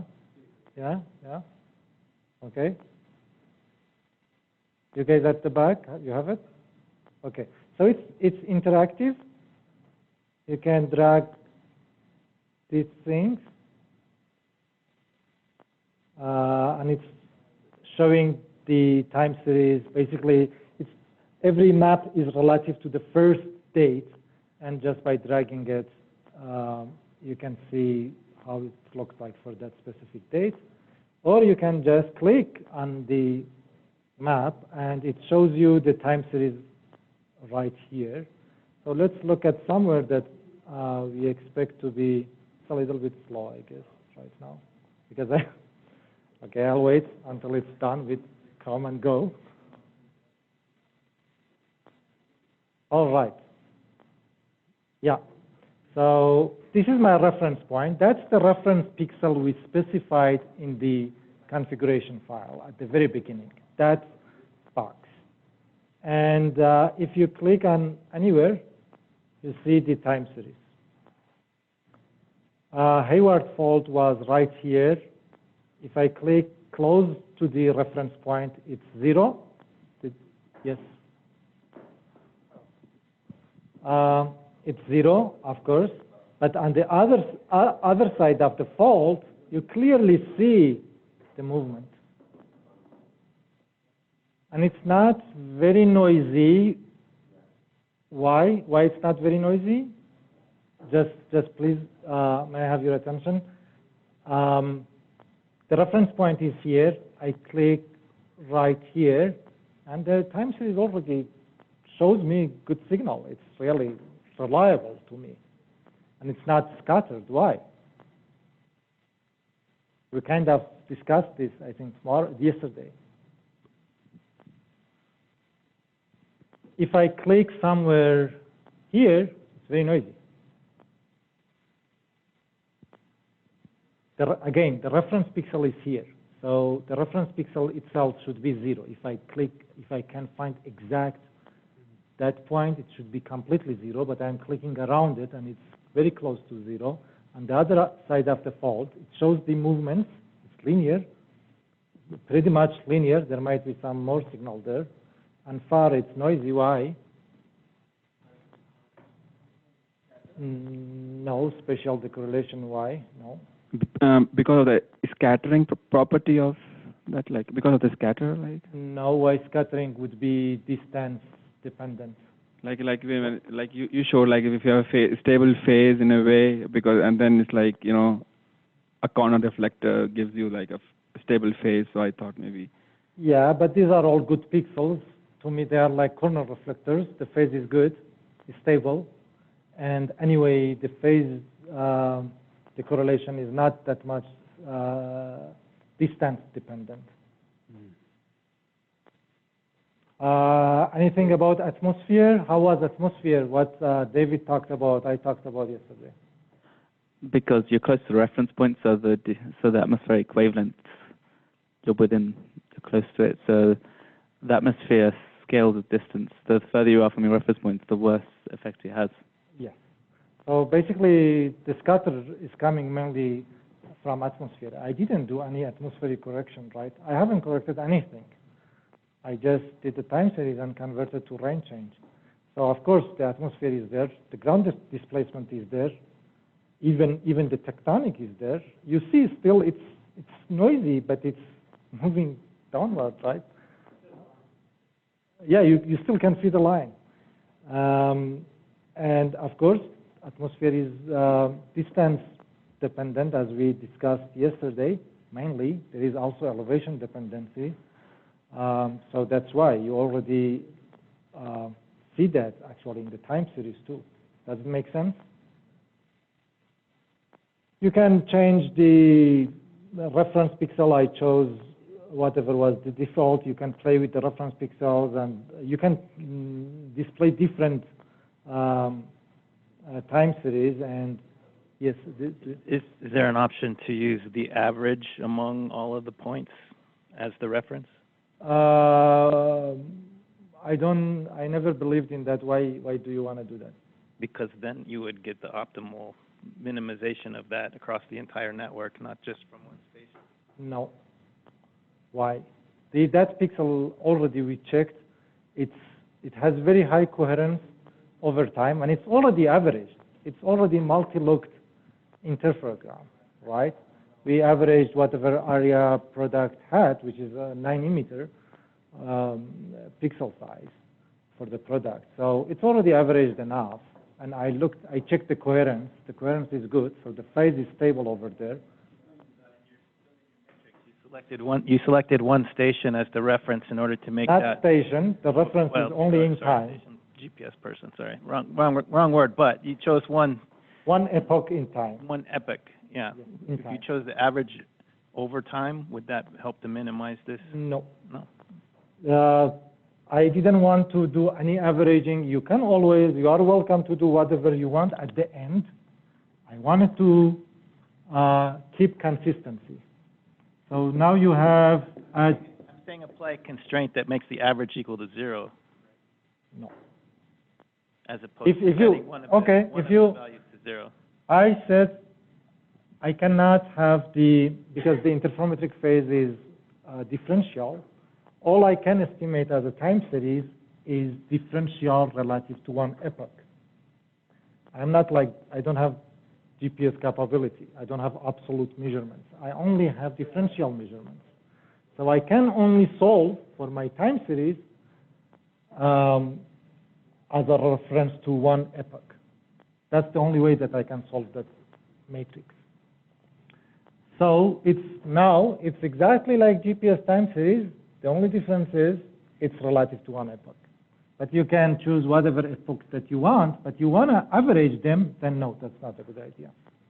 So just to add to that, InSAR is always double difference because we don't know the constant shift in phase. Even if you take the average of whole scene, that is not the true value. That's still random choice of constant shift. If you take that average as 0, what you're doing is you're assuming that is the true value. That becomes your assumption. that becomes assumption, and it's difficult to interpret because that is randomly varying from one interferogram to another. So instead, what we do is we assume, our assumption is that, okay, this ground is fixed. And later on, it turns out that it's not, then we can add whatever value we can measure. For example, if there's a GPS station there, and we add that GPS station observation and add to the entire interferogram for each epoch, then you get the absolute. So kind of I agree with Sanko, but not entirely. We are not doing any, we have to reference, well, he was talking about referencing time. We're referencing space, but I'm not doing, it doesn't affect us much. Actually, it doesn't affect us at all, except that we know we are looking for a relative ground displacement. So right now, I chose my reference pixel B here. So in this sense, I know InSAR is relative measurement, right? So if you want to interpret this, the Pacific is moving 1 centimeter this way, moving away from the satellite, and this part is 5 millimeter, I'm sorry. 1 centimeter, 5 millimeter is moving towards it. So it's relative. It doesn't matter. If you put it here, the values, it's a constant shift. That's in space. If you have a GPS, of course, you reference it to a GPS and you get absolute.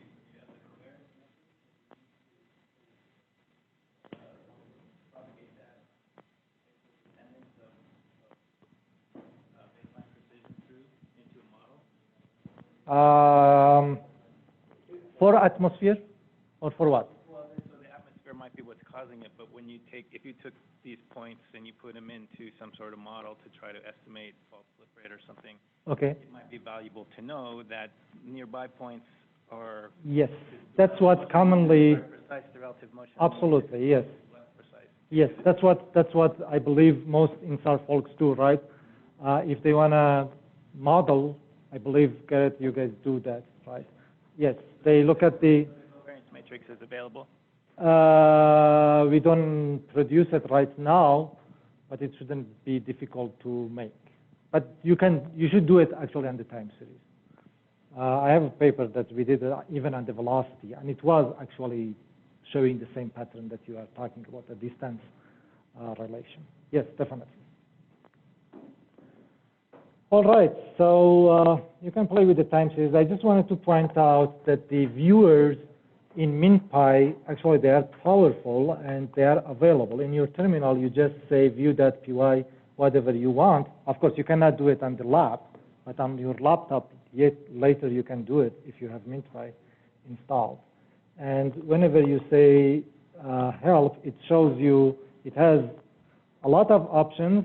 First you say, oh, this is too much, I don't want to look at it, but actually you will realize slowly that they are very useful. And they are well organized. For example, if you want to, we will get it, that we can plot the GPS data on top of this. And you can specify masks, different color bars, different, even you can control the font of the plot. So you pretty much can do publication-ready plots. And you can save it in any format that you want. Oh, yes. Actually, the Yunjun's paper is very well reproducible. All his plots are Jupyter notebooks somewhere. So we just need something for the text.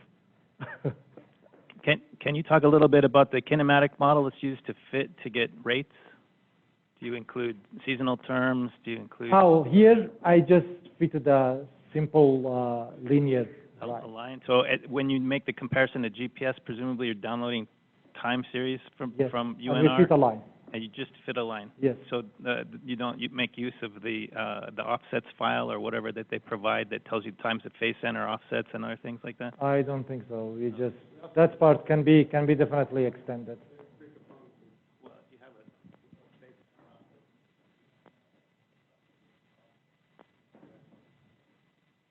Yeah. So this is a start. So we definitely welcome contribution and improving that part. But I'll show you. It's really nice right now.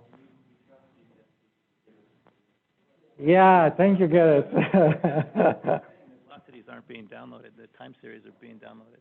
And then on the website, there's an offsets file that indicates the times when you need to estimate an additional jump.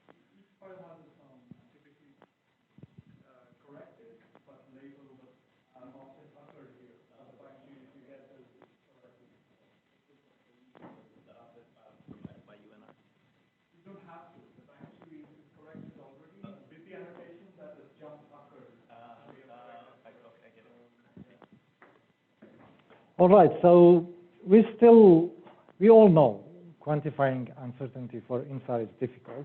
We are working on it. I am sure other people out there probably are working on it, I hope. Right now, the velocity, the linear fit has only the least square goodness of fit thing, but it's better than nothing, probably. You can take a look at it. It's just you fit to the data, what's the residual, and that translates to a standard deviation of the velocity. It might be underestimated, but it nicely shows the distance dependence. So close to the reference pixel is smaller, and away from the reference pixel, it gets larger and larger. And that's, again, back to the fact that our noise is mainly atmosphere and it's distance dependent. All right, so I guess we have time, so either we can take a break, I can continue however you guys like. Okay, so do you want me to continue?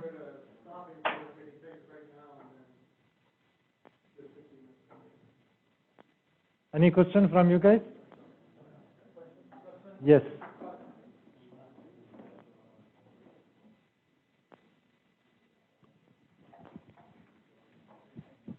So earlier, when we look at the velocity, Matt pointed out the burst boundary effect. What would you do to fix that? We will get back to that in the next session, in the error analysis. Okay. Thank you. How do we deal with seasonal change in this infogram? I don't need to deal with seasonal change. I want to have, up to here, I wanted to have capture everything that is in the data. Any systematic pattern. I didn't even care if it's displacement or not, if it's noise. I mean, whatever seasonal atmosphere might be signal for somebody, I don't know. So up to here, everything is there. There might be seasonal pattern in the atmosphere, whatever. So it's really up to the users at the end if they want to, and right now the fit to the data, it's just, linear fit, but it's easy to extend that for accounting for seasonal and earthquake. But we have been busy with making the time series part right and having the framework work for other stuff. So it's just a fit. I mean, how can you deal with it? You have a time series. You choose that, okay, I want to fit not only a linear, I want to fit a seasonal to it. And somebody else comes and says semi-seasonal or whatever. So thank you. What you have to do to play with the time series output. Any other question?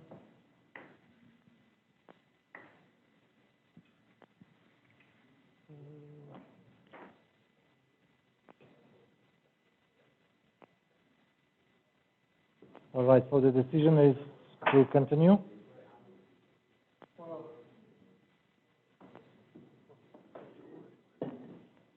The agenda was 3:15.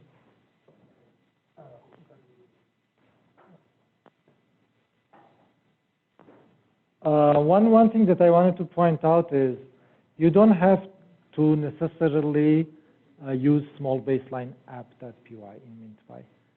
all the scripts are actually standalone. You can use them one by one. For example, for the inversion, there is ifgram inversion.py. I already introduced to you view.py or tsview.py. You can use all those, and you can have your own workflow if you don't agree with small baseline apps. So and all the other corrections are also there. Okay, since we have time, I'll go ahead and at least introduce this part, and then we can continue after the break. As some of you already pointed out, what's signal, what's noise, right? If signal is ground displacement for you, then which part of it is other stuff? What we have been trying to do, I think I kind of mentioned it already, is to separate between the sources of noise during the inversion and then whatever is after inversion. So during the inversion, noise, as several of you mentioned, is whatever impacts that least square inversion. And that's phase unwrapping error, that's the correlation, that's inconsistency between the interferograms due to the phase unwrapping error or due to the scattering, soil moisture. So that's very important to understand this separation between the different sources of noise. So I first go through the details of what affects the inversion, and then try to mention the other parameters that affect the estimating a displacement time series. We have different ways to deal with this in MintPy. One thing is looking at different metrics. For example, average spatial coherence is one. We already made that mask, so it already kind of tells you to trust which pixel is more, at least qualitatively, and that's very consistent with what you already saw in the final results. If you remember the velocity that you saw that there were more pixels around here. So this is one way of, let's say, choosing pixels or trusting which pixels after the inversion. So don't worry about the atmosphere, DM error. Those are all signal for us now. We just want to know, we did the inversion, what pixels are good, how much trust the inversion results. So average spatial coherence is one thing, but this could be, what could be the problem with this metric?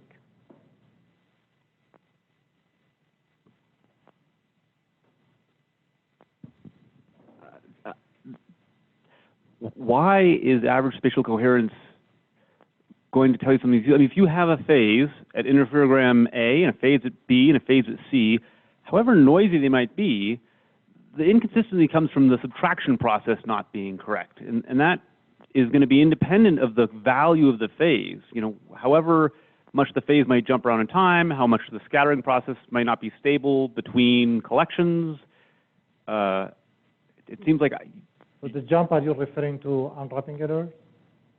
Yeah, I mean, unwrapping errors are going to be lead to inconsistency, but I don't understand how the phase itself.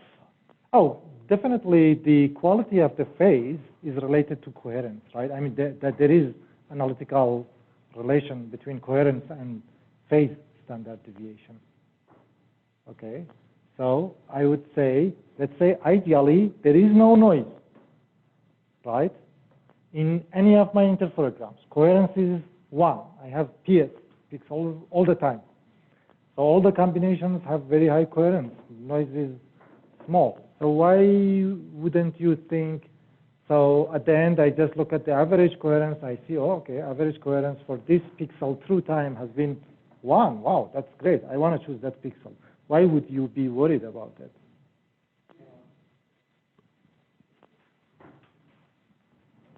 I understand your concern.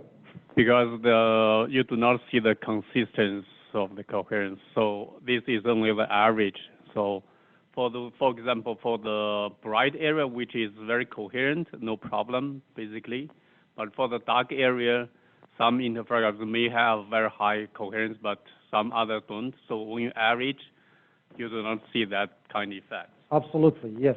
One problem is that we did a simple inversion. So MinSpy deals with that in 2 steps. One is modifying the network based on average coherence of the interferogram. So basically, you can say, before invert, I'm going to go back, modify the network of interferograms for me, throw out any interferogram with coherence less than this threshold. You can specify the threshold. And you can even specify a region to compute that coherence and throw out those interferograms. That's one way. If you do that, that interferogram will be removed, not physically, but at least in the data set, the drop if gram becomes false, so it won't be used anymore. That's one way. The other way that MinSpy deals with that problem is we have weighted least squares also. So you can turn on weighted least squares, and we have 3 ways to weight your inversion. Each interferogram has its own coherence. You can directly use the coherence, or you can use the inverse of the standard deviation of phase to weight the coherence. So basically, to weight the interferograms. So kind of that should solve that problem. What else this average spatial coherence won't tell me about the quality of the inversion? Phase unwrapping error, kind of you mentioned. A region can be significantly coherent. I think we kind of mentioned this situation multiple times in the last few days, but repeating is good.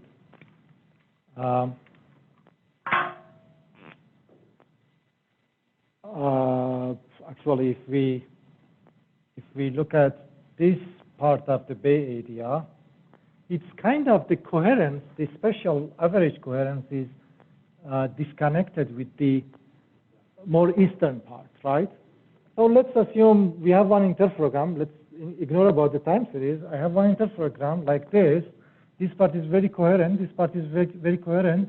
This is all noise, water noise. So what would you expect? It is totally possible that I get good unwrapped phase here, good unwrapped phase here. So probably the interferogram will have one connected component here, another component here. This is internally consistent. This is internally consistent, but there is so much noise between that unwrapping cannot go through.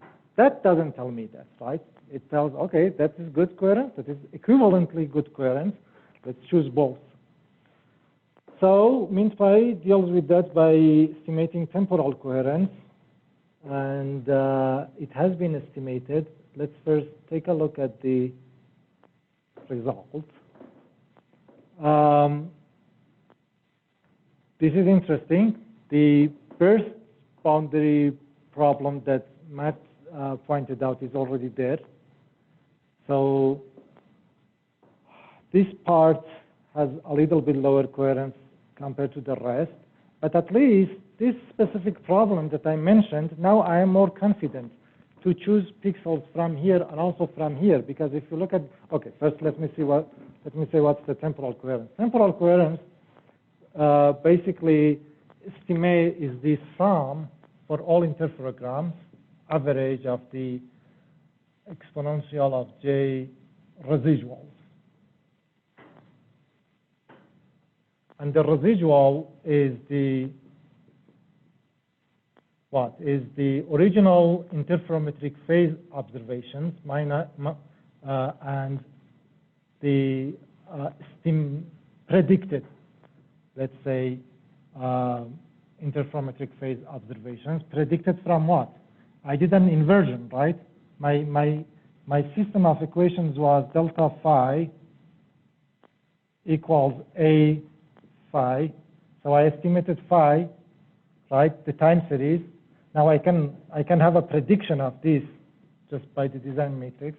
So I can have residual of the estimation, and that gives me, that's what we call temporal coherence, some absolute value of this. So that's a metric, another metric to look at. It's safer, it's still qualitative, but at least it tells me that this part and this part I can trust. Probably there has been enough good interferograms with coherence between these two regions to unwrap. But these parts which stand out stood out in the velocity field, Matt mentioned, it's actually lower temporal coherence, so that's nice. If we would have unwrapping errors in this region, it would definitely show up. So it could have high average spatial coherence, but low. Actually, that's nice that this part in the average spatial coherence is fine. You don't see the discontinuity easily, but in the temporal coherence you see it. So that would be another way to at least visually justify how the inversion results in terms of temporal coherence. So when can we trust temporal coherence to say if this really represents, to justify the pixels basically? When can be a problem? We can trust temporal coherence when there are good dense network of interferograms. That's why I again asked David to process more and more interferograms. If your network has only one connection between each day and next day, there is no way. There is only one solution to that, and whatever you estimate as a time series, you can always predict using the A matrix. So the residual would be 0, and the temporal coherence would be 1, always. Yes. What's the minimum ratio of interferograms to SLCs to constrain things? Like what would you do as a practitioner?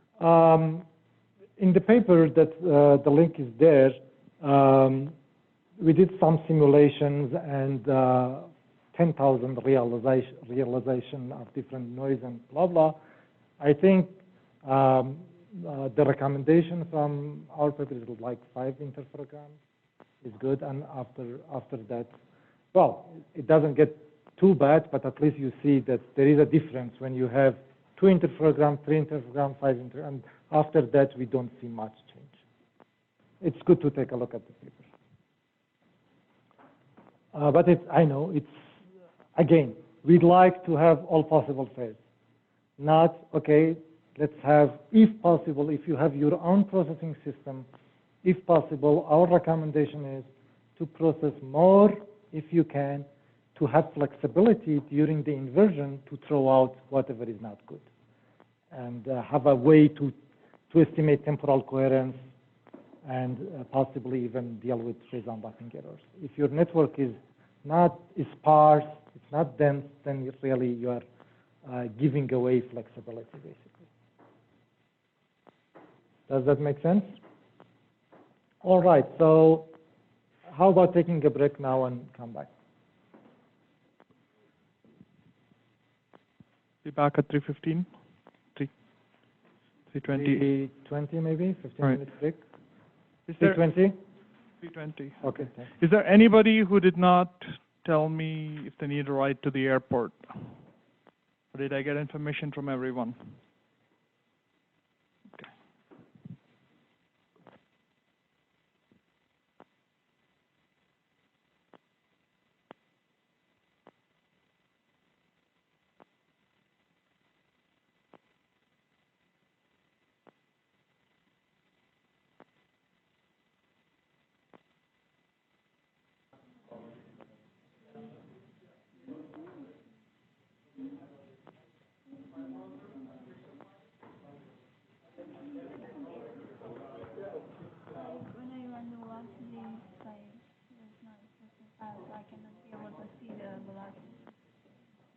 have the time series. Okay. I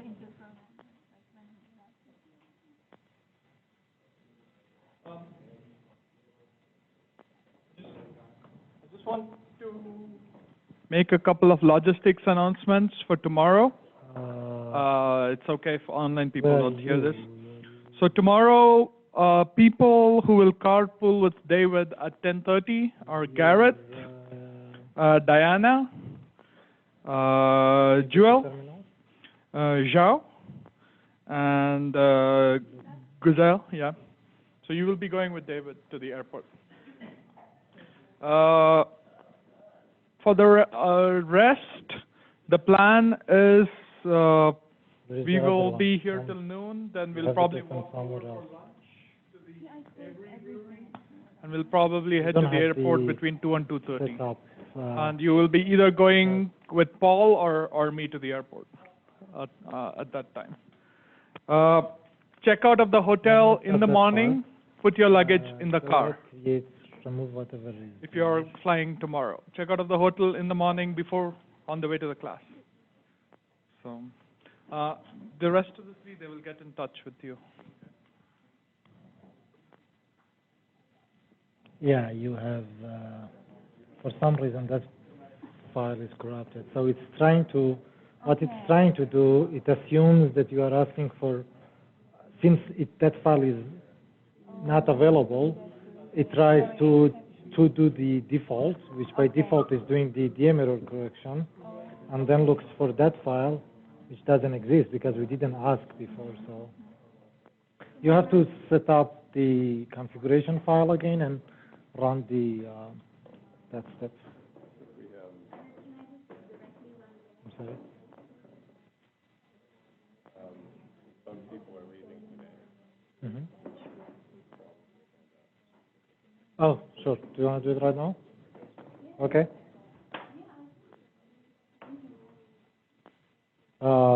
Microphone. Piyush has the oh, it's here. Okay, since some people are leaving today, we thought it would be a good time to hand out your certificates of completion, since you're almost complete, and many of you will be complete by tomorrow.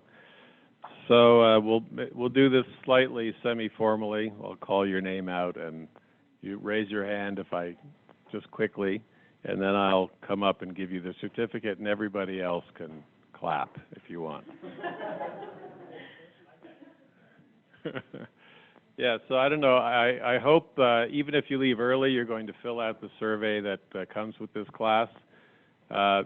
These guys, not so much me, but these other guys, the instructors have put in an enormous amount of work for this class, and we want it to be useful to you and the community in general. So your feedback is extremely important. Honest feedback. We don't want platitudes. We want to know how we can improve the course. So please do so without forgetting. Okay, so without further ado, our certificate of completion says InSAR theory and processing short course, name, and then the dates. Nothing too fancy, but it's signed by Gareth Funning, so it's probably worth quite a bit of money. Okay, so first, Christopher Milliner. That's you, right? Over here. Well done, well done. Mohammed Karim. Over here. Where is he? Okay.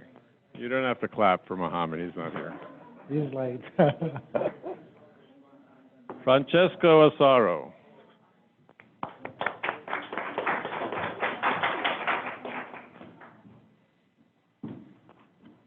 Rick Bennett.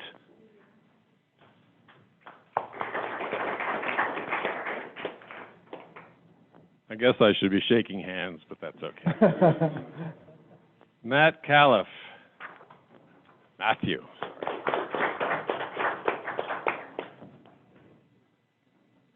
Xiaohua Chen. Or close proximity. Oh.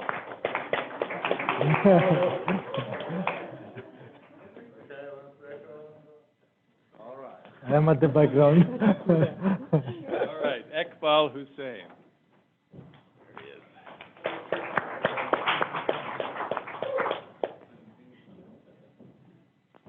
Mina Jong Jo. There she is.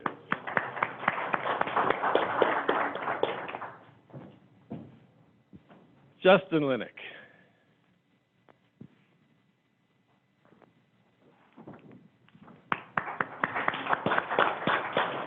I think that's just one. Please check. Jewel Lund.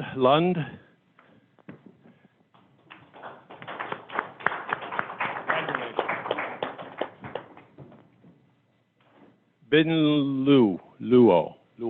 Bin Luo.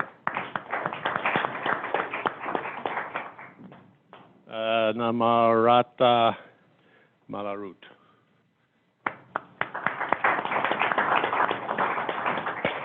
Namrata, sorry. No, there's not an extra A in there. Macarena Ortiz. She's not here, okay? William Preissner, and your name is misspelled. I apologize for that. We can get that fixed if you like.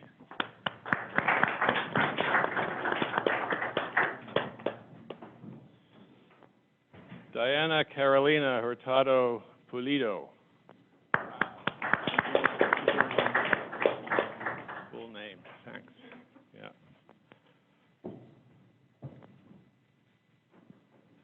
Narakula Srinivasa Rao. There he is.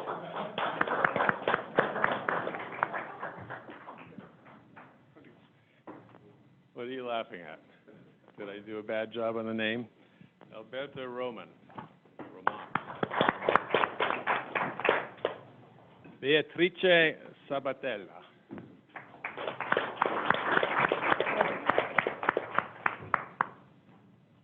I almost got that right, I think. That was impressive.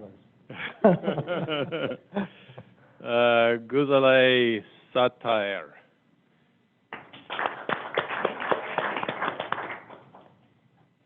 Sarab Vijay.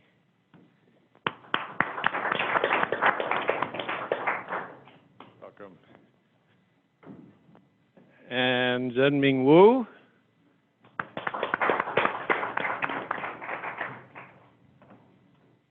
And Xiao Yu.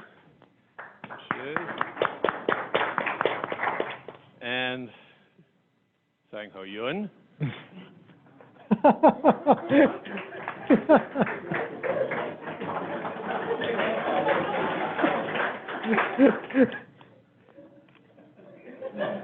All right, there you go.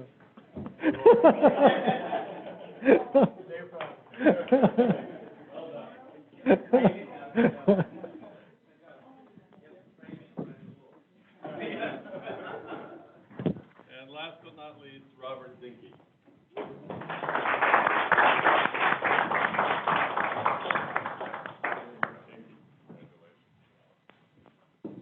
Those of you who I didn't shake your hands with because I didn't think of it until later, I apologize. But you all deserve a great handshake and a round of applause. And what about the people online? Will they get a certificate as well, or not? Okay, great. Do you want to read them off or not? We'll put it together later. Okay, very good. Thank you. Thanks, Paul. All right, so we are gonna resume our time series analysis. Are you guys all ready?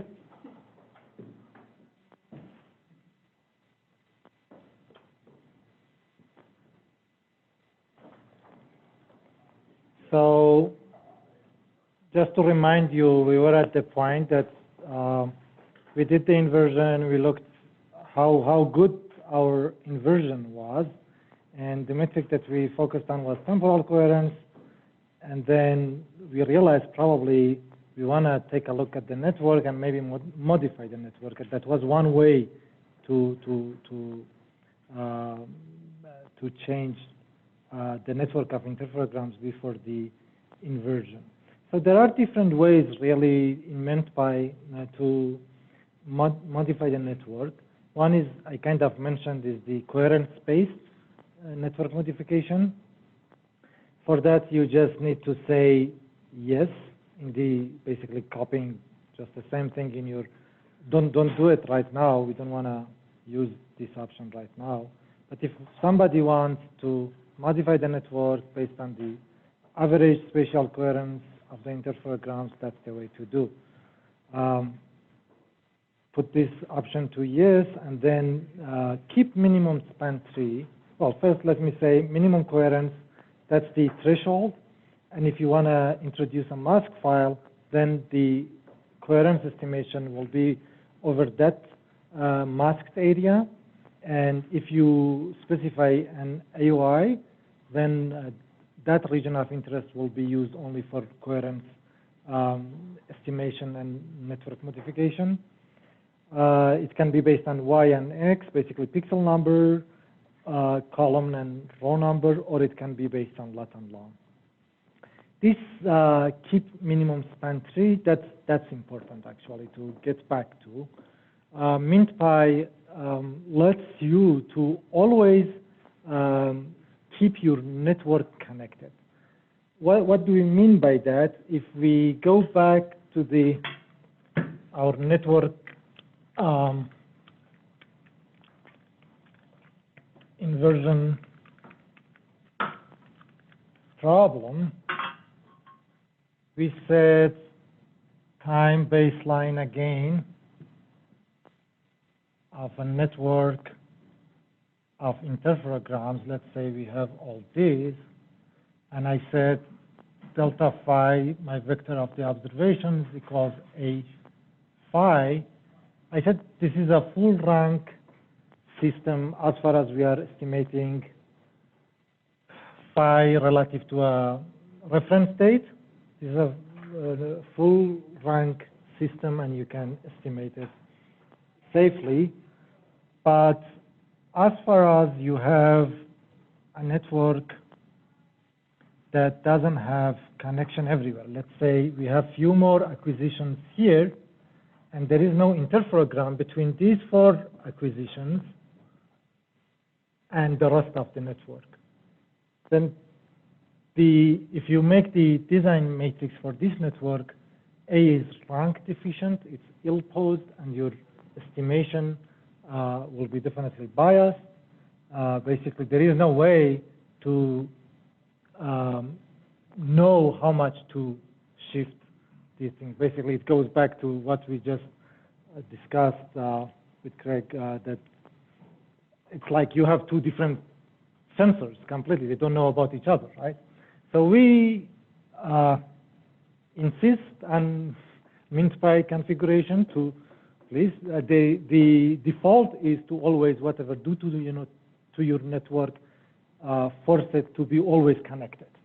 So if, let's say, you want to modify the network based on coherence, then still it finds, okay, this interferogram, I need to keep the coherence. So at least to be safe that the network is fine enough for the inversion. So that's the minimum span 3. Keep it on. I think we recommend that. And then you can modify the network based on temporal baseline and perpendicular baseline. Let's say you have processed either with ICE or your own software, or you have downloaded a lot of products from ARIA. ARIA has been generous enough to process not only next pairs, but a lot more.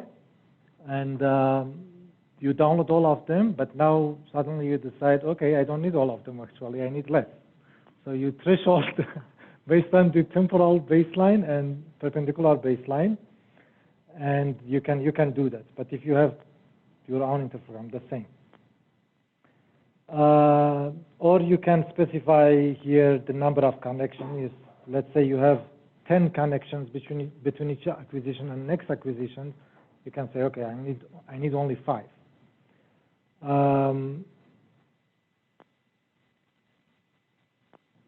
You can also specify that if one interferogram has a connected component less than, the largest connected component has less than a threshold of pixels, just remove it.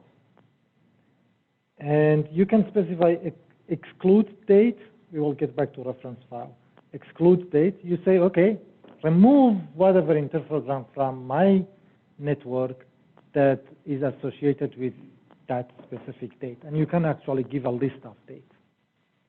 You can exclude based on interferogram index.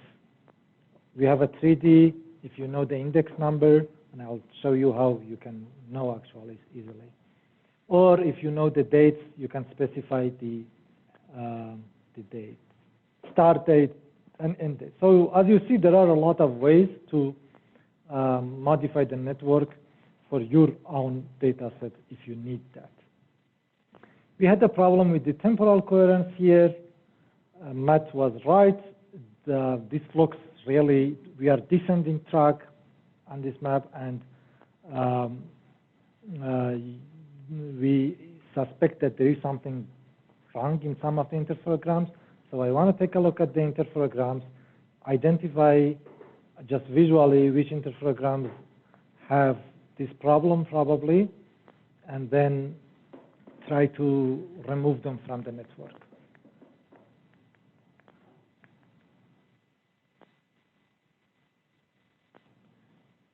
So it makes some,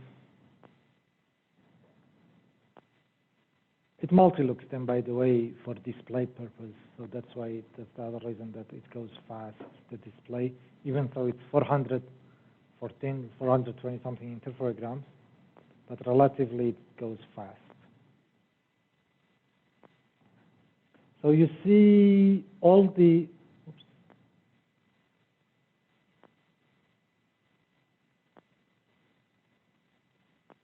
Okay.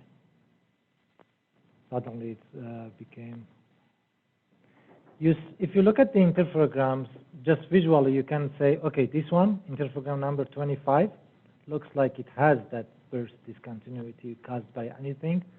It's too much, it's not usual ESD timing error, it can't be that. If you look at one of the interferograms, you will confirm later you can do that yourself.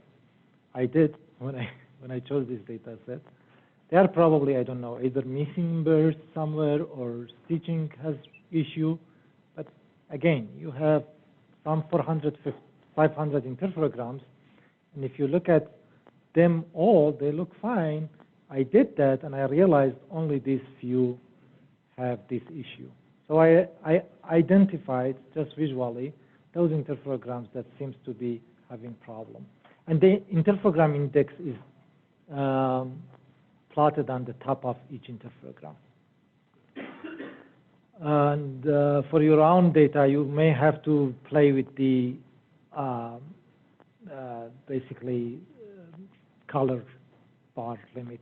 Here I chose to display -10 to 10. So you can please go ahead, copy these two lines, minspy.network.exclude ifgram index, copy these two lines into your, excuse me, not this one, sorry, the other one. This is the default stuff. Sunfun.txt. I just simply, oops, I have a different thing in the clipboard. I didn't copy.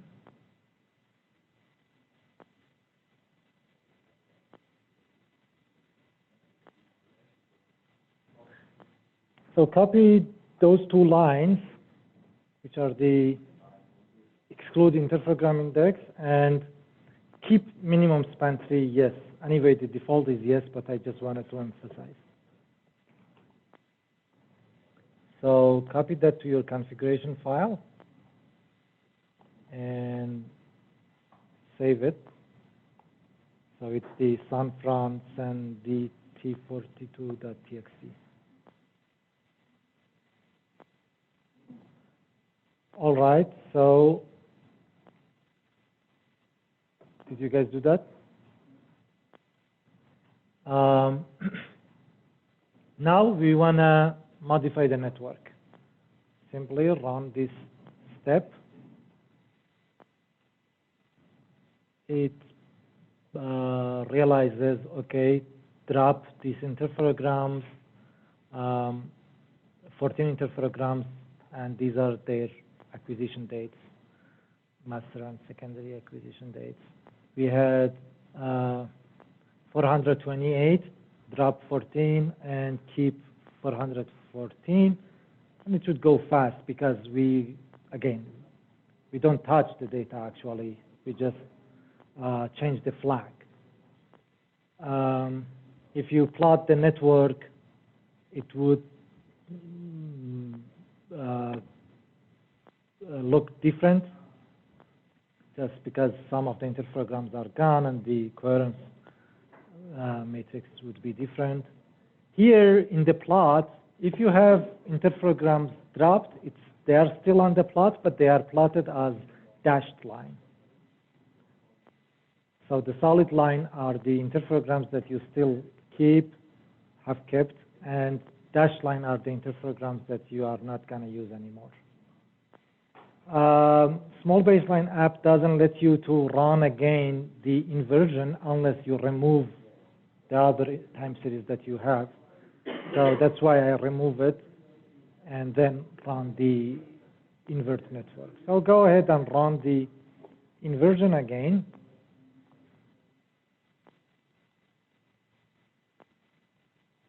So it's gonna redo the inversion, but this time instead of 420 something interferogram with only 414. So those interferograms that we specified will be ignored.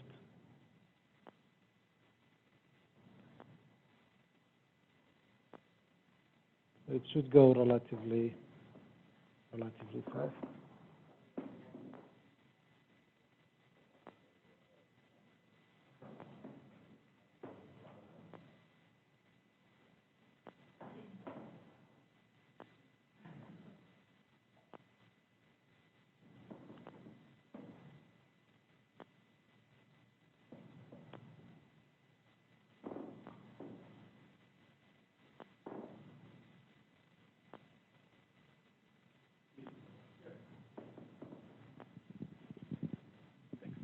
So what is the difference between the network that we see here versus the network that is printed out by ARIA tools, the ARIA extract with the coherence lines between the dots? It's pretty much the same.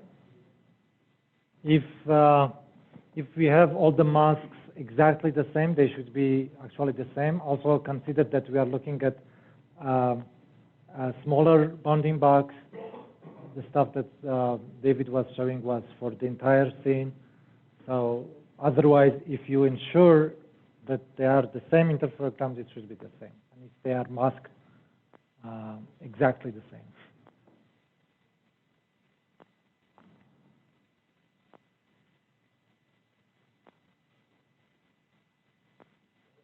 Yes.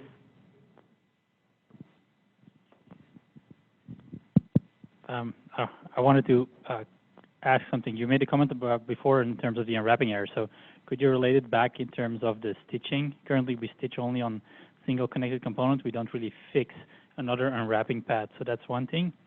And the other thing, could you, for myself, again, refresh? Was that a question or a comment? I'm sorry. That's a comment, but I want you to kind of explain it or a little bit broader. And the other one is a question. Which option would be better to try to correct for that in MinPy? Because it uses the connected component, I think. But can it correct for those inconsistencies? No, it cannot, because those in your stitch interferogram, I assume they have the same connected components, right? No, they don't need to have the same connected component. So it's not yet. So whenever we stitch with the standard product at the moment, we just do it based on the largest mutually overlapping component, but it might still be connected components which cross over, which is a difference because we increment the component as well. So it's a unique, but we are working on integrating that to do the two staging, but we haven't done that yet. But I was wondering if MinPy takes that information into account with the connected component to correct for that. If it has different connected components really this way, I would expect that it should. So do you expect this is the interferogram, right? Yes. Okay, so first give a background. The comment that David mentioned is the area products are standard frames, right? So the large swaths are processed frame by frame. So this frame is completely independently processed. How much overlap? Like 10 pixels. 10 pixels? Yes. Okay, 10 pixels overlap between two frames. So this frame is completely processed independently from this frame. So there could be, the unwrapping is done independently. So there could be, I mean, there are always probably, there is jumps because the unwrapping is relative to a pixel there. So there is always 2 pi jumps between this product and this product. So if part of the TS setup thing was part of the stitching is to account for those jumps, that's partly already there, right? Which David has been extremely busy with last few months.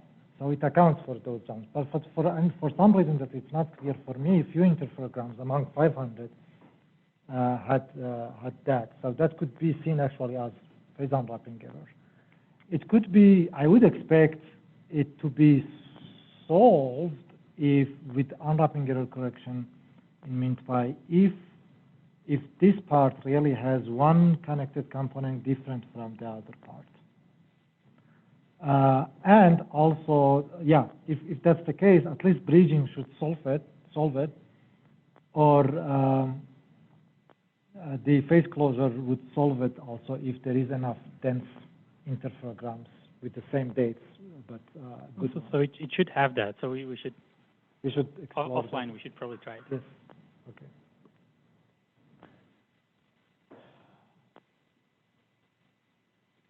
So the time series should be done for most of you by now, right? So whenever you do inversion, always a byproduct is the temporal coherence, which is that consistency matrix. If you look at the temporal coherence, now that part is gone because we throw out the interferograms that were causing it. The temporal coherence now looks high. By the way, temporal coherence, 0 means bad, 1 means good. Rule of thumb, if you have a dense network of interferograms, we usually choose a threshold of 0.7. But again, it's not really well, up to you. Our experience is 0.7. And so that's a way to deal with the inversion and to improve your inversion. The next important thing to impact the inversion is the phase unwrapping error. We have tried to correct for phase unwrapping, detect and correct for phase unwrapping error in MintPy. One way is using, again, Yunjun has detailed explanation of the different methods. There are 3 methods. One is bridging. Bridging simply is if you have two, there has been in traditionally when people were processing interferograms, one interferograms unwrapping was not good, but they knew they have this region and this region, so manually they would first set that, okay, there is 2 pi jump, those 2 regions are very close, I wouldn't expect that much deformation between them, so this is unwrapping error, and they would first force basically smooth transition. So MintPy does this basically automatically.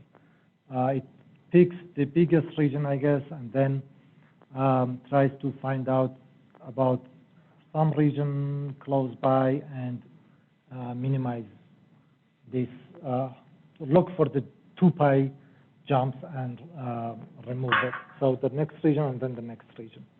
So that's the bridging part, and then there is the phase closure. The phase closure approach is, again, what Piyush discussed and what we kind of discussed today. you have 3 interferograms, and you expect that if you have a dense network,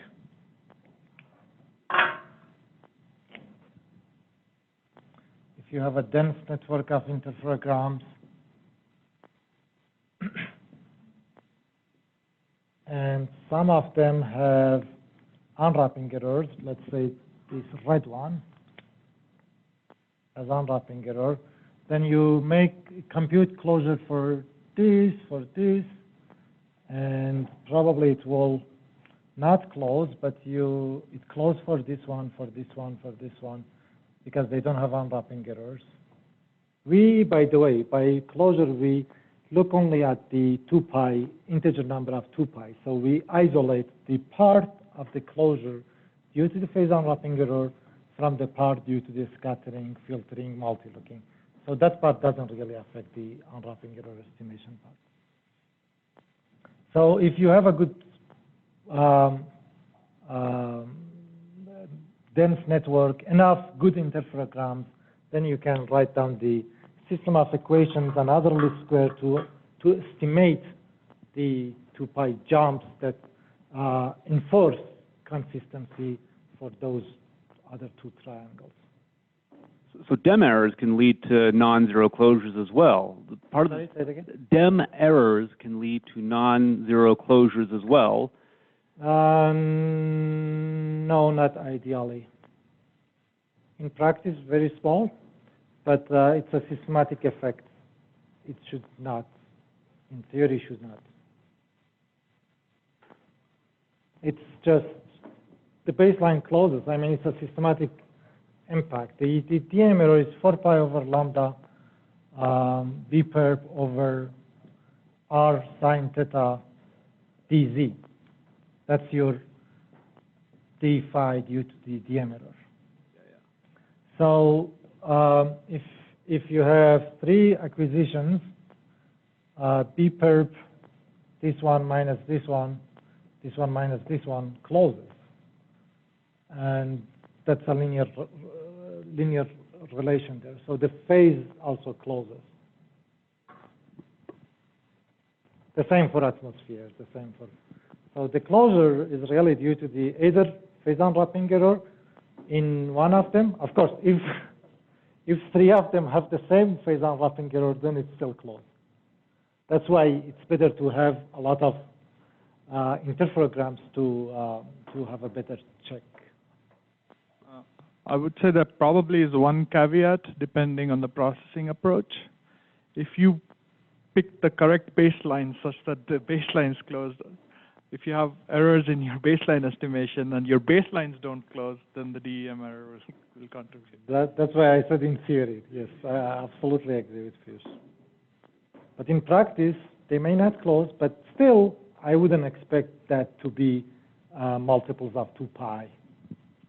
I would expect that to be smaller. Harish, there's still an ambiguity in that network because you still don't know where the unwrapping error is. Okay, how about now? Unless you have. How about now and enough more? No. In general, in the basic triangle, you need more than exactly several. Yes, you're but right. if you don't have that, then of course. Absolutely, yes. It's. So based on Yunjun's experience and what is in the paper, I think he got better results when we did bridging and then doing the closure on top of that. It slightly improved. We are not going to do that today. And the final way to improve your inversion in MintPy is the inversion that we have done so far was unweighted. We didn't weight different interferograms. But as many of you mentioned already, and as you know, each interferogram has its own coherence. That means each interferogram has, each interferometric phase for each pixel has its own standard deviation. And we could use that just for weighting. There are different ways to weight in MintPy. You could just use the coherence or the inverse of the sigma phi or what's usually called Fisher information matrix, which is very similar to the inverse of the sigma phi. So you can easily turn that on by saying mint_pi.network inverse.weight function to be any of those methods. I turned it off in the configuration file. I said no, but you can go back at home and try to turn it out to different methods and look at the paper which what each method is exactly. There are enough details there, and then do the time series again. But that would also overcome some of the limitations that you guys mentioned, which is affecting the inversion. And another way, one way was just for the, so far we have forced the inversion to use the same network of interferograms for all pixels. So it doesn't matter which pixel you look at, you will get the same network of interferograms. But you say, okay, David has been kind enough, has processed a lot of interferograms, and I want to be a little bit more flexible. So this pixel, but I already enforced basically the minimum span 3 thing, and you can mask the, you can use this option that masks the data set, the interferograms basically here, based on coherence and with a threshold. If you do this, then the network is not anymore the same for each pixel. But the good thing is always there is one file written to the disk called num_if_gram inverse, which tells you how many interferograms have been used for each pixel. And it should be anyway always generated, I believe, if I am not.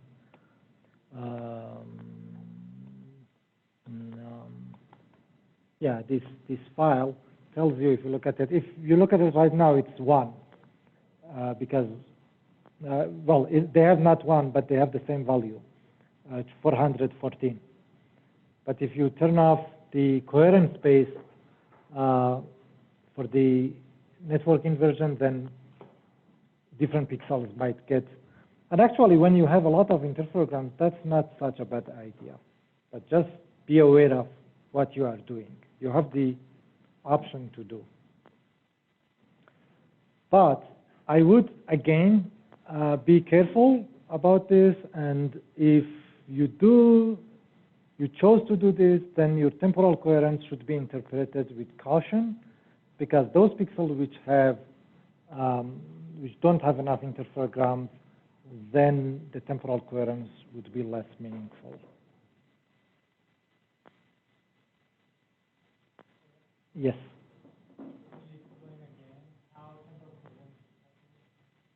It's a metric in old SPAS papers. We are using that metric in PEPA Lanari 2006 paper. Sum of the overall interferograms, I believe absolute of EJ to the power of residual. Absolute of the sum, exactly. And residual is just your original interferometric phase network for, the network of interferograms for 1 pixel minus the predicted interferometric phase, which is the result of the time series.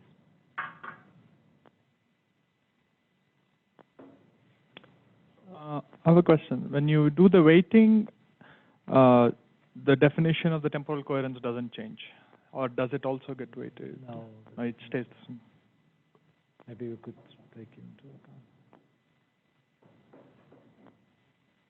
The standard deviation, if you do weighting, the standard deviation of the time series is computed, which basically is propagation of the standard deviation of the phase, interferometric phase to the time series phase. But I think somebody complained, Rob complained about the large memory, and Piyush, Yunjun commented out, but we recently added the block by block writing, so we can turn that back in. So there is some options recently added by contributors at University of Miami for parallel processing using Dask only for the inversion part. I haven't used it really. That's something to explore. Maybe if somebody's experience can explore it and contribute to it, actually. Local oscillator drift, it's related to NVSat.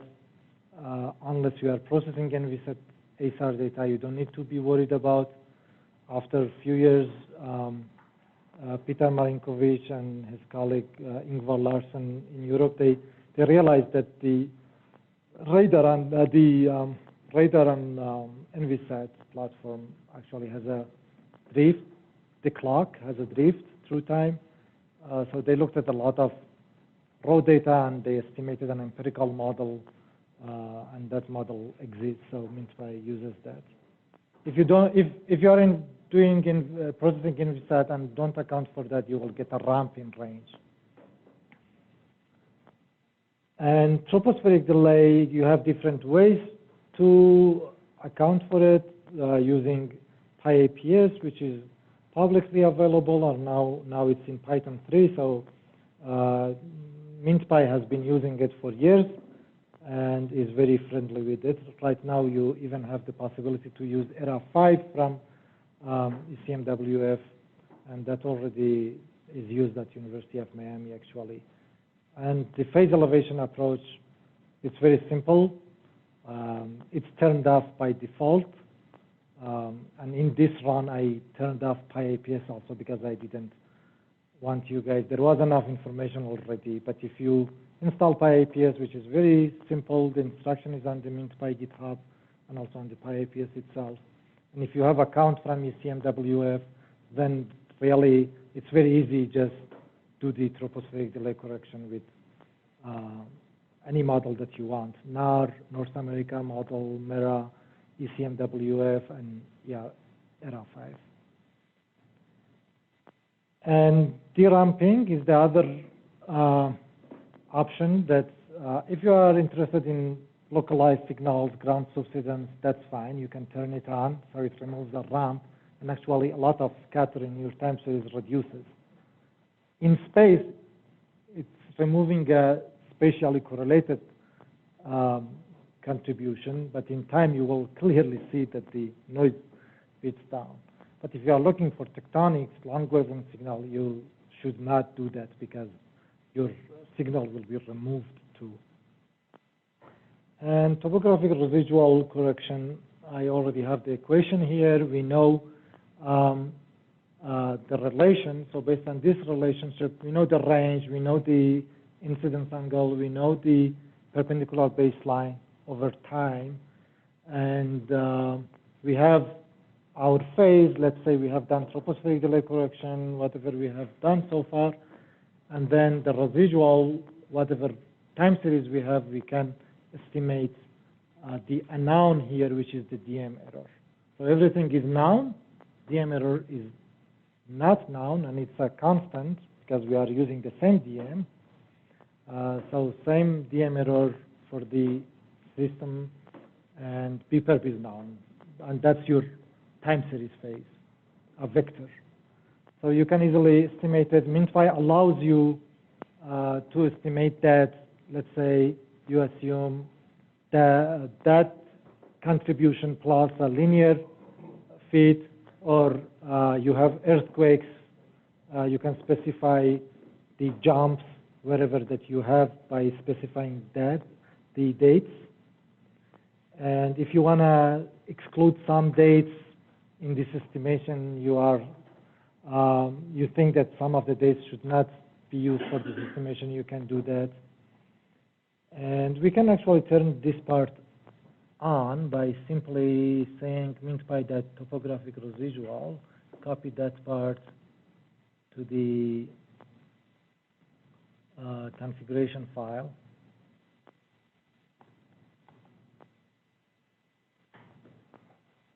I'll say auto is yes in this case. But I will be clear and would say yes.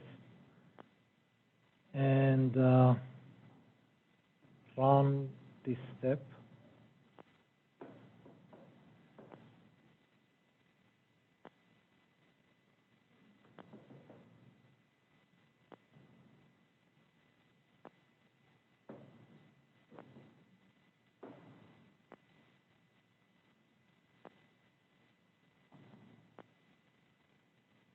Okay, that was fast. And actually, it estimates a DM error. And you can look at it. Looks something like this. You just told me that the topographic residual is going to be small because the baseline's closed. But this is absorbing the residual, right? Like if there's some non-closure, this is giving the linear system another degree of freedom to try and match stuff. But if this can't contribute anything because the baseline's closed, how do you get the topographic residual? Like how does this tell you something? How are you measuring the DEM error and not phase closure error due to unwrapping problems? It definitely, so the unwrapping, let's assume we have done our best before inversion and during the unwrapping error correction, checking the temporal coherence, the network is good, so that's the approach, let's say, and we are working only on good pixels, based on temporal coherence again, doing weighting, everything. So let's say we don't have unwrapping errors anymore. But the phase closure due to the scattering and all those, anything that is causing phase closure, that has already leaked to the time series anyway. They are small. We don't know what's the impact.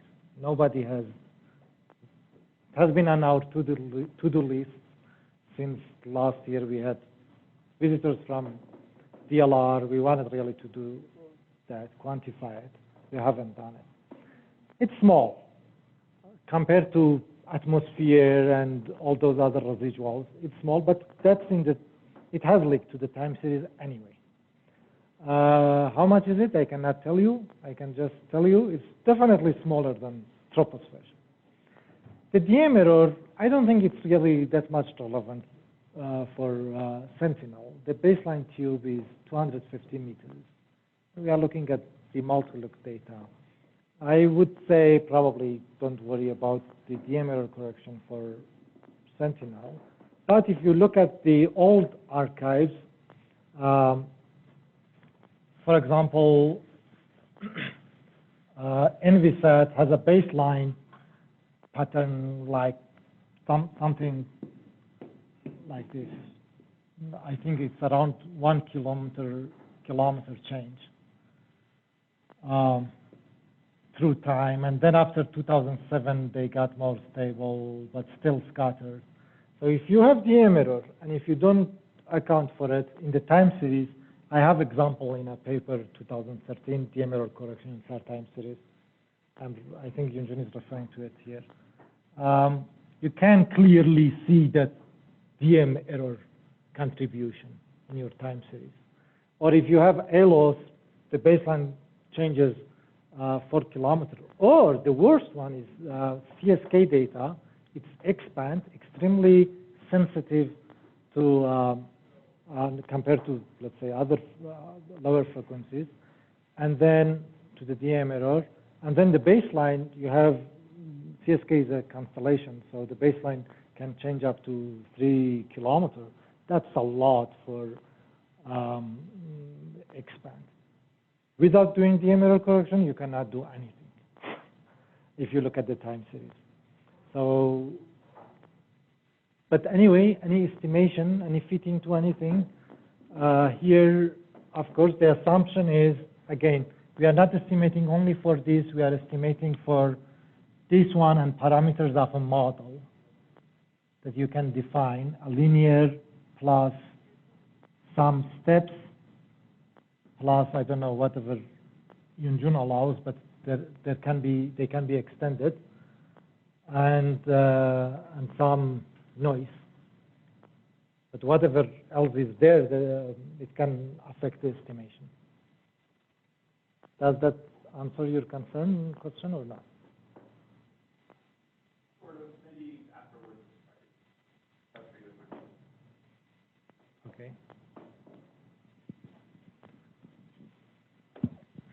if in engineer's point of view, covariance-based eigenvalue, covariance-based approach is better than PS and SBAS?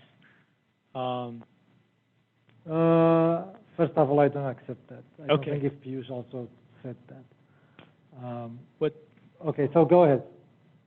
So in Piyush's presentation, this is, and then covariance eigenvalue approach would not produce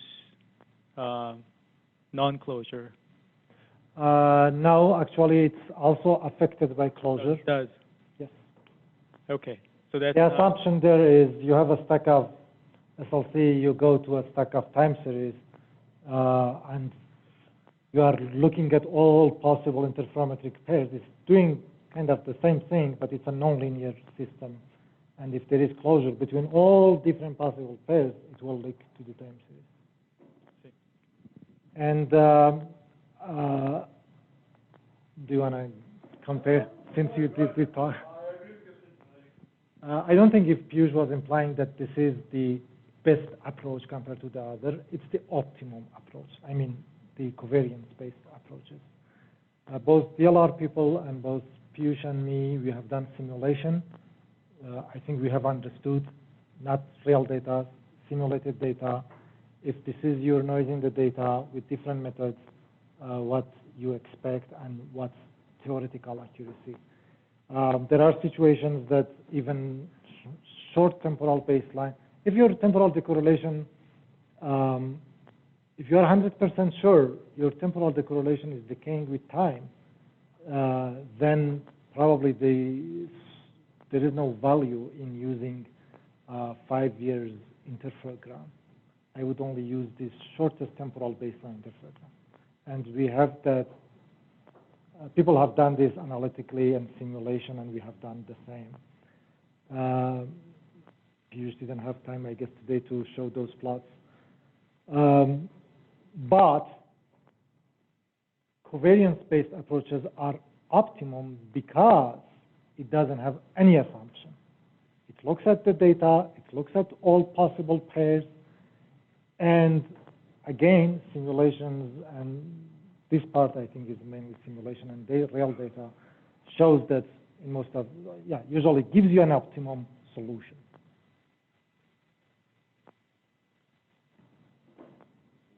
But closure affects us. And PS thing is a completely different thing. We are not at what Piyush showed. We still didn't have the PS chain, but we are working on the PS chain to add back to that DS map. We are not touching it, so the closure doesn't affect it because it's just phase of the SLC through time.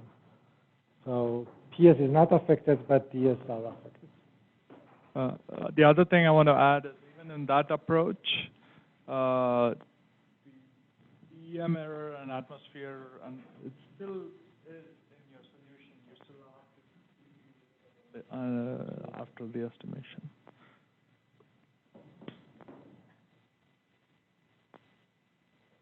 All right, so where were we? So yeah, and a DM error estimated, probably it's biased by troposphere, because I believe the main source of troposphere, main source of noise in this region right now in our data set is troposphere, not DM error.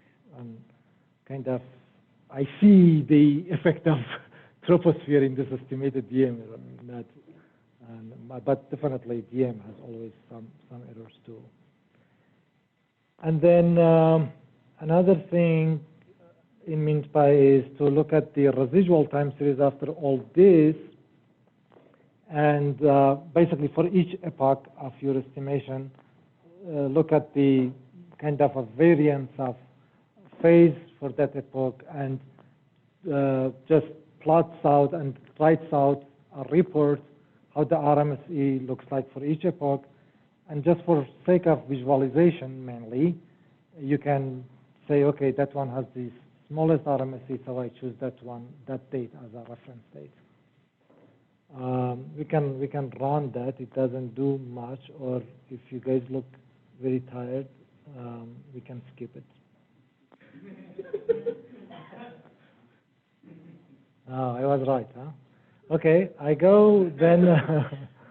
I go to the to the final step.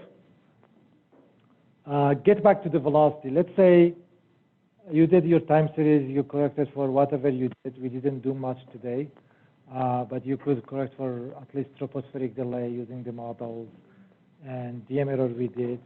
And now you want to do the time series, the velocity again. Oh, we at least changed the network, right? So the velocity shouldn't have that artifact. And in this case, I run another command to save a KMZ file. If you say Google Earth, it saves a KMZ for velocity field. And if it's done, so we look at the velocity. Now that artifact is gone in the velocity also. It was up here. I think it's pretty much gone. Yes. And then another interesting part that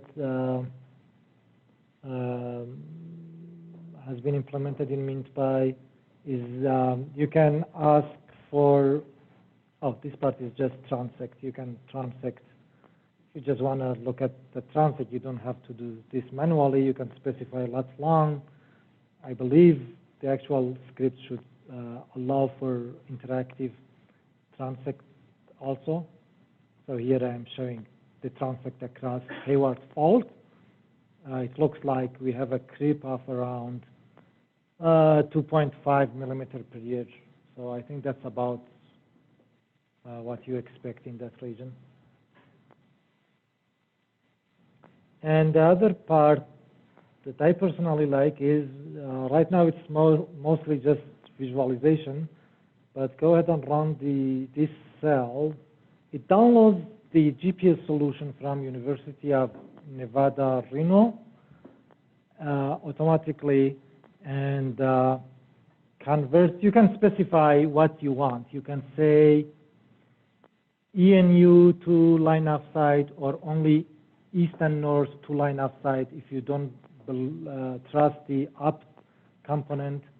But anyway, we have all the information. We have the incidence angle, we have the azimuth angle, and MintPy does all that automatically. Downloads the GPS, converts each station to the line of sight.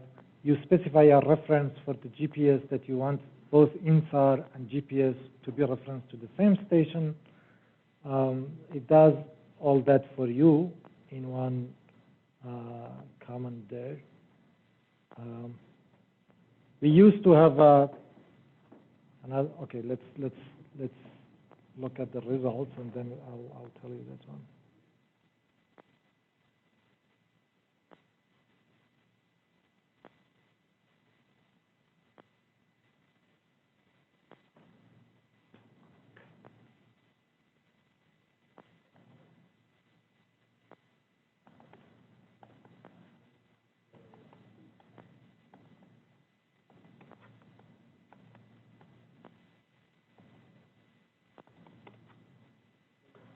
User question. Yes.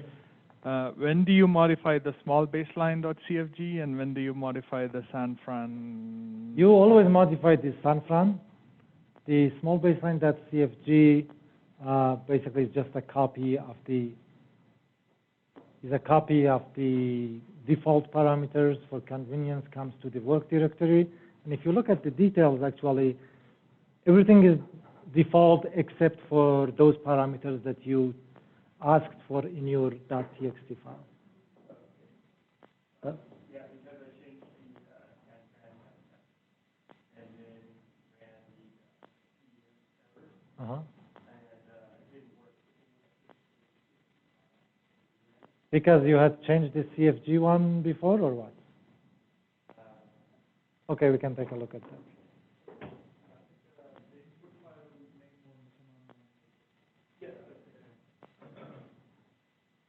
So while that step is running, MintPy allows you to make KMZs for both velocity fields and also for the time series, which is really cool. I really like it.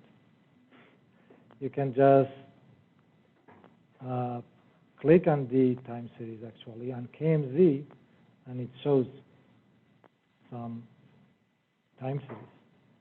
If you zoom more, it should densify the so it's interesting. And the velocity is also there, which is very useful. You can just to see where are the different signals. So that's the Bay Area, and that's the Hayward, and it's nice, I think, to have this kind of stuff easily.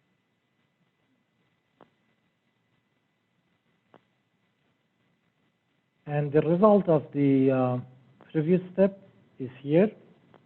The circles are GPS stations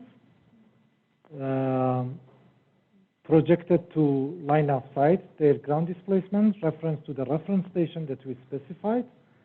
And the color is exactly the same, the color scale for both InSAR and GPS. So at least visually, they agree. And it's very interesting. Look at the orange for both orange and then green and then blue. I like it. I like these few stations here. Both GPS and InSAR agree nicely. Even so, this can be validation, but there could be more quantified. Actually, I had some old scripts for quantification. I asked Yunjun why it's not there, and he said I didn't understand it. And I looked at the code, and I didn't understand it too. So yeah. Again, I would like to mention again, Yunjun has done a lot of work last 4 or 5 years. He's the main developer of the code, and he has been actively developing. And he even contributed a lot to this notebook too. So I think that's pretty much it. And just briefly, few things. Again, all the different steps that I showed you, they are standalone scripts that you can call. Just look at the help, and it's very easy, really, to understand. There is a script ascending. If you have velocity field over this region, this was descending. If you have also ascending, there is a script called ascending, descending to horizontal and vertical, basically doing what Garrett was talking about yesterday. So it gives you that option. You can generate different masks as you like if you want to mask differently. There are options. If you are at the radar coordinate, there is option to geocode at the very end. So you keep everything in the radar coordinate. In this case, all the interferograms were already geocoded, so we didn't need that. There is even option to go back from radar to geo, geo to RDR. And if you have different tracks, you can put them together easily. But this was the time that we didn't know much about GDAL. Thanks to Piyush, now we know, so we have to rewrite them probably. Plot transect, I think I showed. You can plot coherence as you want. There are, as you have noticed, I didn't have any step for filtering, spatial filtering, temporal filtering. There are some scripts there. If you want to do it yourself, you can do it. But we have been trying to avoid it, mainly because, as I mentioned before, we would like to understand the different components of the phase. And I believe filtering can be done if a user wants at the last step. There is no reason why we smooth the inversion or filter at the very beginning. So let's understand what are the components, and that's the way to convergent. That's the way to understand if a signal is right or not in your data. You can export the final outputs right now to different formats. I think these GBs, I really don't know. I think that's what they are using at University of Miami for modeling somehow. And you can save it to GMT HDF5 US. And I already showed you the KMZ. So do you guys have any question?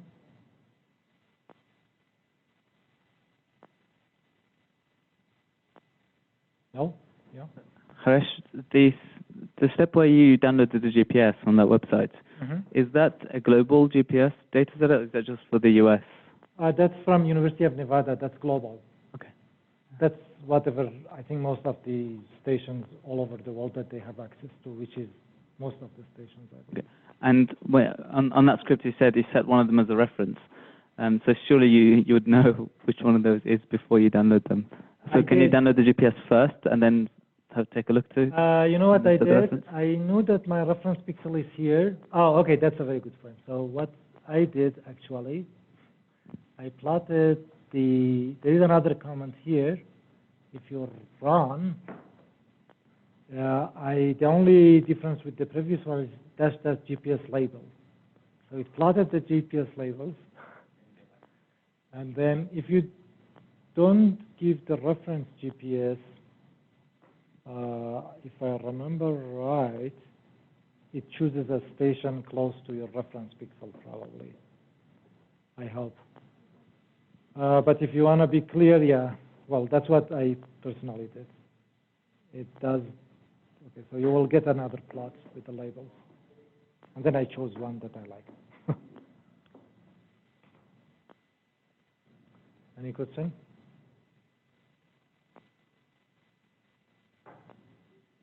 All right, so let's just look at these plots since Iqbal asked for, and then I think we will be done.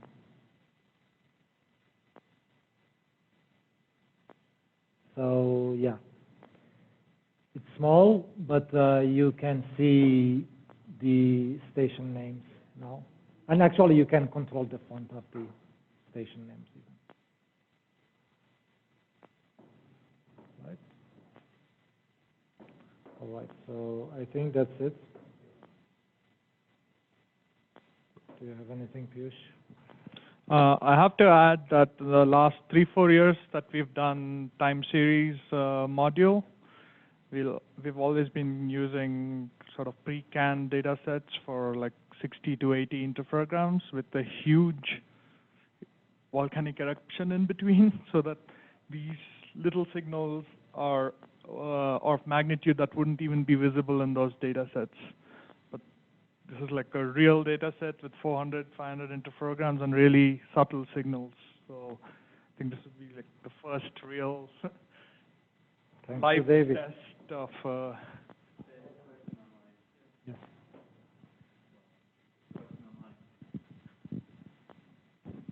There's an online question, which is what's the roadmap for the development of this tool going forward? What other functionality are you hoping to add?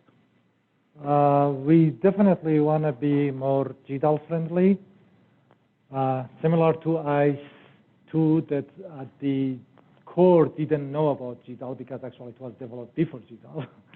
So when we started for MINSPIRE a long time ago during my graduate study also, we didn't know about GDAL, and GDAL was actually very preliminary.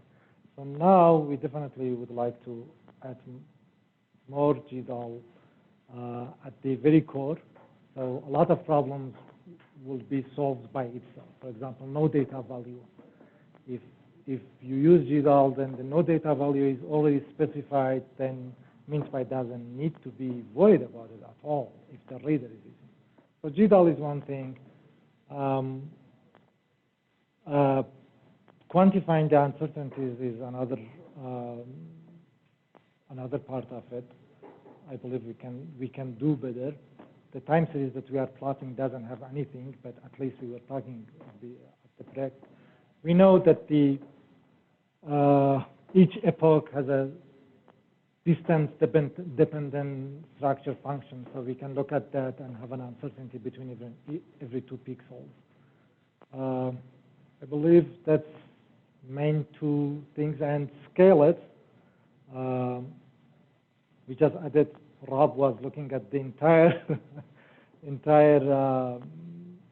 Tibet, very, how many kilometers? You want to show the 3 lines on the GitHub issues page? Which one?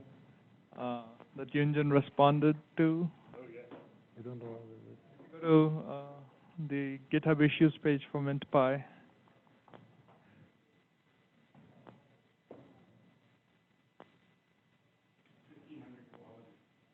1,500? Okay, thank you.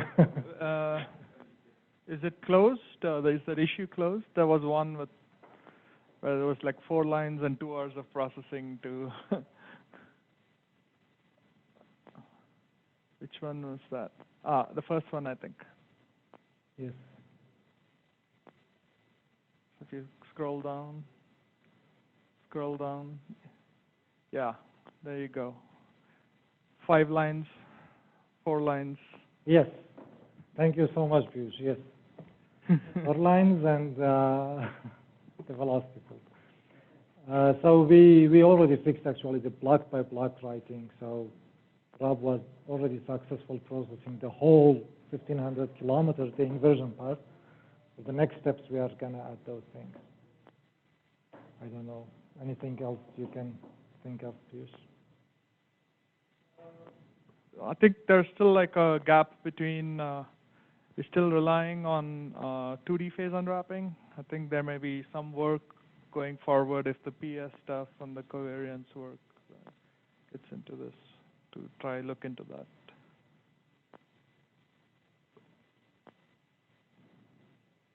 Any more questions? All right. So yes, Sanko. Quick question about save_gmt.py. This line, can it be implemented using GDAL translate with OFGMT? Yes, it can be. Oh. You can just, as far as you point to, maybe not easily, because we are using HDF5 and doesn't know about the geo information.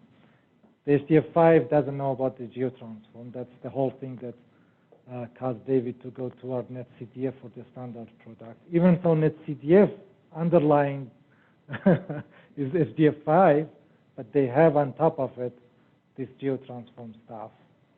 So not easily. Thank you.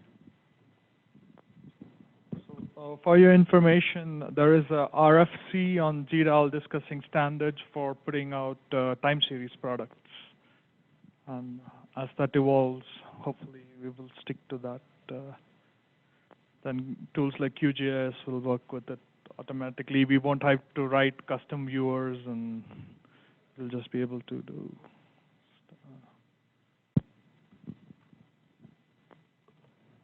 All right, so what's next?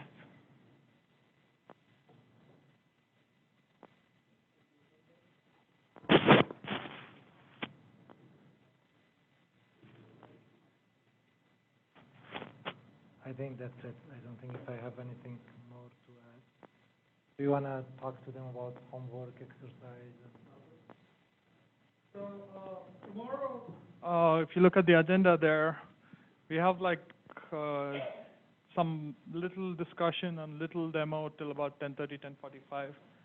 After that, if any students want to present any results from data they processed during the class, I think it would be nice for us to see. You can ask us questions on any data set that you used to generate.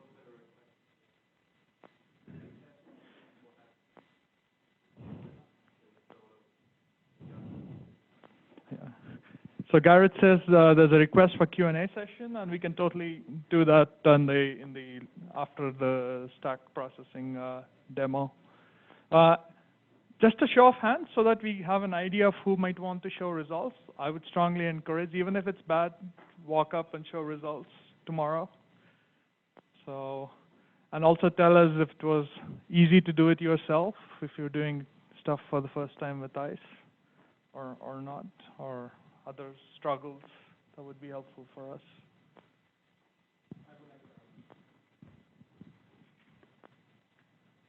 I mean, few of us have requested Scott to show us how we can use Docker ICE. So, I mean, and he has agreed to do so. So, I mean, we'll do it today or tomorrow. So, Scott's left for the day. He did tell me to remind you that he will, after the stack demo, during the user exercises, also show you how to build the Docker image and how to use Docker to do your processing. I'll, that, yeah, definitely. As for the Docker, if we get the most out of it, do you think it's better for us to try to install on a laptop tonight? So if you are interested in Docker, please install Docker tonight. That would be the homework. It's fairly easy. If you're on a Mac, go look for Docker for Mac. Don't install it from Brew or MacPorts. Those tend to be a little behind. Just download it from Docker for Mac. If you're on Linux, also get the latest version possible.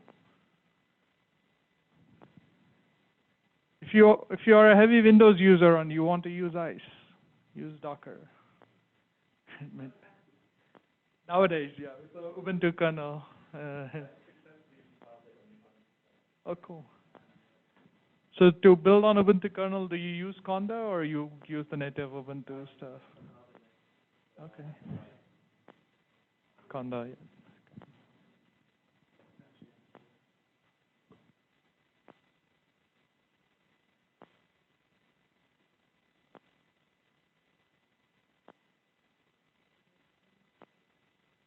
All these tools we've shown you today, they are all in the public domain. You want to see features in it, issue pull requests, make changes to the code. If you find bugs, don't say silent. Let us know there are bugs. Otherwise, things don't get fixed.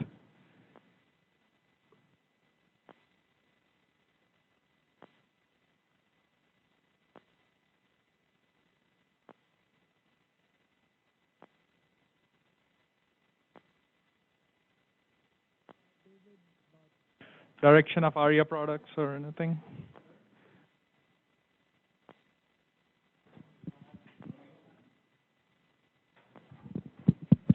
So I guess, yeah, we gave an overview of the ARIA products. So as Paul said, whatever your needs are, it's good to voice those. So even if you later on look at the website and you want to have other regions or you want to have considerations on the densification, then send us an email so we can advocate for other regions or more products.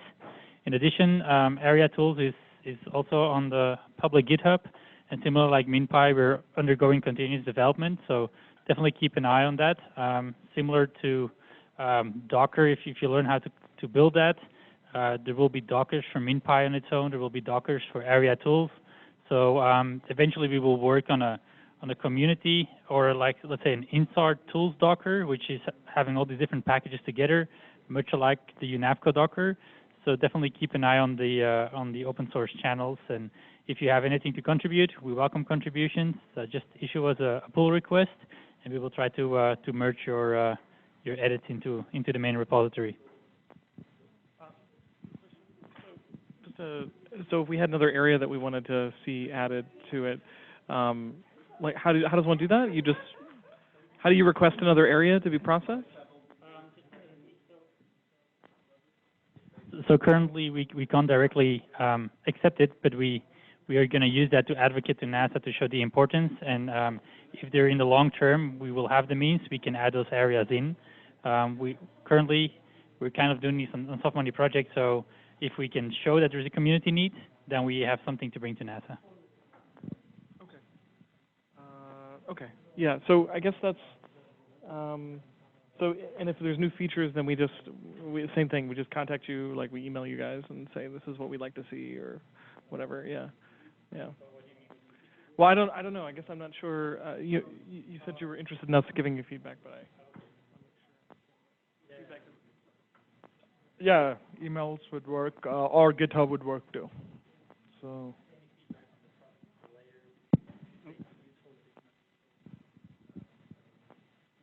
So maybe one bit of clarification.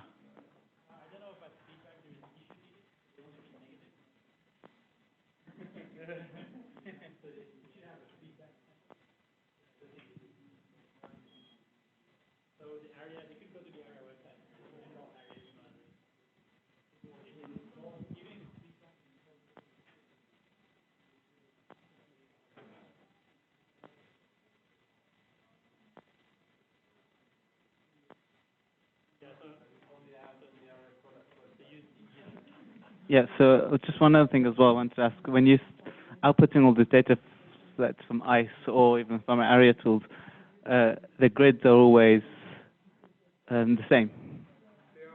But are the grids from ICE the same as the grids on area? They are all currently tied to the SRTM grid. They are always on the SRTM grid. So how you control that in ICE is using the geocoding, and we stage a large DM all around the world, and we geocode always with the same DM. So even if there's a different product, they will be on the same integer step size. So, and that is kind of essential if you want to be able to mosaic them together. Think about the tap, which Piyush was talking about in his GDAL notebook. For maybe the ARIA folks can help us. So is there anybody who's using Red Hat in the class? And CentOS, yeah. So I'm pretty new to Docker, and I would like to install Docker on my Red Hat operating system. So any experience on that? I mean, which one? I mean, there are several options like Docker CE, EE, and so on. So if you can, what's the difference? I mean, what should I? Yeah.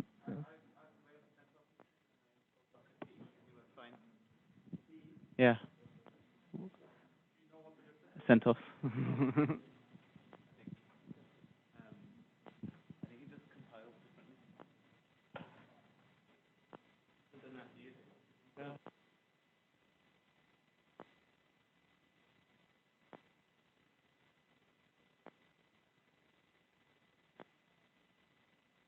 How many of you would like to show some results tomorrow? I know you've been processing Antarctica. Do you want to show a couple of results? Okay. You'd like to show? Anybody else would like to show? Rob? Okay, cool. So we have plenty to look at tomorrow and then discuss.